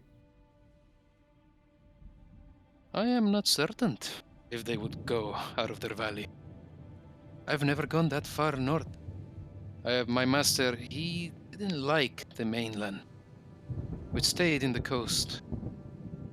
He often said that if we stayed close to water, Alaric will be only one boat's ride away from home. Who is your master? Balagar's brother, Triosgar, the one who was meant to lead after the eldest went off the Empire. Keep roleplaying. No. The water in the tub ripples as she chuckles. Ah, you are right. You are biased. Incredibly. So There would is. Go ahead. So would you say you are loyal to Rofield then? In some ways, it is my home. But it is I not am. technically your home then. Right, I was born in Karim, but I was fostered there, raised most of my life. You see your head tilt. How far is Kareem from Rofield? Very. So, how did you, in your youth, manage to find yourself fostered by Rofield? Or is that... I'm sorry. This seems to be a night for prodding personal information. I want you to know that for every answer, I'll expect the same from you, future. Oh, you should have made that bargain before I started asking questions. You'll play me like that. Well, there are just some things in Shademore that are best left unexplained. Besides, a lot of it is just irrelevant to our current situation. For instance, you don't need to know the guilds of hunters within Shademore, nor the politics within, both religious and mercantile. She shrugs. We're just not there. But I'd like to. It would tell me more about you, Yuri. Is it not enough to show interest in things that made you? See, there's a long breath. I was made by my father and mother, Ugh, not the hunters of Shademore. I should hope so. Unless you crawled out of a ditch. You said you were fostered. Correct. You know what I mean then. Hmm. I was made by my father and mother. You were made by Rofield. If my assumption is correct.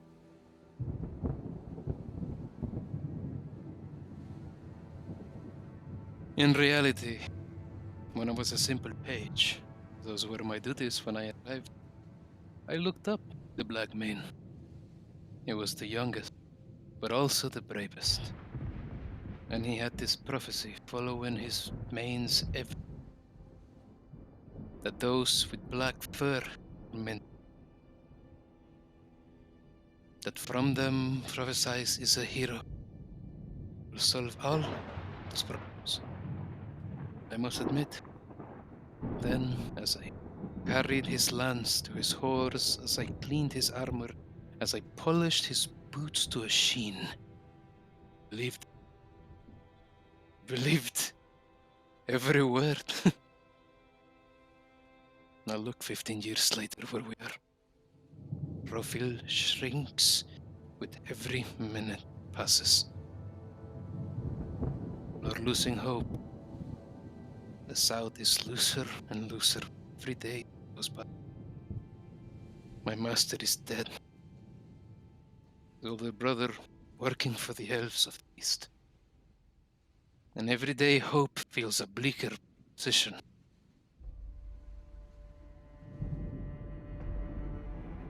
She shifts to the edge of the tub, elbows on the lid, chin on her hands. And here we are, wrestling with the terror. Do you think we should renege and try to kill the king? I shook his hand. Go ahead. Her eyes reflect the dim light like a cat's as she asks. Elric's gaze, heavy-lidded, set on the water of the tub before him. Still shallow, he's not filled it yet. I shook his hand. I looked into his eyes. And I promised. I cannot renege. I will do it. Whatever needs to be done, bring this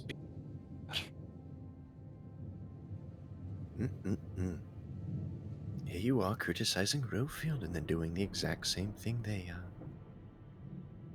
Her head tilts. Are you sure you're not being a hypocrite? What way? I mean, you are sticking to your code, your honor. Rofield is doing the same, or so it sounds like. Filled with rooms of just men, has Blackmane in his council, and yet he is losing to Ashfield, who is deceptive and unscrupulous. One can be a good leader and keep honor. The two do not oppose.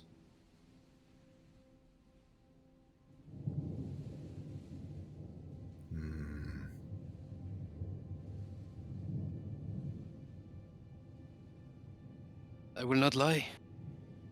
Crossed my mind, telling Geralt where, laying an ambush like he said, scattering them to the wind. Did. But I've met him. I've seen the faces of his men. Desperation. In some ways, the relief.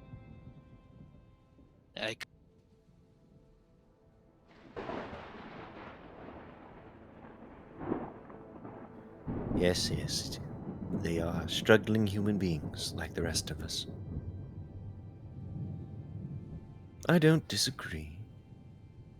I think it would be beneficial to have everyone on our side, especially if the authorities come knocking. We are still convicts, after all.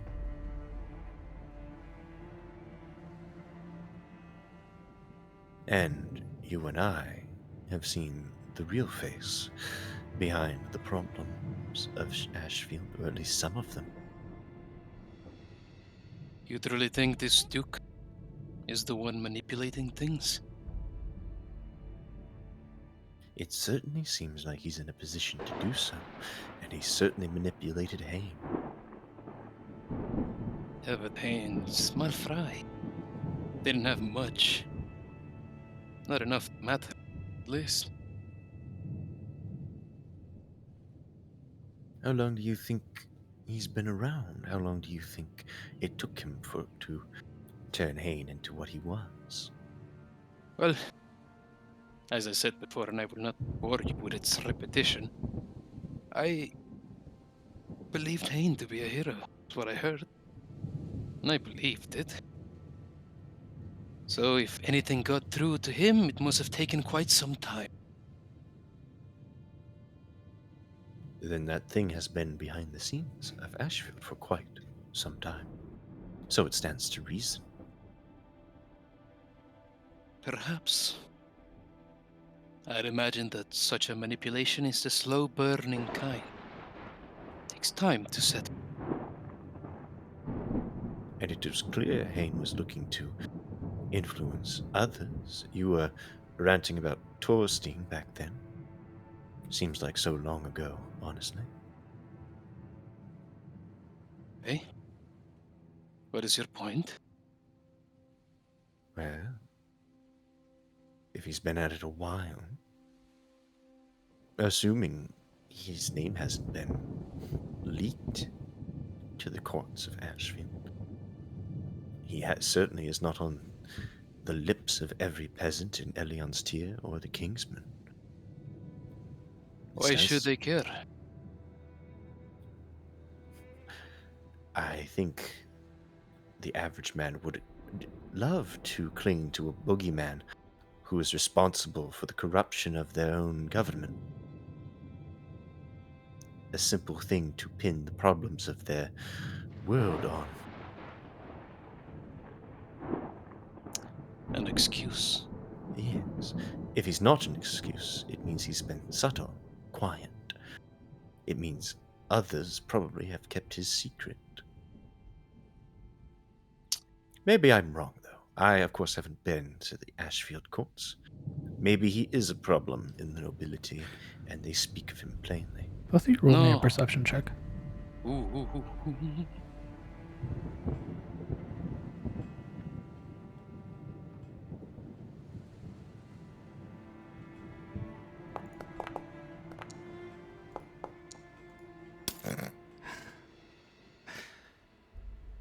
Shattered glass. You would catch it, Alaric. This strange moment where you exhale and watch your breath roll out in front of you, like the room just got impossibly cold.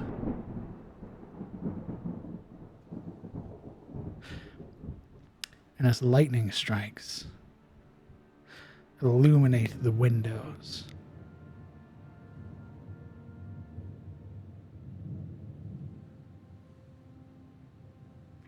Can't tell if that was a silhouette standing in the window or just your imagination.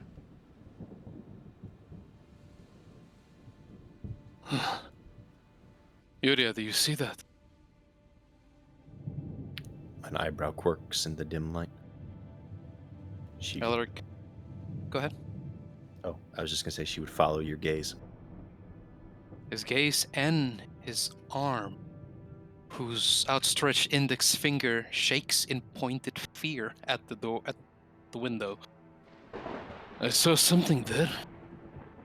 When lightning struck, a silhouette. Her lips purse as she glares at the window he points to, giving it a moment to see if any further sign presents itself.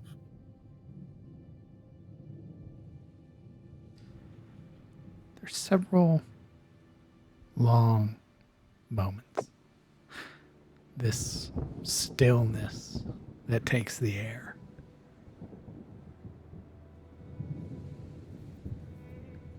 And as you're watching the window, there's a sudden slam against the glass. Something struck it.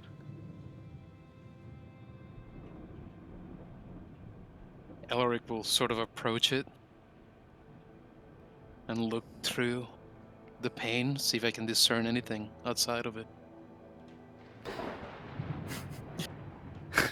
It sort of floats to the other end of the tub, away from the window. Standing buck naked, you exhale again that Nice. roll of, like, sort of dragged breath that hangs in the air as you peer out the window and see what appears to be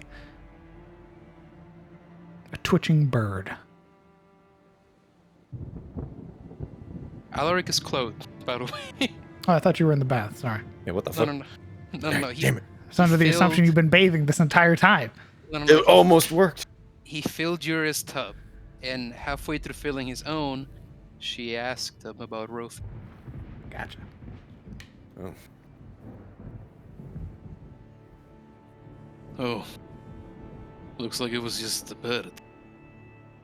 Alaric will kind of tap on the window and make like a cute expression for the bird with a queer little smile. Dip, dip, dip, dip, dip. He make that noise at it. You would watch as the bird's body violently convulses Oh. and then stops.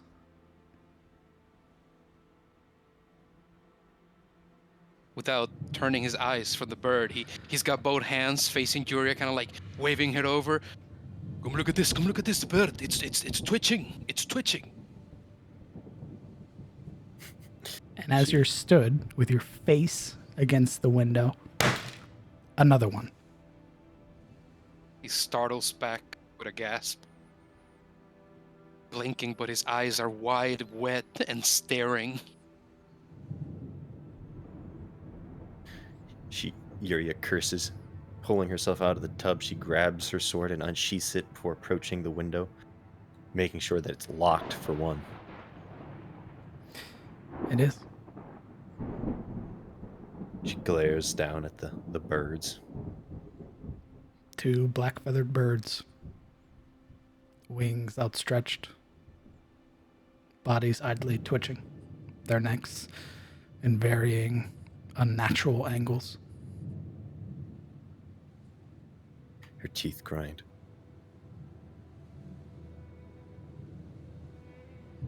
If I was a hunter, I'd be running right about now.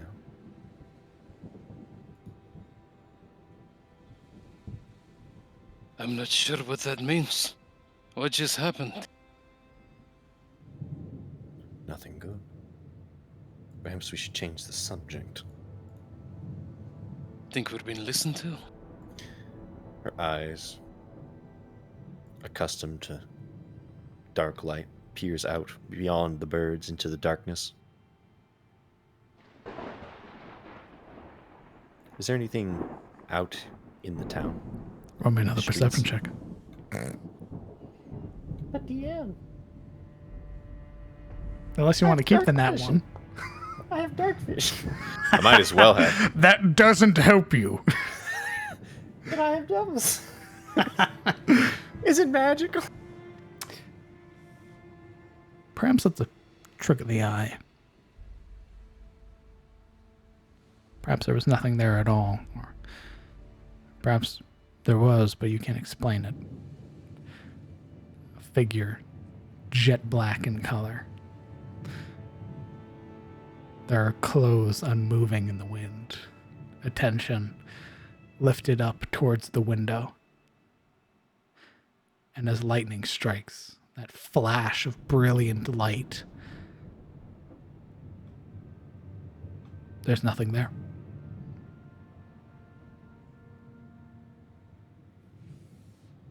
Nostrils flare. Teeth grind. Even a trick of the light, for one of Shademore, is enough to spook. She closes the window. Is there like a Shutters? Shutters or Yes. Yeah, she closes the shutters. Turns to Alric.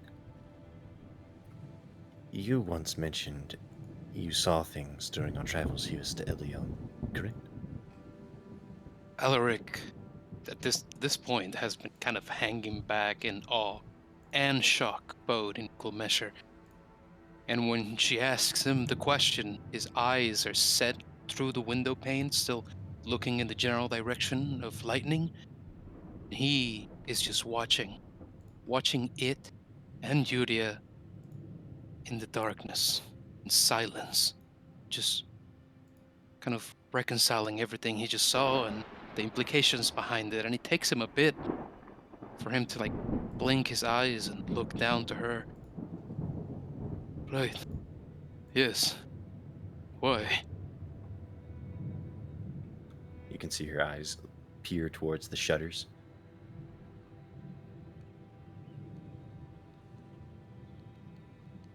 I don't think it's the Kingsmen alone that are tracking us. So we are followed. It wouldn't surprise me. Are you sure? Her eyes flick back. Tyros does not have a problem with shapeshifters, changelings, doppelgangers, skinwalkers, that sort of thing. Alaric's face cants forward, and he catches it in his left, kind of disappearing his expression beneath his massive palm. And he just rubs at his forehead. I'm not sure I know anything, or I'm sure of anything anymore, Yuria.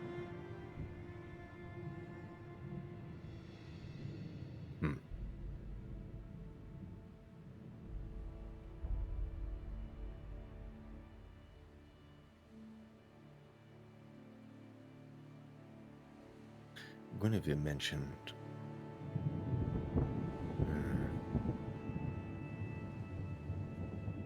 She mentioned one of the villagers. I think Roy, was it? Had a sighting similar to something I think you mentioned during our journey.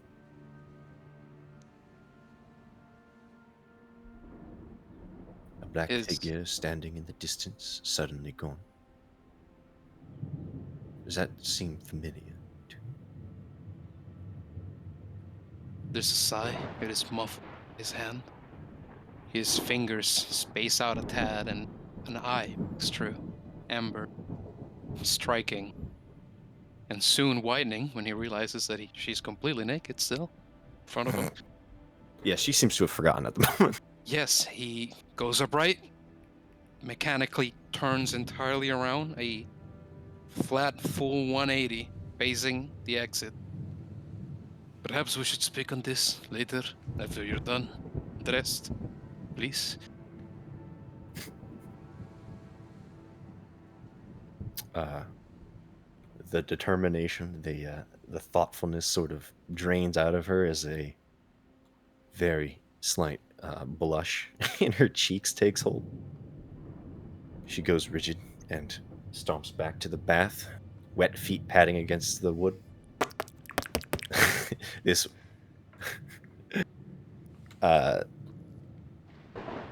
white, pale ghost going back into the tub. Yes. Stay away from windows for now. Rick. Alaric had tracked her direction by the splashing sound of her feet by peering away, making sure she never enters his field of vision. Right, I will shutter them. In fact, I will drag the damn dresser in front of it. You should do the same. Actually, do you need help? Those things are heavy. I think I'll be fine, but thank you. Are you going to bathe as well? One eye peeks open. I thought about it. To be honest, I now feel like I should sleep with my armor on.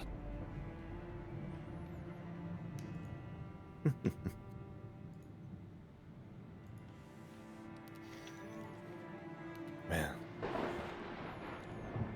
I suppose I'll be out a little earlier than I thought. Actually, never mind. The only mistake one can make now is to be afraid. I will be. Let me get the water. I'm going to put a pause there. Is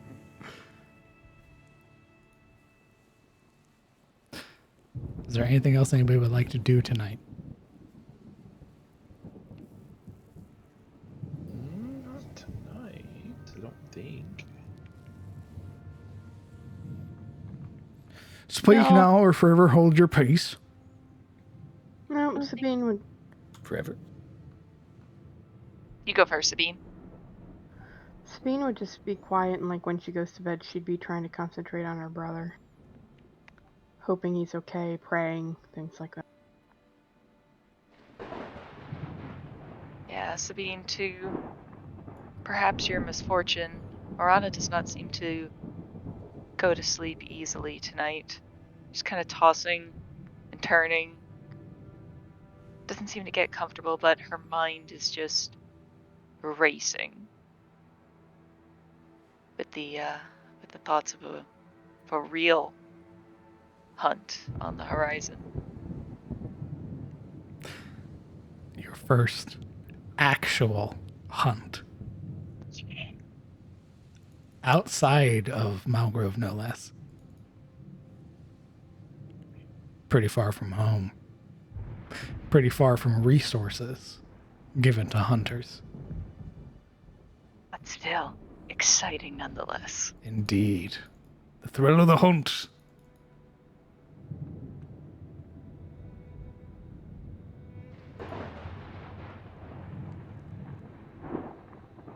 Anybody else?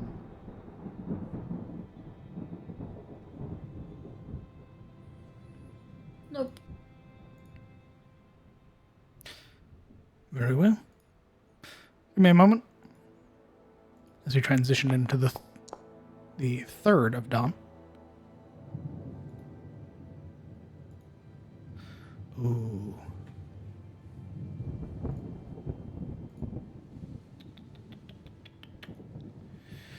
Ooh. The rain doesn't clear. In fact, it's heavier today. Oh. I thought you were going to say wolves at the door. Diddy, I'm getting combat. Oh god, not again. Kingsman shows up. Made you look.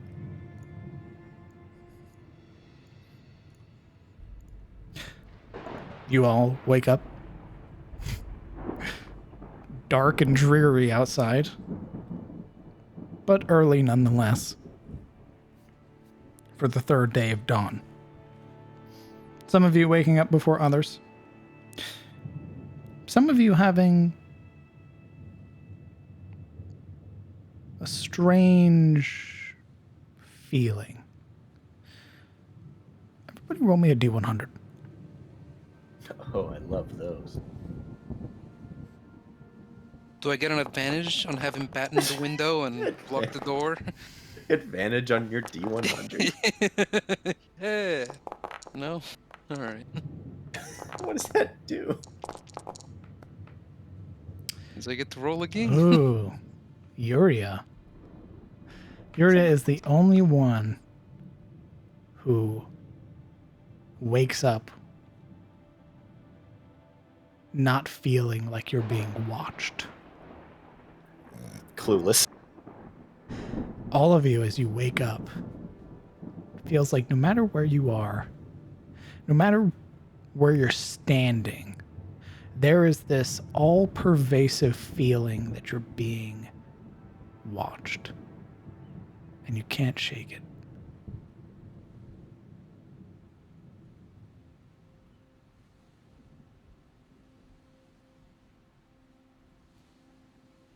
What are you all doing this morning?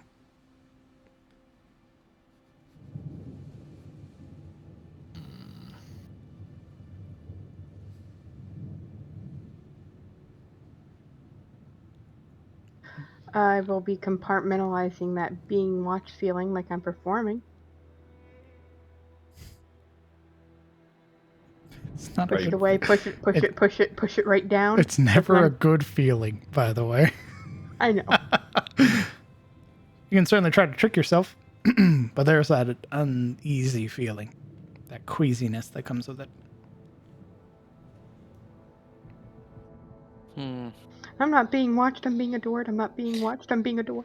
So it's like the moment Alaric wakes up, everybody except Juria wakes up. It's like this feeling of wrongness that passes over them, like icy fingers caressing their neck, but you can't identify the clear source of the uneasiness. Essentially, have you ever noticed somebody staring? That feeling or that tick that you get, like somebody's boring a hole into the side of you while they stare, and eventually your own natural curiosity turns to acknowledge it. Unfortunately. That's what you feel. Hate that. And no matter where you look, there is no source. It's just the feeling. That's all of us, you saying? Everybody but Yuria. Just like real life. I think after, dressing or washing and dressing and everything like that, Callan will take a moment in his room and expend a use of primeval awareness. Okay. If you would like primeval awareness, there you go.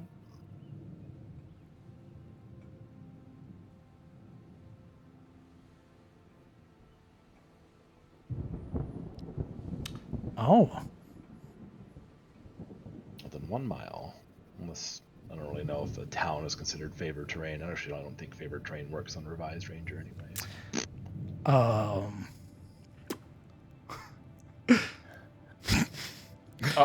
Within a mile. DM be like, let me pull out the list. What is all of this horrible shit? You sense a dragon.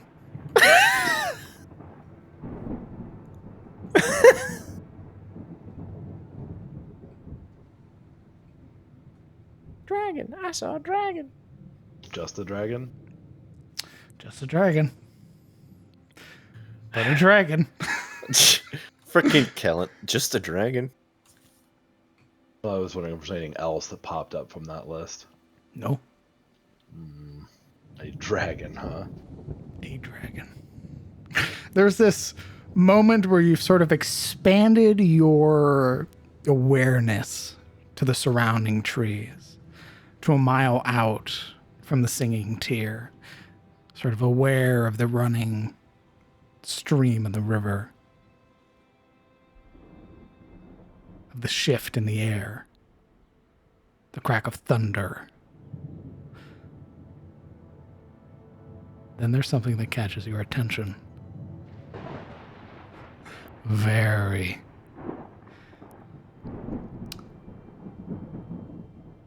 out of place, almost. A dragon.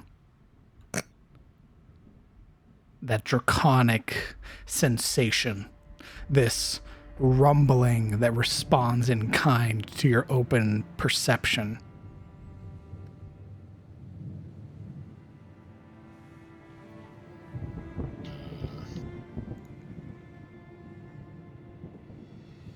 So it knows that I'm basically sensing it? Perhaps.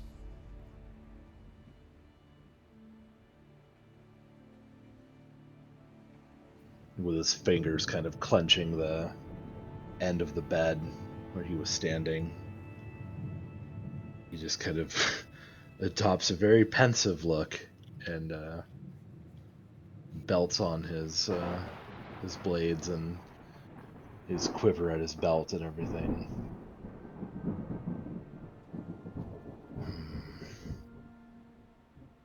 Well, that's certainly interesting. But that, nothing more so much as he heads out of the room down into the common area. He'll bump into Silveril the moment they both open their doors at the same time and make eye contact. Yeah. It's suspense. Poor guy. Oh, got it. No. Ah, the source of what's watching me. And she is indeed watching you. Like, she's like, Stares back for a moment, like looks to the side and then back to her. Can I do something for you, Silderel? Can stop saying the D in my name. Sorry, it's she early. softens. It's early, so my mind is elsewhere. Silderel, how may I help you? There is no help. I wasn't seeking any. Merely getting up for the day. Well, I had heard you moving around. you expecting somebody else? No, I just have an odd feeling like I'm being watched. Me as well.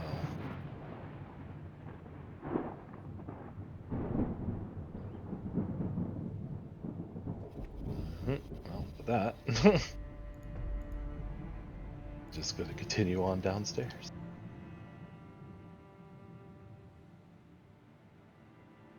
So much blackness to cover.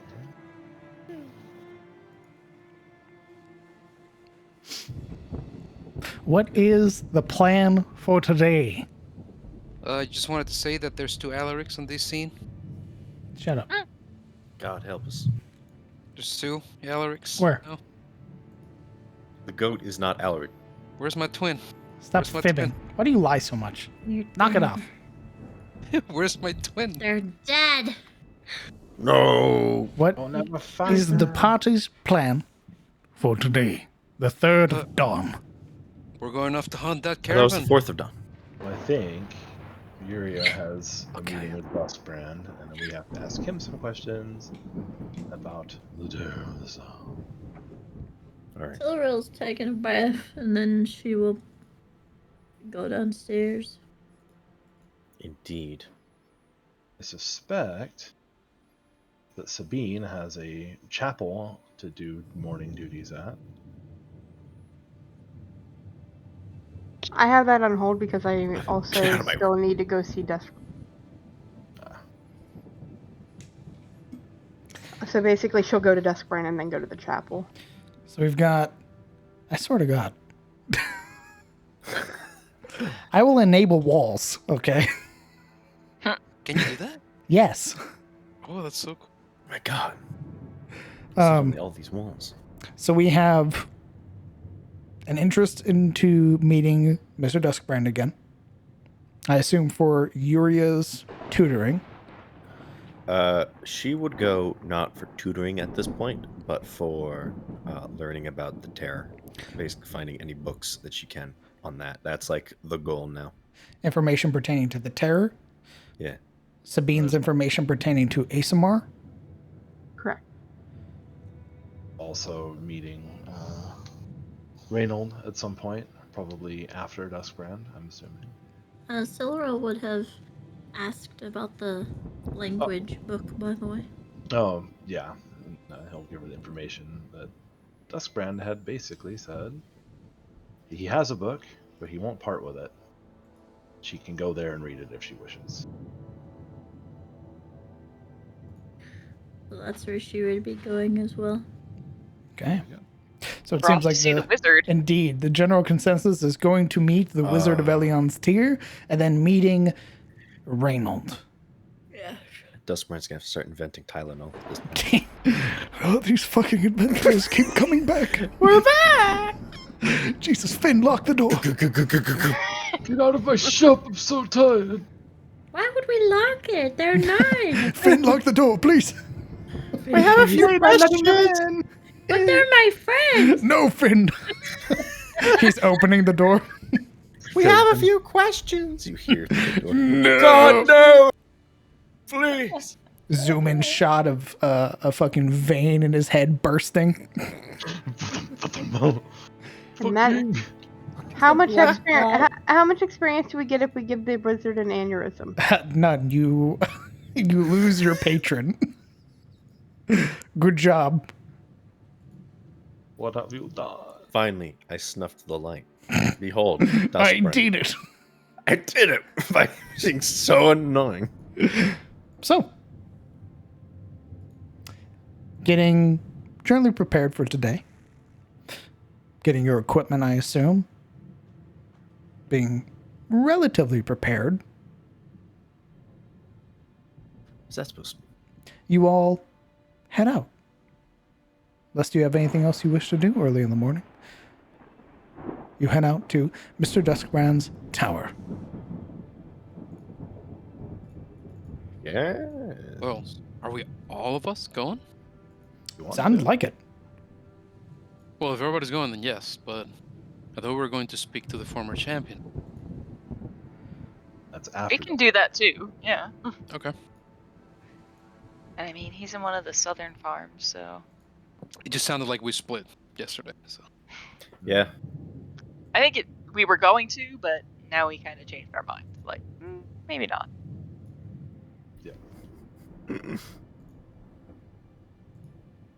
You notice as well that the rain has picked up.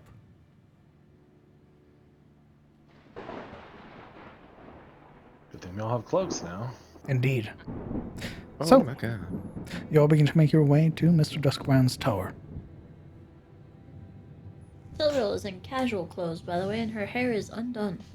Oh my god, that's a lot of hair. You have 2 cloaks. Yeah, Got Melania here. All right. legit. Like her hair is so long. Early in the morning, you would see people already beginning to head out to work, sort of bemoaning the heavy rainfall that's here, the lack of the sun. Them, like people stepping out and then immediately having to go back in to get their coats or their own cloaks and everything like that. You would eventually, sort of trudging through the sort of cobblestone, make your way to the front door, of which I assume Urian knocks. It is no more than a moment later that Finn opens the door. Good morning. Morning. Are you here for more tutoring? In a manner of speaking. Unfortunately, today's lectures, I'll have to skip for my own research. I've been given a job, and it requires information. All right. Let me get Mr. Duskbrand. She nods. Finn turns. Hello, Finn. He immediately turns back around. Hello. Kind of peeks around with this very, like, tired and, like, happy little wave. He immediately sort of like pumps an arm up to wave at you. Oh, good morning.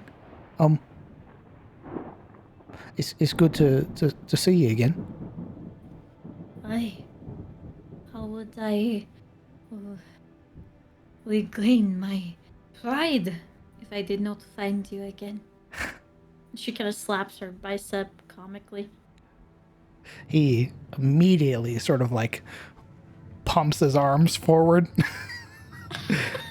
like he's ready, and then he sort of like, let me get Mr. Duskbrand first, and I'll be right back. You're going to challenge him again? Perhaps. You would hear the pitter patter as Finn ascends the spiral stairs. The excited sort of voice of Finn muffled by the second floor. And the tired, approving sounds Oh, no. as eventually Finn immediately descends back to the first floor and the slow steps of Mr. Duskbread. Good It's like morning. when- Please, come in. She steps inside. Only after she steps inside does she ask, "Is this a bad time?"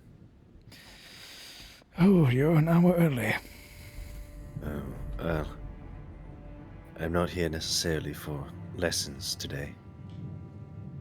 We have a job, and I need information regarding the terror of the Southlands. Mm-hmm. And that's all of you? She looks to everyone else. You know, I didn't even ask why all of you showed up. Oh my. I Is that a would. problem? No, I just need coffee. I would just get him the information. I was gonna ask how much it is to send a message magically to somebody. One moment. He begins to ascend the stairs. I follow behind. Oh? Unless Just walking up the stairs. he doesn't want me to. He sort of stops mid-step to look back down at you. She pauses. Suppose that we could have a meeting in my office. Come, all of you upstairs. Please, close the door. Sorry, I thought we were actually still outside. No, he had told you all to come in. Oh. I thought you were following him up the stairs, the central staircase in the room. No. Oh, okay. Never mind then. Belay my last. Like we were giggling before. He absconds upstairs and maybe 10 minutes later comes back down. You would see this very large sort of metal cup that's been repurposed. You would see sort of steam wafting off the top. That's dark brown, almost black coloration on the inside as he descends with his coffee in tow. Right. The terror of the Southlands. Very well. He sort of gestures with his hands, and you would watch as, pulling themselves from the wall, a number of chairs sort of align themselves in front of the large central desk as he moves to set his coffee down. Please, have a seat. Yuria sits near the front, assuming there is a front. They're all even. So there's the one directly in front of Mr. Duskburn. I sit directly in front of Mr. Duskman. All right. I try to get a look underneath the hat. Roll me a perception check.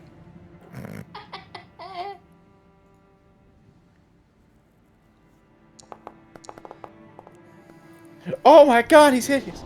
He's a golden god. He's a handsome Squidward. Doll! Oh no, it's Ronnie. You peer under the hat, Randy. and for a moment, time goes still. Your vision blurs, a darkness encroaching on the edge of your vision. You stare into this, what's now nothing more than a liminal space. Mr. Duskbrand's no longer there. There's only the abyss, a void, perpetual Holy shit. darkness that holds What around the you. Till eventually, you see the expression of a tired old man. Deep set wrinkles holding his face. With these very almost like Santa Claus like high, sort of rosy cheeks.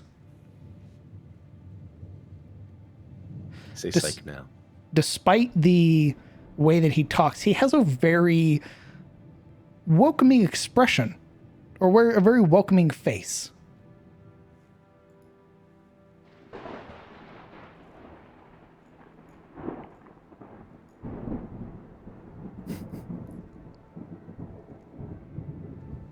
and all 7 eyes blink. Ah, there it is. Holy shit, I knew it. He sits down, having pulled this huge tome from his bookshelf, sort of sets it down onto the table with this heavy thud. You would see it's this dark, sort of chestnut brown leather on the outside, bound with these thick, sort of metal supports around the spine. And as he pulls it open, it groans in protest and sort of opens directly to the center. And he sort of, reaching out to grab his mug, takes a deep drink of his coffee. Oh, right. What is it you want to know? I must admit, much of what you're hoping to seek is a rumor, folktale, lore passed down, mostly in oral history. There isn't much in the way of written lore.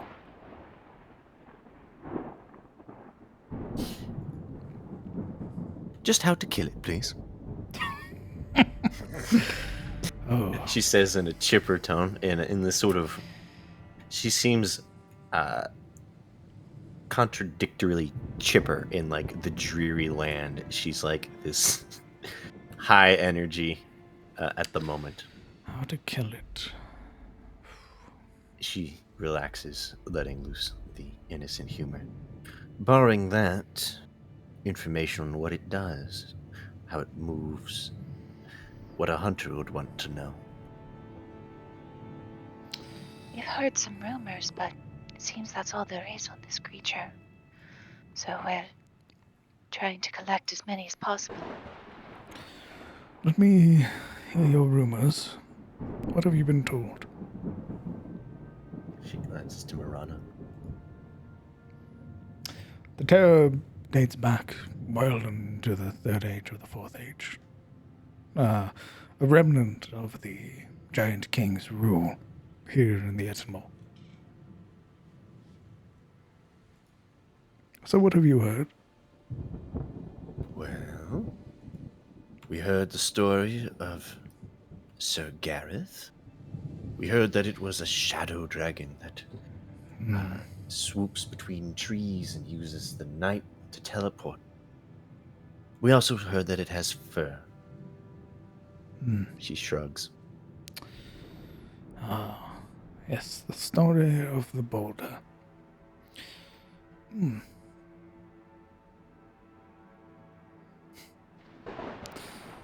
For all of his good deeds, it appeared even his armor couldn't save him in the end. Pity. That's because he wore stone instead of steel, right? Well, that doesn't very much matter. It's regarded here that this creature is of legendary strength. It doesn't even need to cut you with its claws. It's able to simply roar and shatter armor and shields.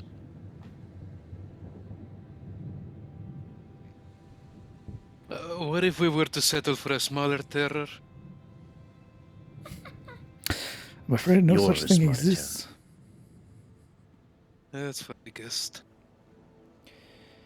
Let's see. Reports of a lord sending a levy of peasants armed with chainmail and spears. Very generous lord. To deal with the terror at the behest of the High Lord of Ashford. Very well. None survived. Ah. Guess that would do it. 36 men slaughtered. Not a single survivor.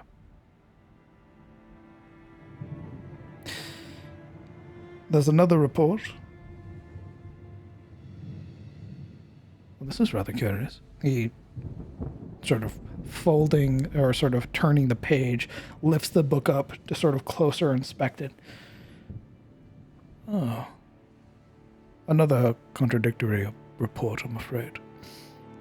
Records account for a survivor of a lord's peasant levy that was dispatched to the lair of the beast who fled the conflict fleeing on foot into a clearing full of marigold. He reports having fell into the marigold, crushing them under himself. It brought up the smell of the flower. And when the terror approached him, he swears that the creature was repelled by it, lingering on the edge of the field all night, and eventually even fleeing in the morning. That, however, did not go over well with his lord. It says here that his lord had him imprisoned for cowardice and abandonment of his fellow men, believing it to be a work of fiction, the lord proclaiming him to be a coward who fled before even reaching the lair.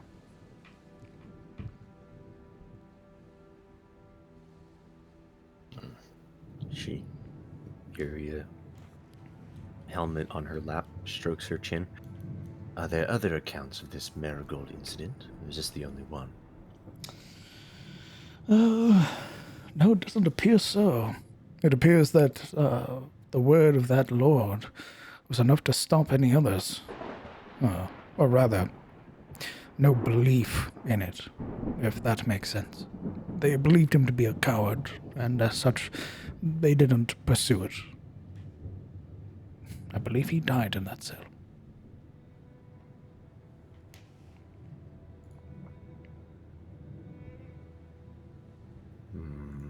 There would be no way to confirm that, but still. It's a story. He did ask for stories. Is that... She points towards the book. How thick is this book? It's fucking huge. Is that all stories on the Terror? Oh, no. See your shoulders slumping. It's a lexicon of folklore. Old wives' tales and some notes that have been added to sort of add to them.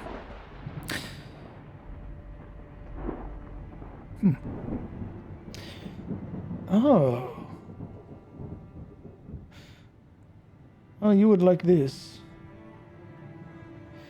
It has another name. De Kelvar. It's Elven. Shadow Beast? Indeed. The Terror is an entity of immense rage and strength which stalked the Ettenmoor for several thousand years, originating during the rule of the Giant King, which I said. Numerous lords and their vassals have attempted to both subjugate, well, that's rather bold, and kill the beast over the years, each time being met with failure and death. Now, this part's peculiar. There's a entry from a scholar here. I'll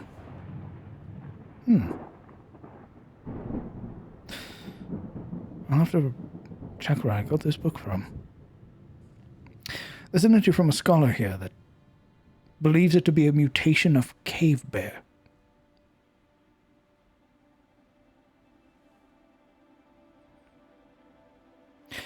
Are any of you familiar with the term dire bear?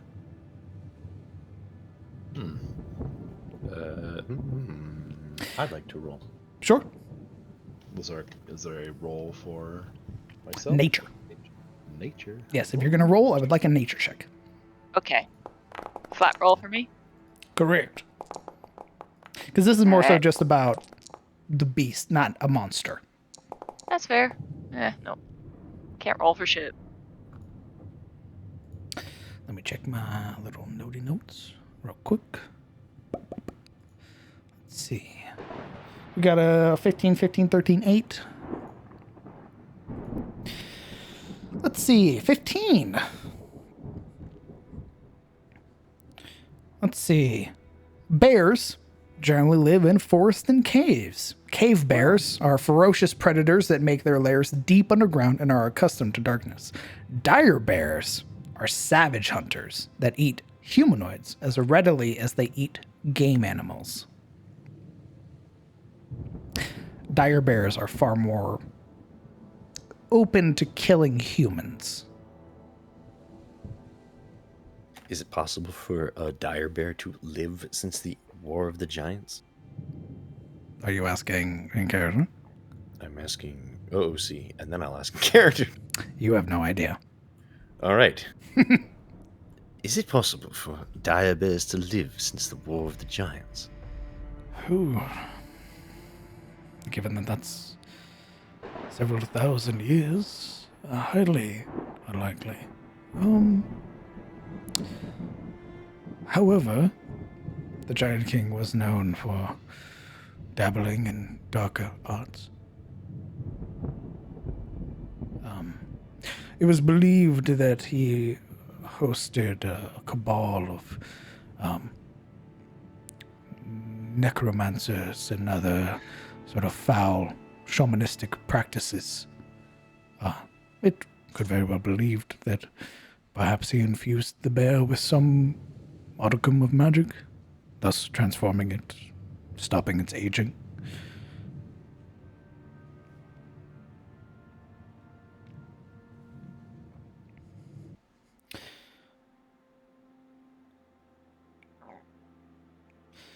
Originally a mutation of cave bear, thought to be a rumored dire bear. Reports and old sightings of this creature suggest it's several times larger than its dire bear kin.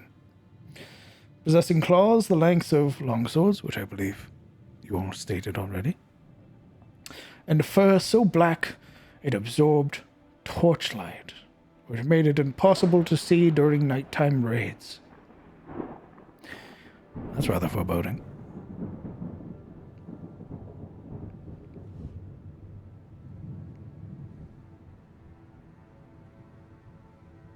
Yuria leans back in her chair.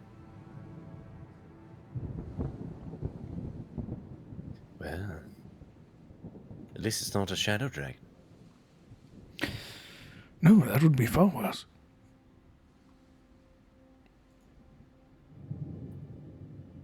Could I borrow that book? Not take the book, but see it in the future. And are there other books regarding the terror? None that I possess, I'm afraid. This is just a general lexicon of local folklore.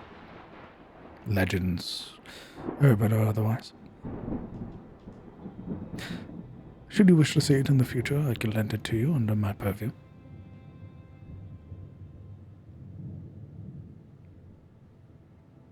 She looks to the others. Good, we may need to take some notes. It's interesting to note that apparently marigolds repel it. It's rather odd. Then again, acts of cowardice like that are not wholly uncommon. People will say anything to save their own hide. I don't suppose I took any notes from this man who they labeled a coward as to what this thing looked like. Or did they just label him a coward and forget everything he said? It appears they locked him in a cell and let him rot. Cowardice is not taken lightly in Tyros.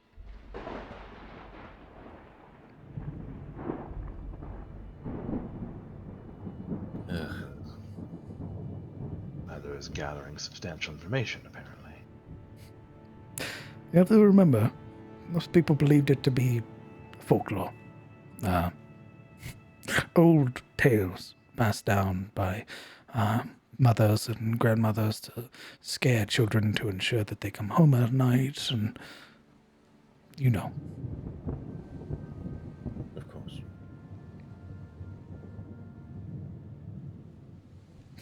For a while, some believed that the boulder was killed by bandits, that he didn't die to the terror.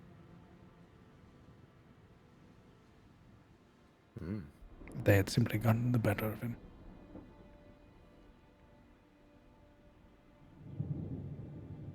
I'm not sure which is worse. Not for a night, anyway. Regardless, Yuri looks to the rest of the party. My plan is to collect all the information I can in this book, jot down anything that seems relevant, abilities, physical attributes, Well, I suppose violence is a given in every story, so we can probably bet it's violent. If you folks could join and talk to Reynold about it, we can meet up in the singing tier.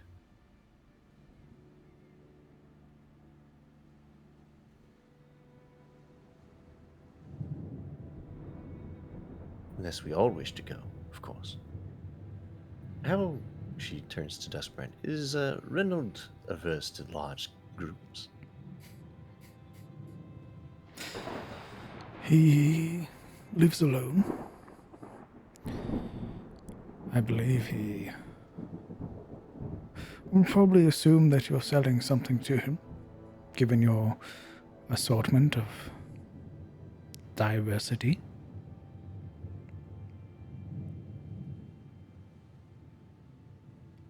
Will probably attempt to steer you away, to peddle your wares to the next house. You'll have to assure him that you're here for his knowledge. Tell me, or perhaps some of you are not so well traveled. Does the term slayer mean anything to you? Does it? That's it?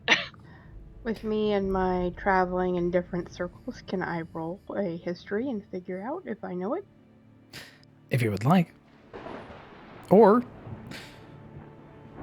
you can tell me if you have a general knowledge on a group known as the Slayers Guild. Hell yeah, Alaric knows. What's good? Do I have a general knowledge of a group known as the Slayers Are they Guild? prevalent in Caressa?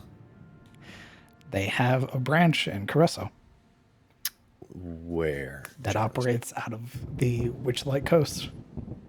Ooh. It was in that one city we were actually supposed to go to before we got, Indeed. There is a guild branch in Wymore.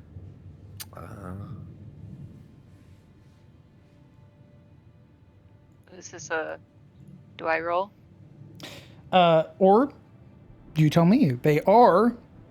I'll give you a general gist, and then you can tell me if your character would know anything about this group.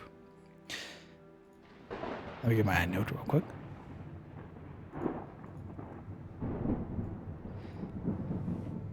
The Slayers Guild. Their organization is one which hunts creatures of malicious intent, protecting local villages, towns, and even capitals from threats normal men and women would never be able to face. These warlock knights, colloquially known as slayers, strive to protect others and expand their libraries while in service to an entity known as the Black Star. Wow. Oh, In Shademore, I would say they would know of the Slayers, not anything about the Slayers other than they're monster hunters, and they would mostly be seen as competition and probably driven out by other hunters. So you tell me if your character knows about the Slayers Guild or not. My character would not. Me, on the other hand, yes. Each continent, Tyros, Careso, and Suna, has a guild branch there, led by a Slayer Master. Yuria rolls her eyes. I know of them. You don't look pleased. They are overly nosy, and they compete with our native hunters for game in Shademore. They are generally driven out as competition. Well, to each their own. I would suppose a place like Shademore would desire more protection, but what do I know? I live in a tower protected by rolling hills and beautiful trees. Yuria chuckles. Protection is also a loss of coin for some. Indeed. are you saying that they are each other's throats? Bounties? No, they usually charge for their services, whether in gold or other things. But, No, I meant in the shade. Well, legally, you're not supposed to, attack other people. Other But hunters. in the woods of Shademore, it's very rare to have witnesses. And it's very easy to hide bodies. I can understand why you came to Tiras then. Gods, horrible place. It's home.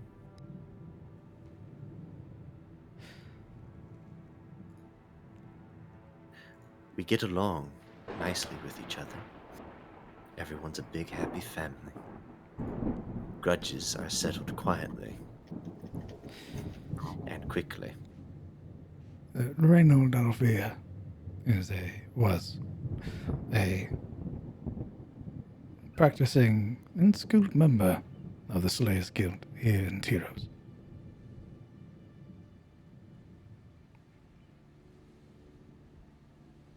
Oh. Well, I know them as selfless warriors, hunting down the darkness. Although that whole notion that they serve some Black Star is a bit iffy. it's for that reason my father normally kept them at arm's length when they offered their help.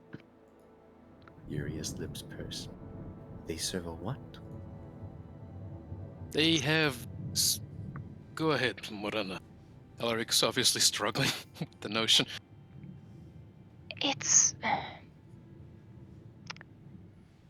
don't think anyone outside of the guild has actually ever seen their master that calls themselves the Black Star. But their loyalty to them and their chapter masters is commendable. There are, of course, rumors abound about who or what Black Star might actually be, but no one knows for certain. Some people think it's just a title, which is likely more common. Slowly peel towards Duskbrand. Does the Order know? We are not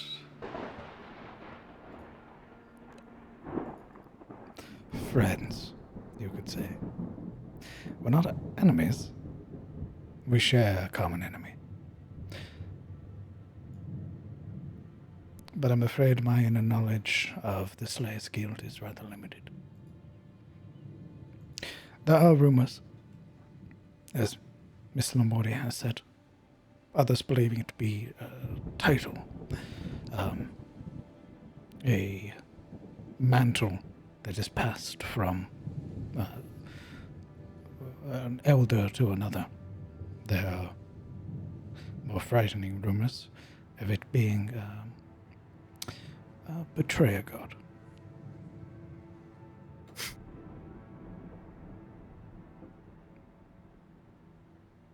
Well, whatever it is, my mother would never let them land ashore in Karim.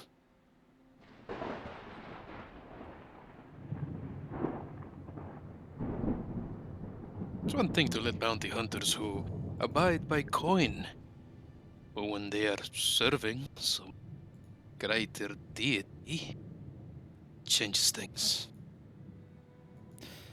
I will say this.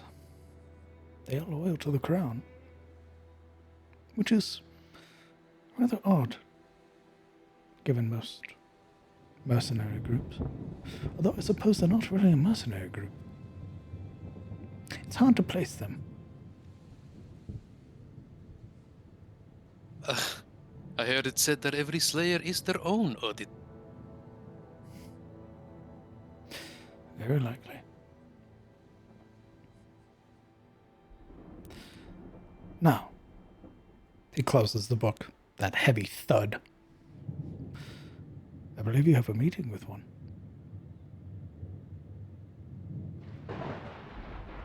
suppose.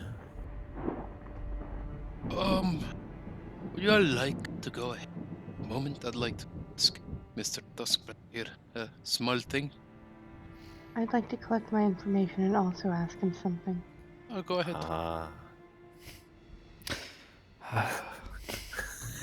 Now But I of course.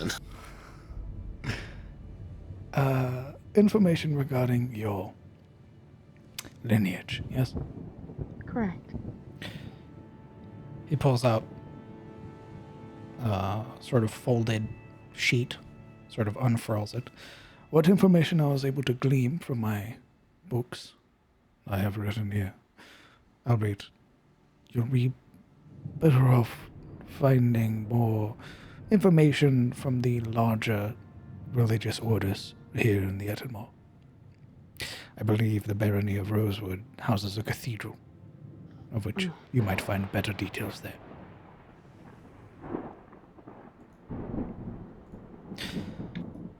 Let's see. Where to begin? I suppose with the most important.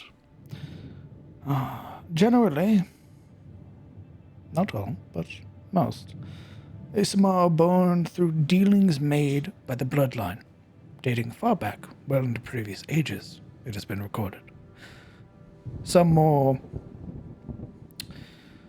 promiscuous scholars have explained that people also bed celestials, or have been bed by them, trying to discover how to connect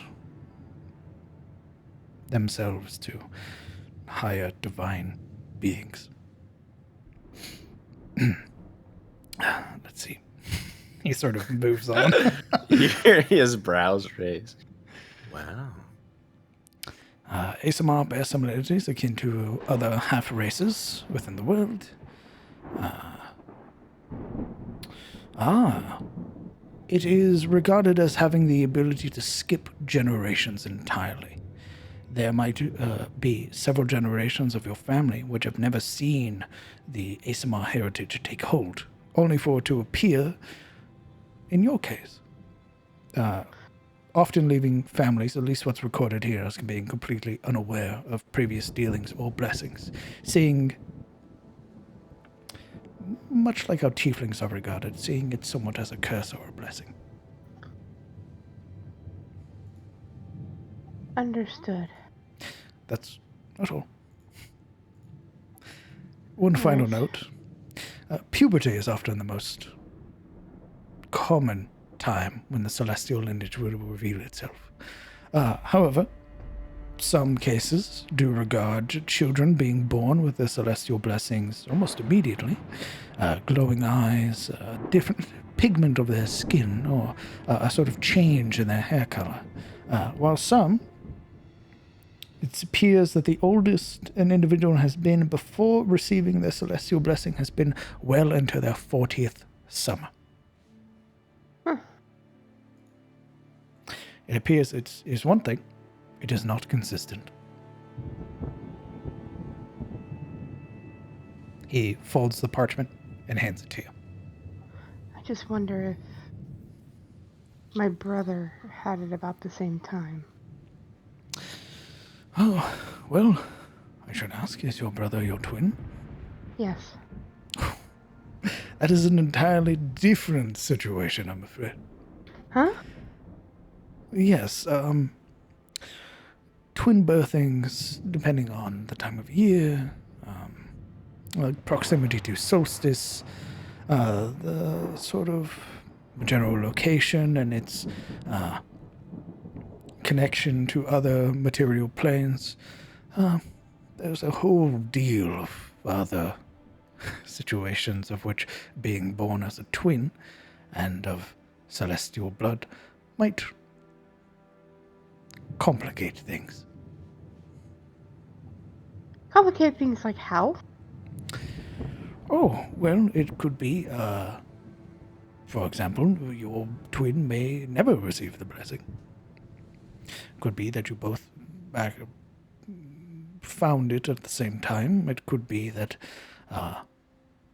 they could take on a more celestial-like appearance, akin to a deva or a planetar, if you're familiar with those types of beings. It generally depends on the... Truthfully, it depends on when you were born. What happened in the local area. I'm afraid that you'll have to find out for yourself. Can I send a message to... I have a question. Do you have the ability to send messages? Ooh. Let me actually check his spell list. So you can bet a celestial. That... You shouldn't be looking at it like that. And I'm afraid I do not How possess else would I the look at it? ability to send a message, I'm afraid.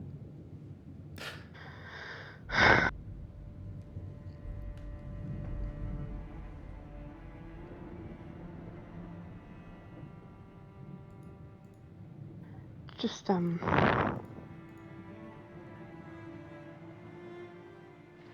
mother sent me away when I was rather young, prior to puberty, to focus more on my brother. So that was the questioning.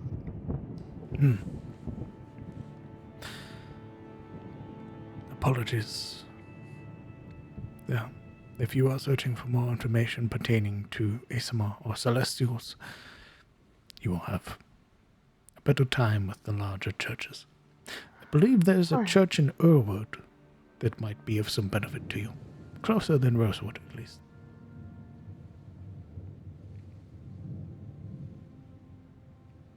They are rather staunch followers of Bahamut, if I remember correctly, but they, seeing you, should offer their services. Even as a follower of Sariel. I don't recall Bahamut having any poor feelings of the fire here. Then again, I'm not a follower. I'm afraid I don't know. Alright. I will leave you to your question, Alaric. Thank you, Master Duskwood. Duskbrand? Duskbrand. He Sorry. takes a deep I'm drink of his coffee. Duskbrand. And your question, Alaric? It's very short, very shameful. I'd rather if they were outside. That's all right. Friends, colleagues, But which ones would you recommend betting? stop it. All This is right. very serious. Most of them are humanoid in appearance. Oh, Sage, like, not. He doesn't say anything else. I guess we finally know Uria's type. Oh, no, you don't. She gets up and starts walking up. You may whisper it if you like, Rick. what do you say? You may whisper it. He kind of squints, looks back at the group. We're mostly leaving, I'm assuming. Just go ahead, I'll catch up. I promise. I don't want to whisper. Can you? Please, I do have to get to Finn's tutoring.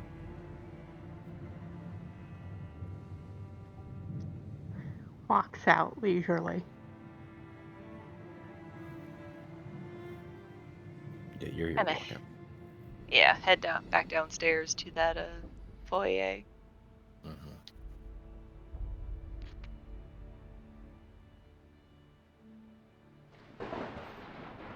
Siluriel?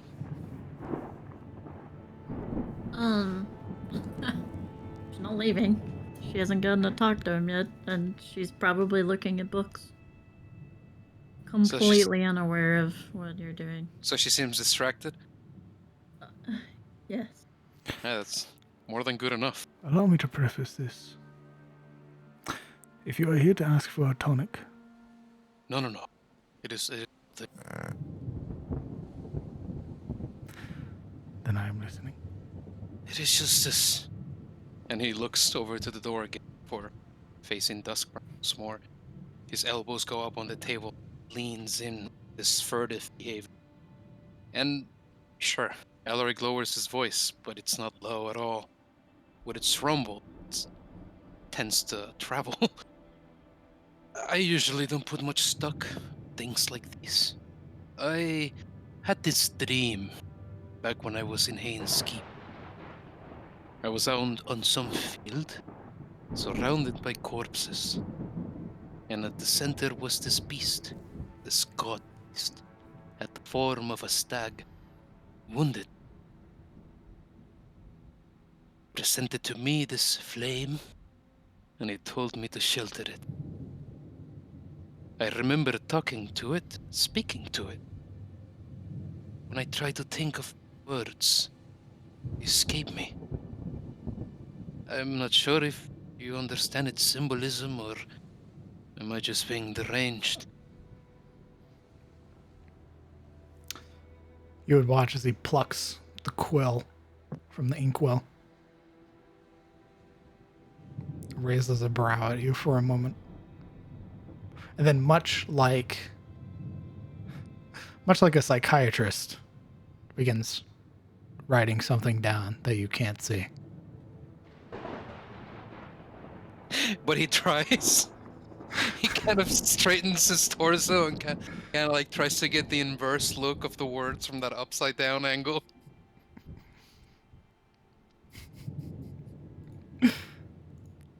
That sort of scratching sound continuing. What languages do you speak? Let's see. Alaric speaks Common and Celestial, both written and verbal, and he knows Elvish and Sylvan verbal, not written. Yes. Then you would have no idea. All right. Just this long, sort of flowing text as he sort of sets it aside, reaches down and grabs some like pounce and sort of scatters it over the top of the ink. Blows it off for a moment. Right. He folds it. And he doesn't give it to you. He sets it aside. And yet there's this expectant look, like he's going to have it at any moment. I do not know what that means. However, Oh, because it has piqued my interest, I will do what research I can. you will? You think it is worthy of research? And he wiggles his fingers at him as though that was magic itself. I have no idea. It could be a complete waste of time. Or it could unlock the secrets of the universe. If you do happen to stumble upon those, don't. Sounds like a lot of trouble. Why did you ask if not to learn about it? Just want to know if I should forget it or not. A prolific dream like that? Why would you? I'm not sure. Prophecies, like it does not, are the kind that you in the arse eventually. Indeed. But I'm afraid, in some cases, you can't outrun prophecy. Destined doom. Whatever you call it. I'd rather not give it a name, even if it bite my back off some. But thank you, really. If you do find anything, Master Tasman, I will be very thankful. I will owe you. But of course. With that, Alaric, very gently, unlike many other times where he kind of has disregarded the sanctity of the furniture, this time he's very slow in pushing himself back, standing up and sliding the chair back in. He's very thoughtful not to stumble onto any of the furniture. As with like a bow of deference, he walks back out to his friends. And I assume you have a question for me as well. He looks to you, Celeron. She's got like a pointer finger looking at like some of the different like spines of books. Sorry, what did you say? You needn't apologize. I am to believe that you have questions for me. Well, I was looking for a book or a tome, perhaps, or really anything that I can learn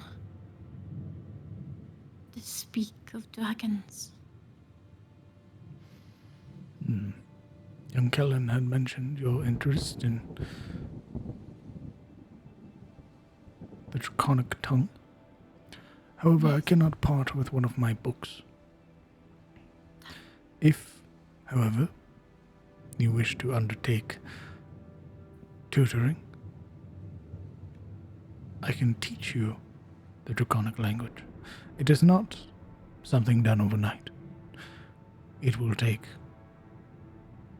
several weeks, if not several months.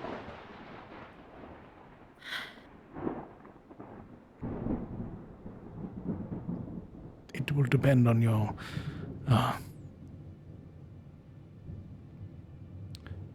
both your abilities and your mental fortitude.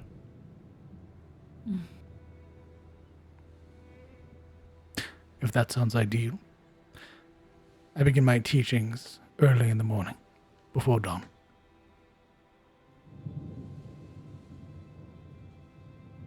I see.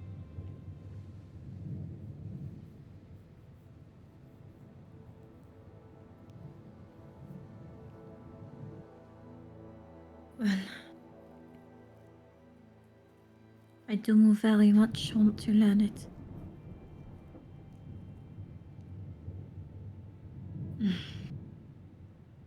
Do you know, not that I am not wishing to be taught by you,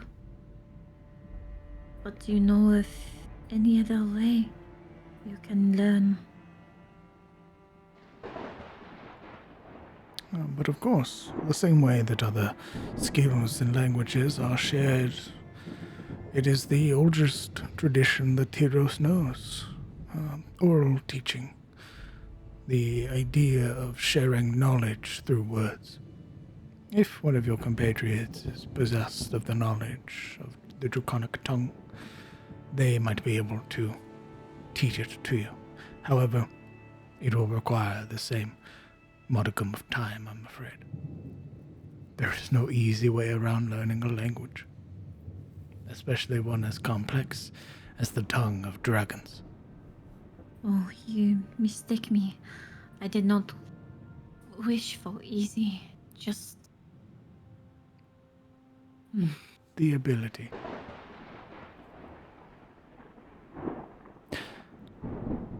If I am unsure how long we will be here in Alliance too.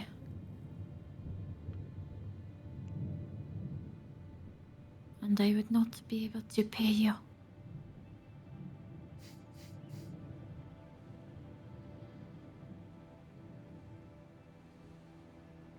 At least not right now.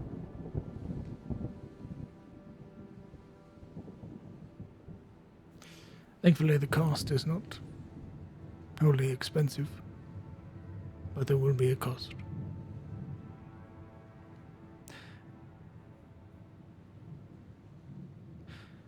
If that is if that is not possible, again, I would speak to some of your compatriots. They strike me as well learned, or at least possessing of a latent knowledge. And should you find that your time here in Alliance is lengthy, my door is mostly always open. All right. Thank you. But of course.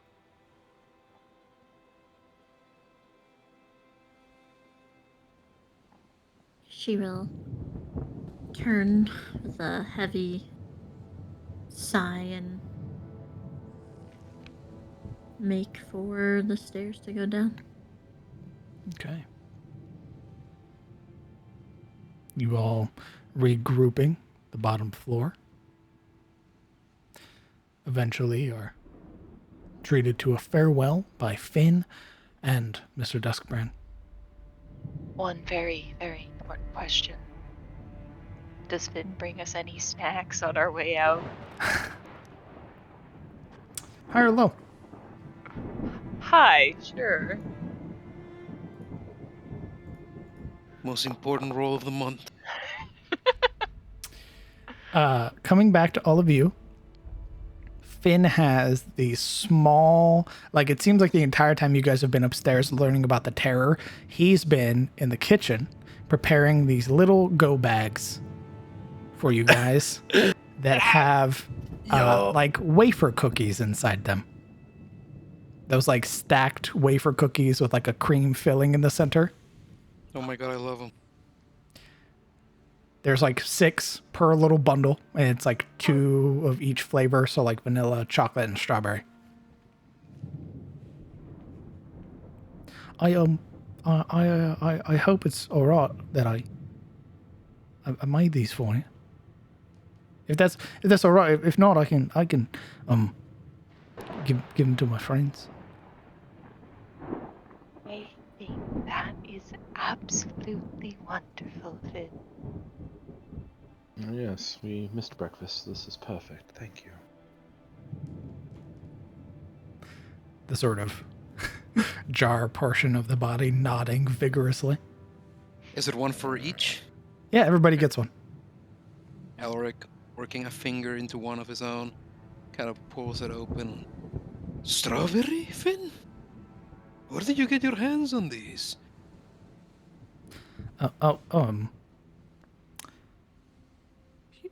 It was just in the kitchen. I could take it back for you if you don't like strawberry. Absolutely not. Love strawberry, thank you. Oh. All right. I'm glad you like it. Though you're not only the strongest boy in the whole town, you also make best of cookies. Your master must love you.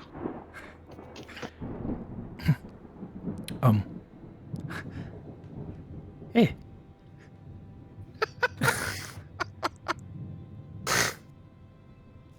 Yeah. I'm sorry. Alaric pulls out one of the wafers, vanilla one, bites down on it, and then shoves the rest in his mouth. And Got that perfect ratio of crunch to smoothness from the creamy center. Yep. That's kind. There's one crunch, one bite, and just a swallow. That's it. With your goodie bag. And a farewell from Mr. Duskbrand and the apprentice Finn. You all set back out into the storm that surrounds Elion's Tier. The crack of thunder, the flash of lightning. And that's where we'll pick it up next week. Blech. Thank you guys for playing. Epic. Hell yeah. Let's go, bruv. Wait. Ending with worse. Very good. That was the best suggestion I made all session. Yay. Look what you did. Yay. We will I pick this up guilt-tripped. next week on the 27th of Friday. Oh. 27th, Jesus. Friday the 27th of May for episode 23 of Cometh the Fall, Hunting the Terror. No. We need at least a week of information gathering before we hunt the terror. I mean, it's hunting the terror. We fight the terror in like potentially 5 months. I'm just True. really glad that I agreed to hunt the terror, not successfully hunt the terror. Is that your quirky loophole? If you die, I upheld my end of the contract. Oath fulfilled, she says as she jumps on top of the terror. Body strewn in several places. Yeah. I did it. I also did not designate how long I would hunt the terror, just that I would attempt to hunt the terror. Boy. Oh, brother. Pretty sure the agreement was to bring back the Oh, terror no. to King. We got a lawyer in this party. I see how it is. It's gonna end well. Let's see. Dragon God, thank you very much for the 6 months. Wolf Master, thank you very much for the 6 months. Talon Nightwing, thank you as well for the 6 months. Grothmar, thank you for the 6 months. Luna, thank you for the 4 months. And Toby, my friend, thank you very much for the 6 months. And Jablaine, thank you very much for the gifted sub to Dragon. I appreciate that. If you guys have any questions for myself or the players for however long they wish to stay, feel free to use your channel points to highlight them, and we will answer them. Although there was no combat this session, I did enjoy it. Did you? I did. Did you actually enjoy it? Absolutely.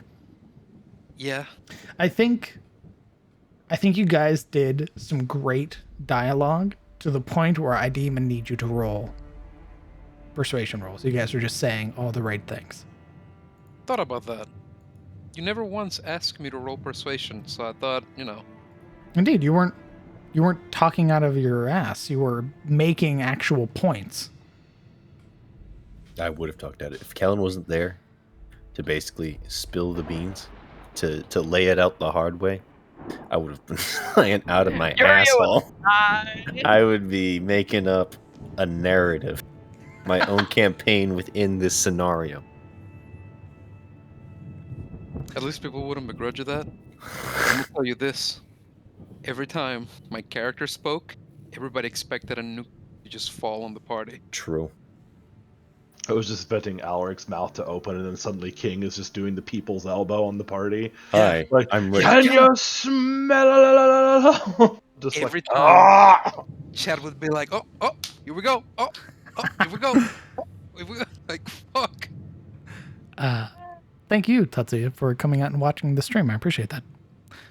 So, Kellen, any inkling on that whole dragon presence? No, there's definitely an exclamation mark above his head, solid snake style. It's, Just a dragon. I mean, it's more of a thing like, I don't know a whole. Callan doesn't know like everything there is to know about dragons. In fact, he probably doesn't know a lot, but he knows enough to know that if it's a problem, they will make it your problem very quickly. So if they're not making it your problem, then things are probably not too bad at the moment. It is definitely on his radar, though. Blaine says, I really liked King, but now with how things turned out, not a big fan. Aw. Well, you don't like him? I like him more now than I did.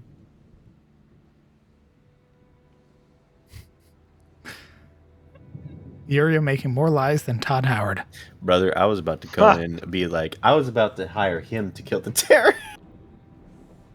That was plan B. King's like, no, we're making you hunt the terror. I'm like, oh. The 500 IQ play was to go in. But he's like, no, you. Try to offer him as like a quirky noblewoman to kill the terror, and then over bickering over the price, use the unicorn and the boar as a way to haggle down the price, and then see how much he knew based on that. That was the Giga Brain. Would it have worked? Probably not. It would have gone poorly very quickly. King would have just been walked over and just like grabbed you full palm on the face and just threw you down the well. Like, shut up! Where'd Yuri go? And King's like, who? You know what? Sirik, how grievous is that foot wound? Do you plan to get it amputated? It's probably gangrene Yeah. by now. Yeah, it's Oh. gone. Rotting off of your leg. Tasuya, good question. Yeah, see, it was bleeding really badly just like some minutes ago. So I ripped off the bandage and I let Zora lick off the blood. So it's fine now. Good. There The you healing go. powers of my dog. Yeah. That was Mm. awful. That was horrible. Delicious. Mm. Zoro If I declared. look in there and that bandage is off your foot, I'm gonna make it worse.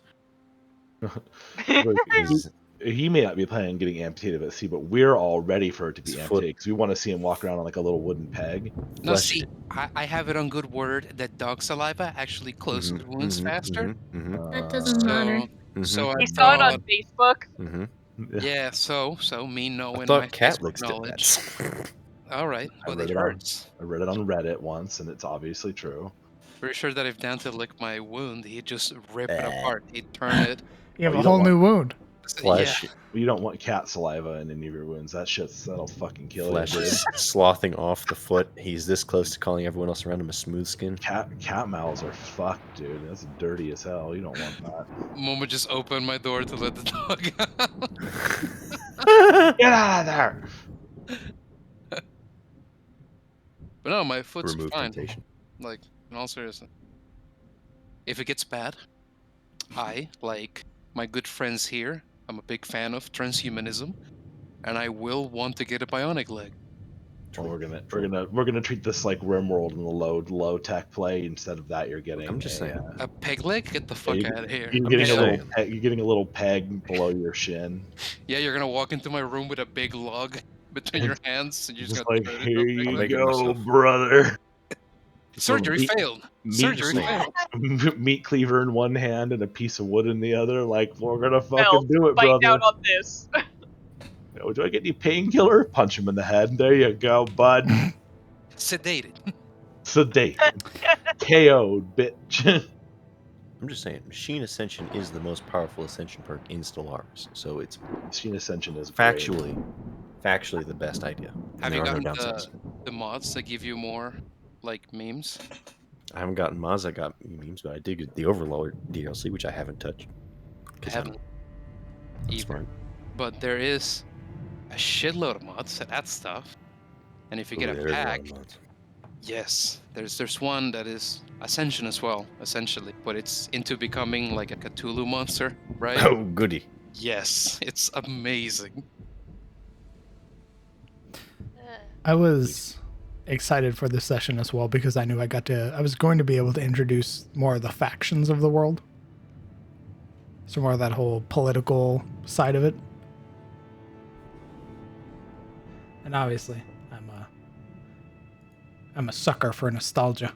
So dropping the look Slayers at you Guild. with your Slayers out here. Hey, everybody picked up on that really quickly. Like, everybody got into the conversation real well. Like, I was surprised. Sabine doesn't know jack shit about the Slayers Guild. Sparks, on the other hand, I just like the idea of the Slayers getting kicked out of Shadenmoor. They can't do their job. This is our town. Get out of here. The very obviously for the people unaware, the very obvious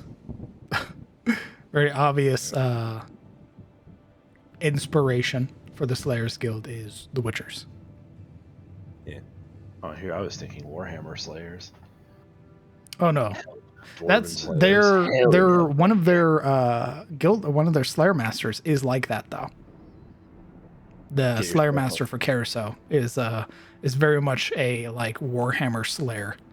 yeah. Mohawk. Yeah. Fucking axes. Hell yeah, brother. This is the same faction you had on Cometh. Correct. Yeah. Yeah, they originally came from here, from Adis. And the Black Star had the guise of one of your characters, so... You also knew of the Black Star because of Irist. Even Yeah. him. Indeed. That's right. Moonlit, Dab. Siluro, after seeing the other perspectives of the actions Seeing the other perspective of the actions of House Ashford upon the people, how deep does she think any corruption of the house runs? She's very confused right now. Like, someone pulled back this very pretty veil or this curtain that has been placed conveniently for her as a noble, so she's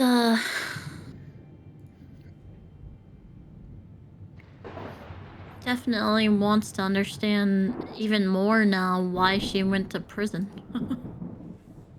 And wants to figure out what the hell's going on as to why people don't like her family like she thought they did.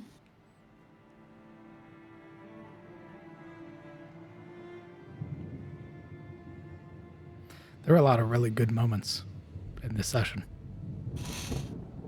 Sabine's gonna be writing home. Hey, Dad, did anything really weird happen when me and Laurent were born? That'll be fun. Absent-minded Lonely, if you would like, we have a community Discord which you are free to join, of which there are a number of groups currently setting themselves up, getting poised to run, or in need of a dungeon master themselves. So feel free to join.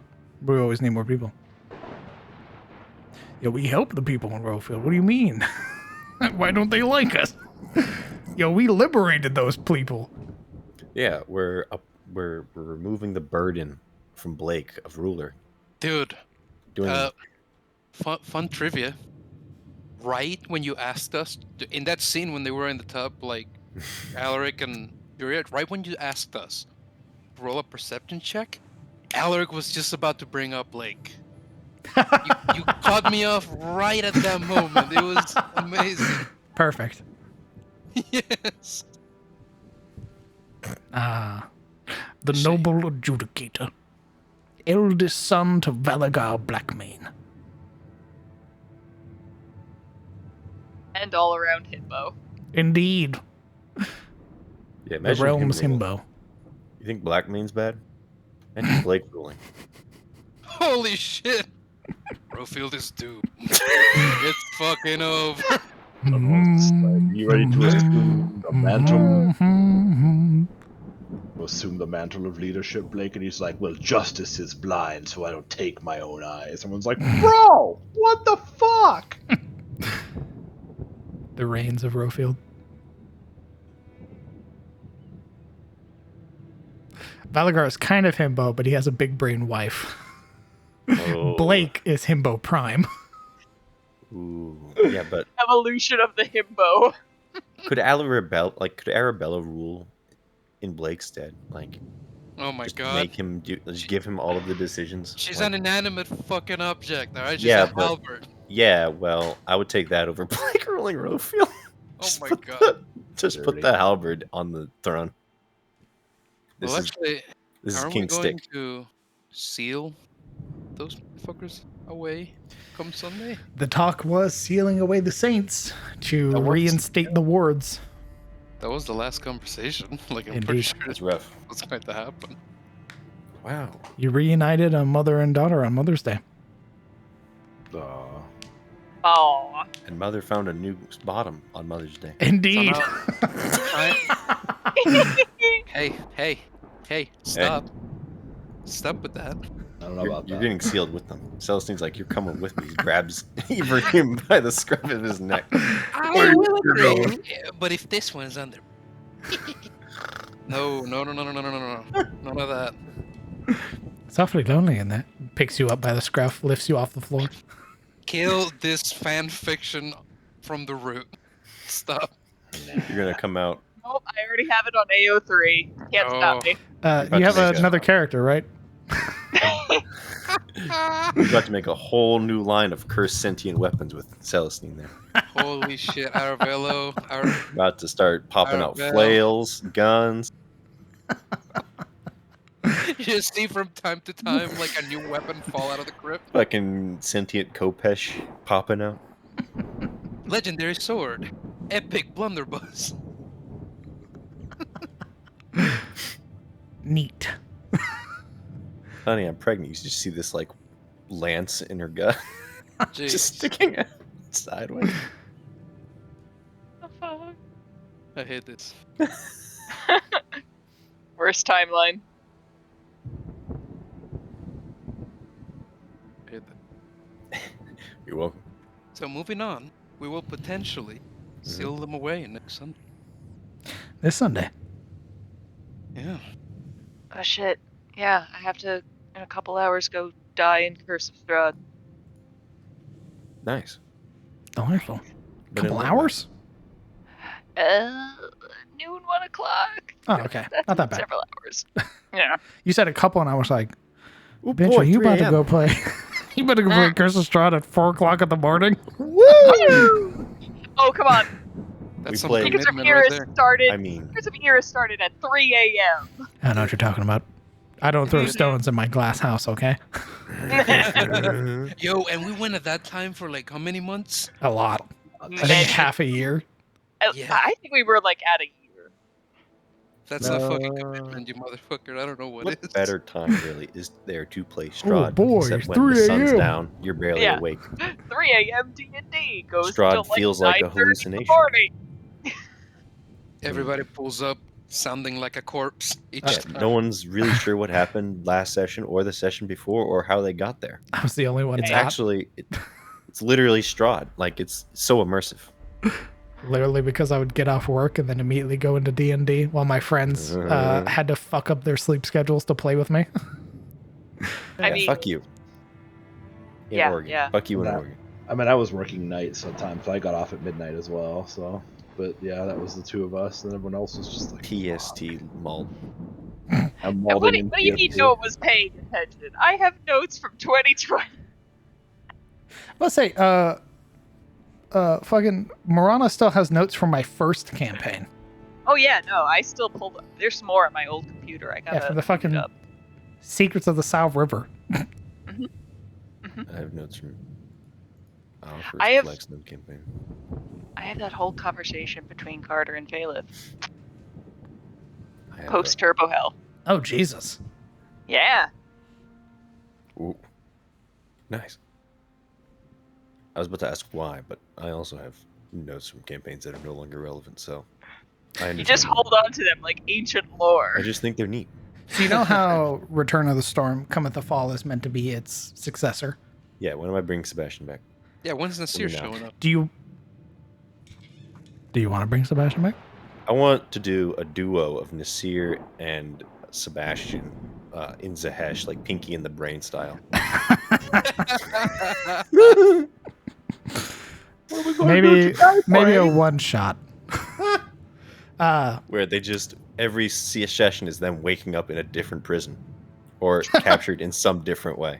Which one is the pinky and which one is the brain, though? We'll take turns. I mean, I'm down to pink time. Yeah, I'm like the hick brain. The South River campaign, Secrets of Eris is meant to be its successor, which is why there's characters from Secrets of Eris that were in the South River, like Father Joffrey. Oh, Joffrey. Yeah. Got through so many changes, although he's still pretty much the same character. Yeah, he went from a priest to a monk, so He's still a bitch. still in Oh, church oh. though. Mm-hmm. When are Yeah, the we find Gobos a- coming back? What are you talking about? What Gobos? It was all a virtual reality experience. What Gobos, Rozzy? What train? I'm afraid I have What no culinary idea what you're plan? talking about.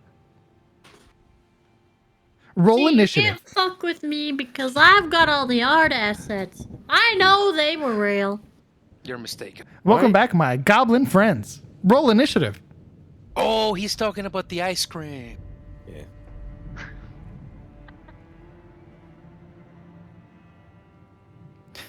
I believe. What do you believe? I believe. That's it for I tonight. still believe, I still have faith in us. Why don't you guys go ahead and say goodbye to chat for me? Bye, chat. See you guys later, Chad. Love you. Take care. etc. Bye. I'll be back. Yeah. Well. Hey. Good game today. Ooh, that shit got emotional in the middle there. Damn, that was really fun. No combat, but that's fine. Made up for it with some very spicy roleplay. So I want to thank you guys for coming out, for again supporting me, for oh boy, just being here on the stream. I deeply appreciate it. I know I didn't stream on Thursday or Wednesday. I've been resetting my sleep schedule, which is now fixed, thankfully. So I'm going to go to bed because now is bedtime, which works out perfectly. So I appreciate you guys. Thank you guys so much. Guido. Guido, I am incredibly grateful, and I am glad that you enjoy the content enough to support me. Thank you very much. I'm going to get some rest. I look forward to seeing you guys this Sunday for the Secrets of Irist and figuring out just what the hell the players are going to be doing over there. And then, of course, normal streaming schedule. I'll be streaming Monday and Wednesday again. So, I hope you all have a good night. I hope that you take care and that wherever you are, you're well. Goodbye, everybody.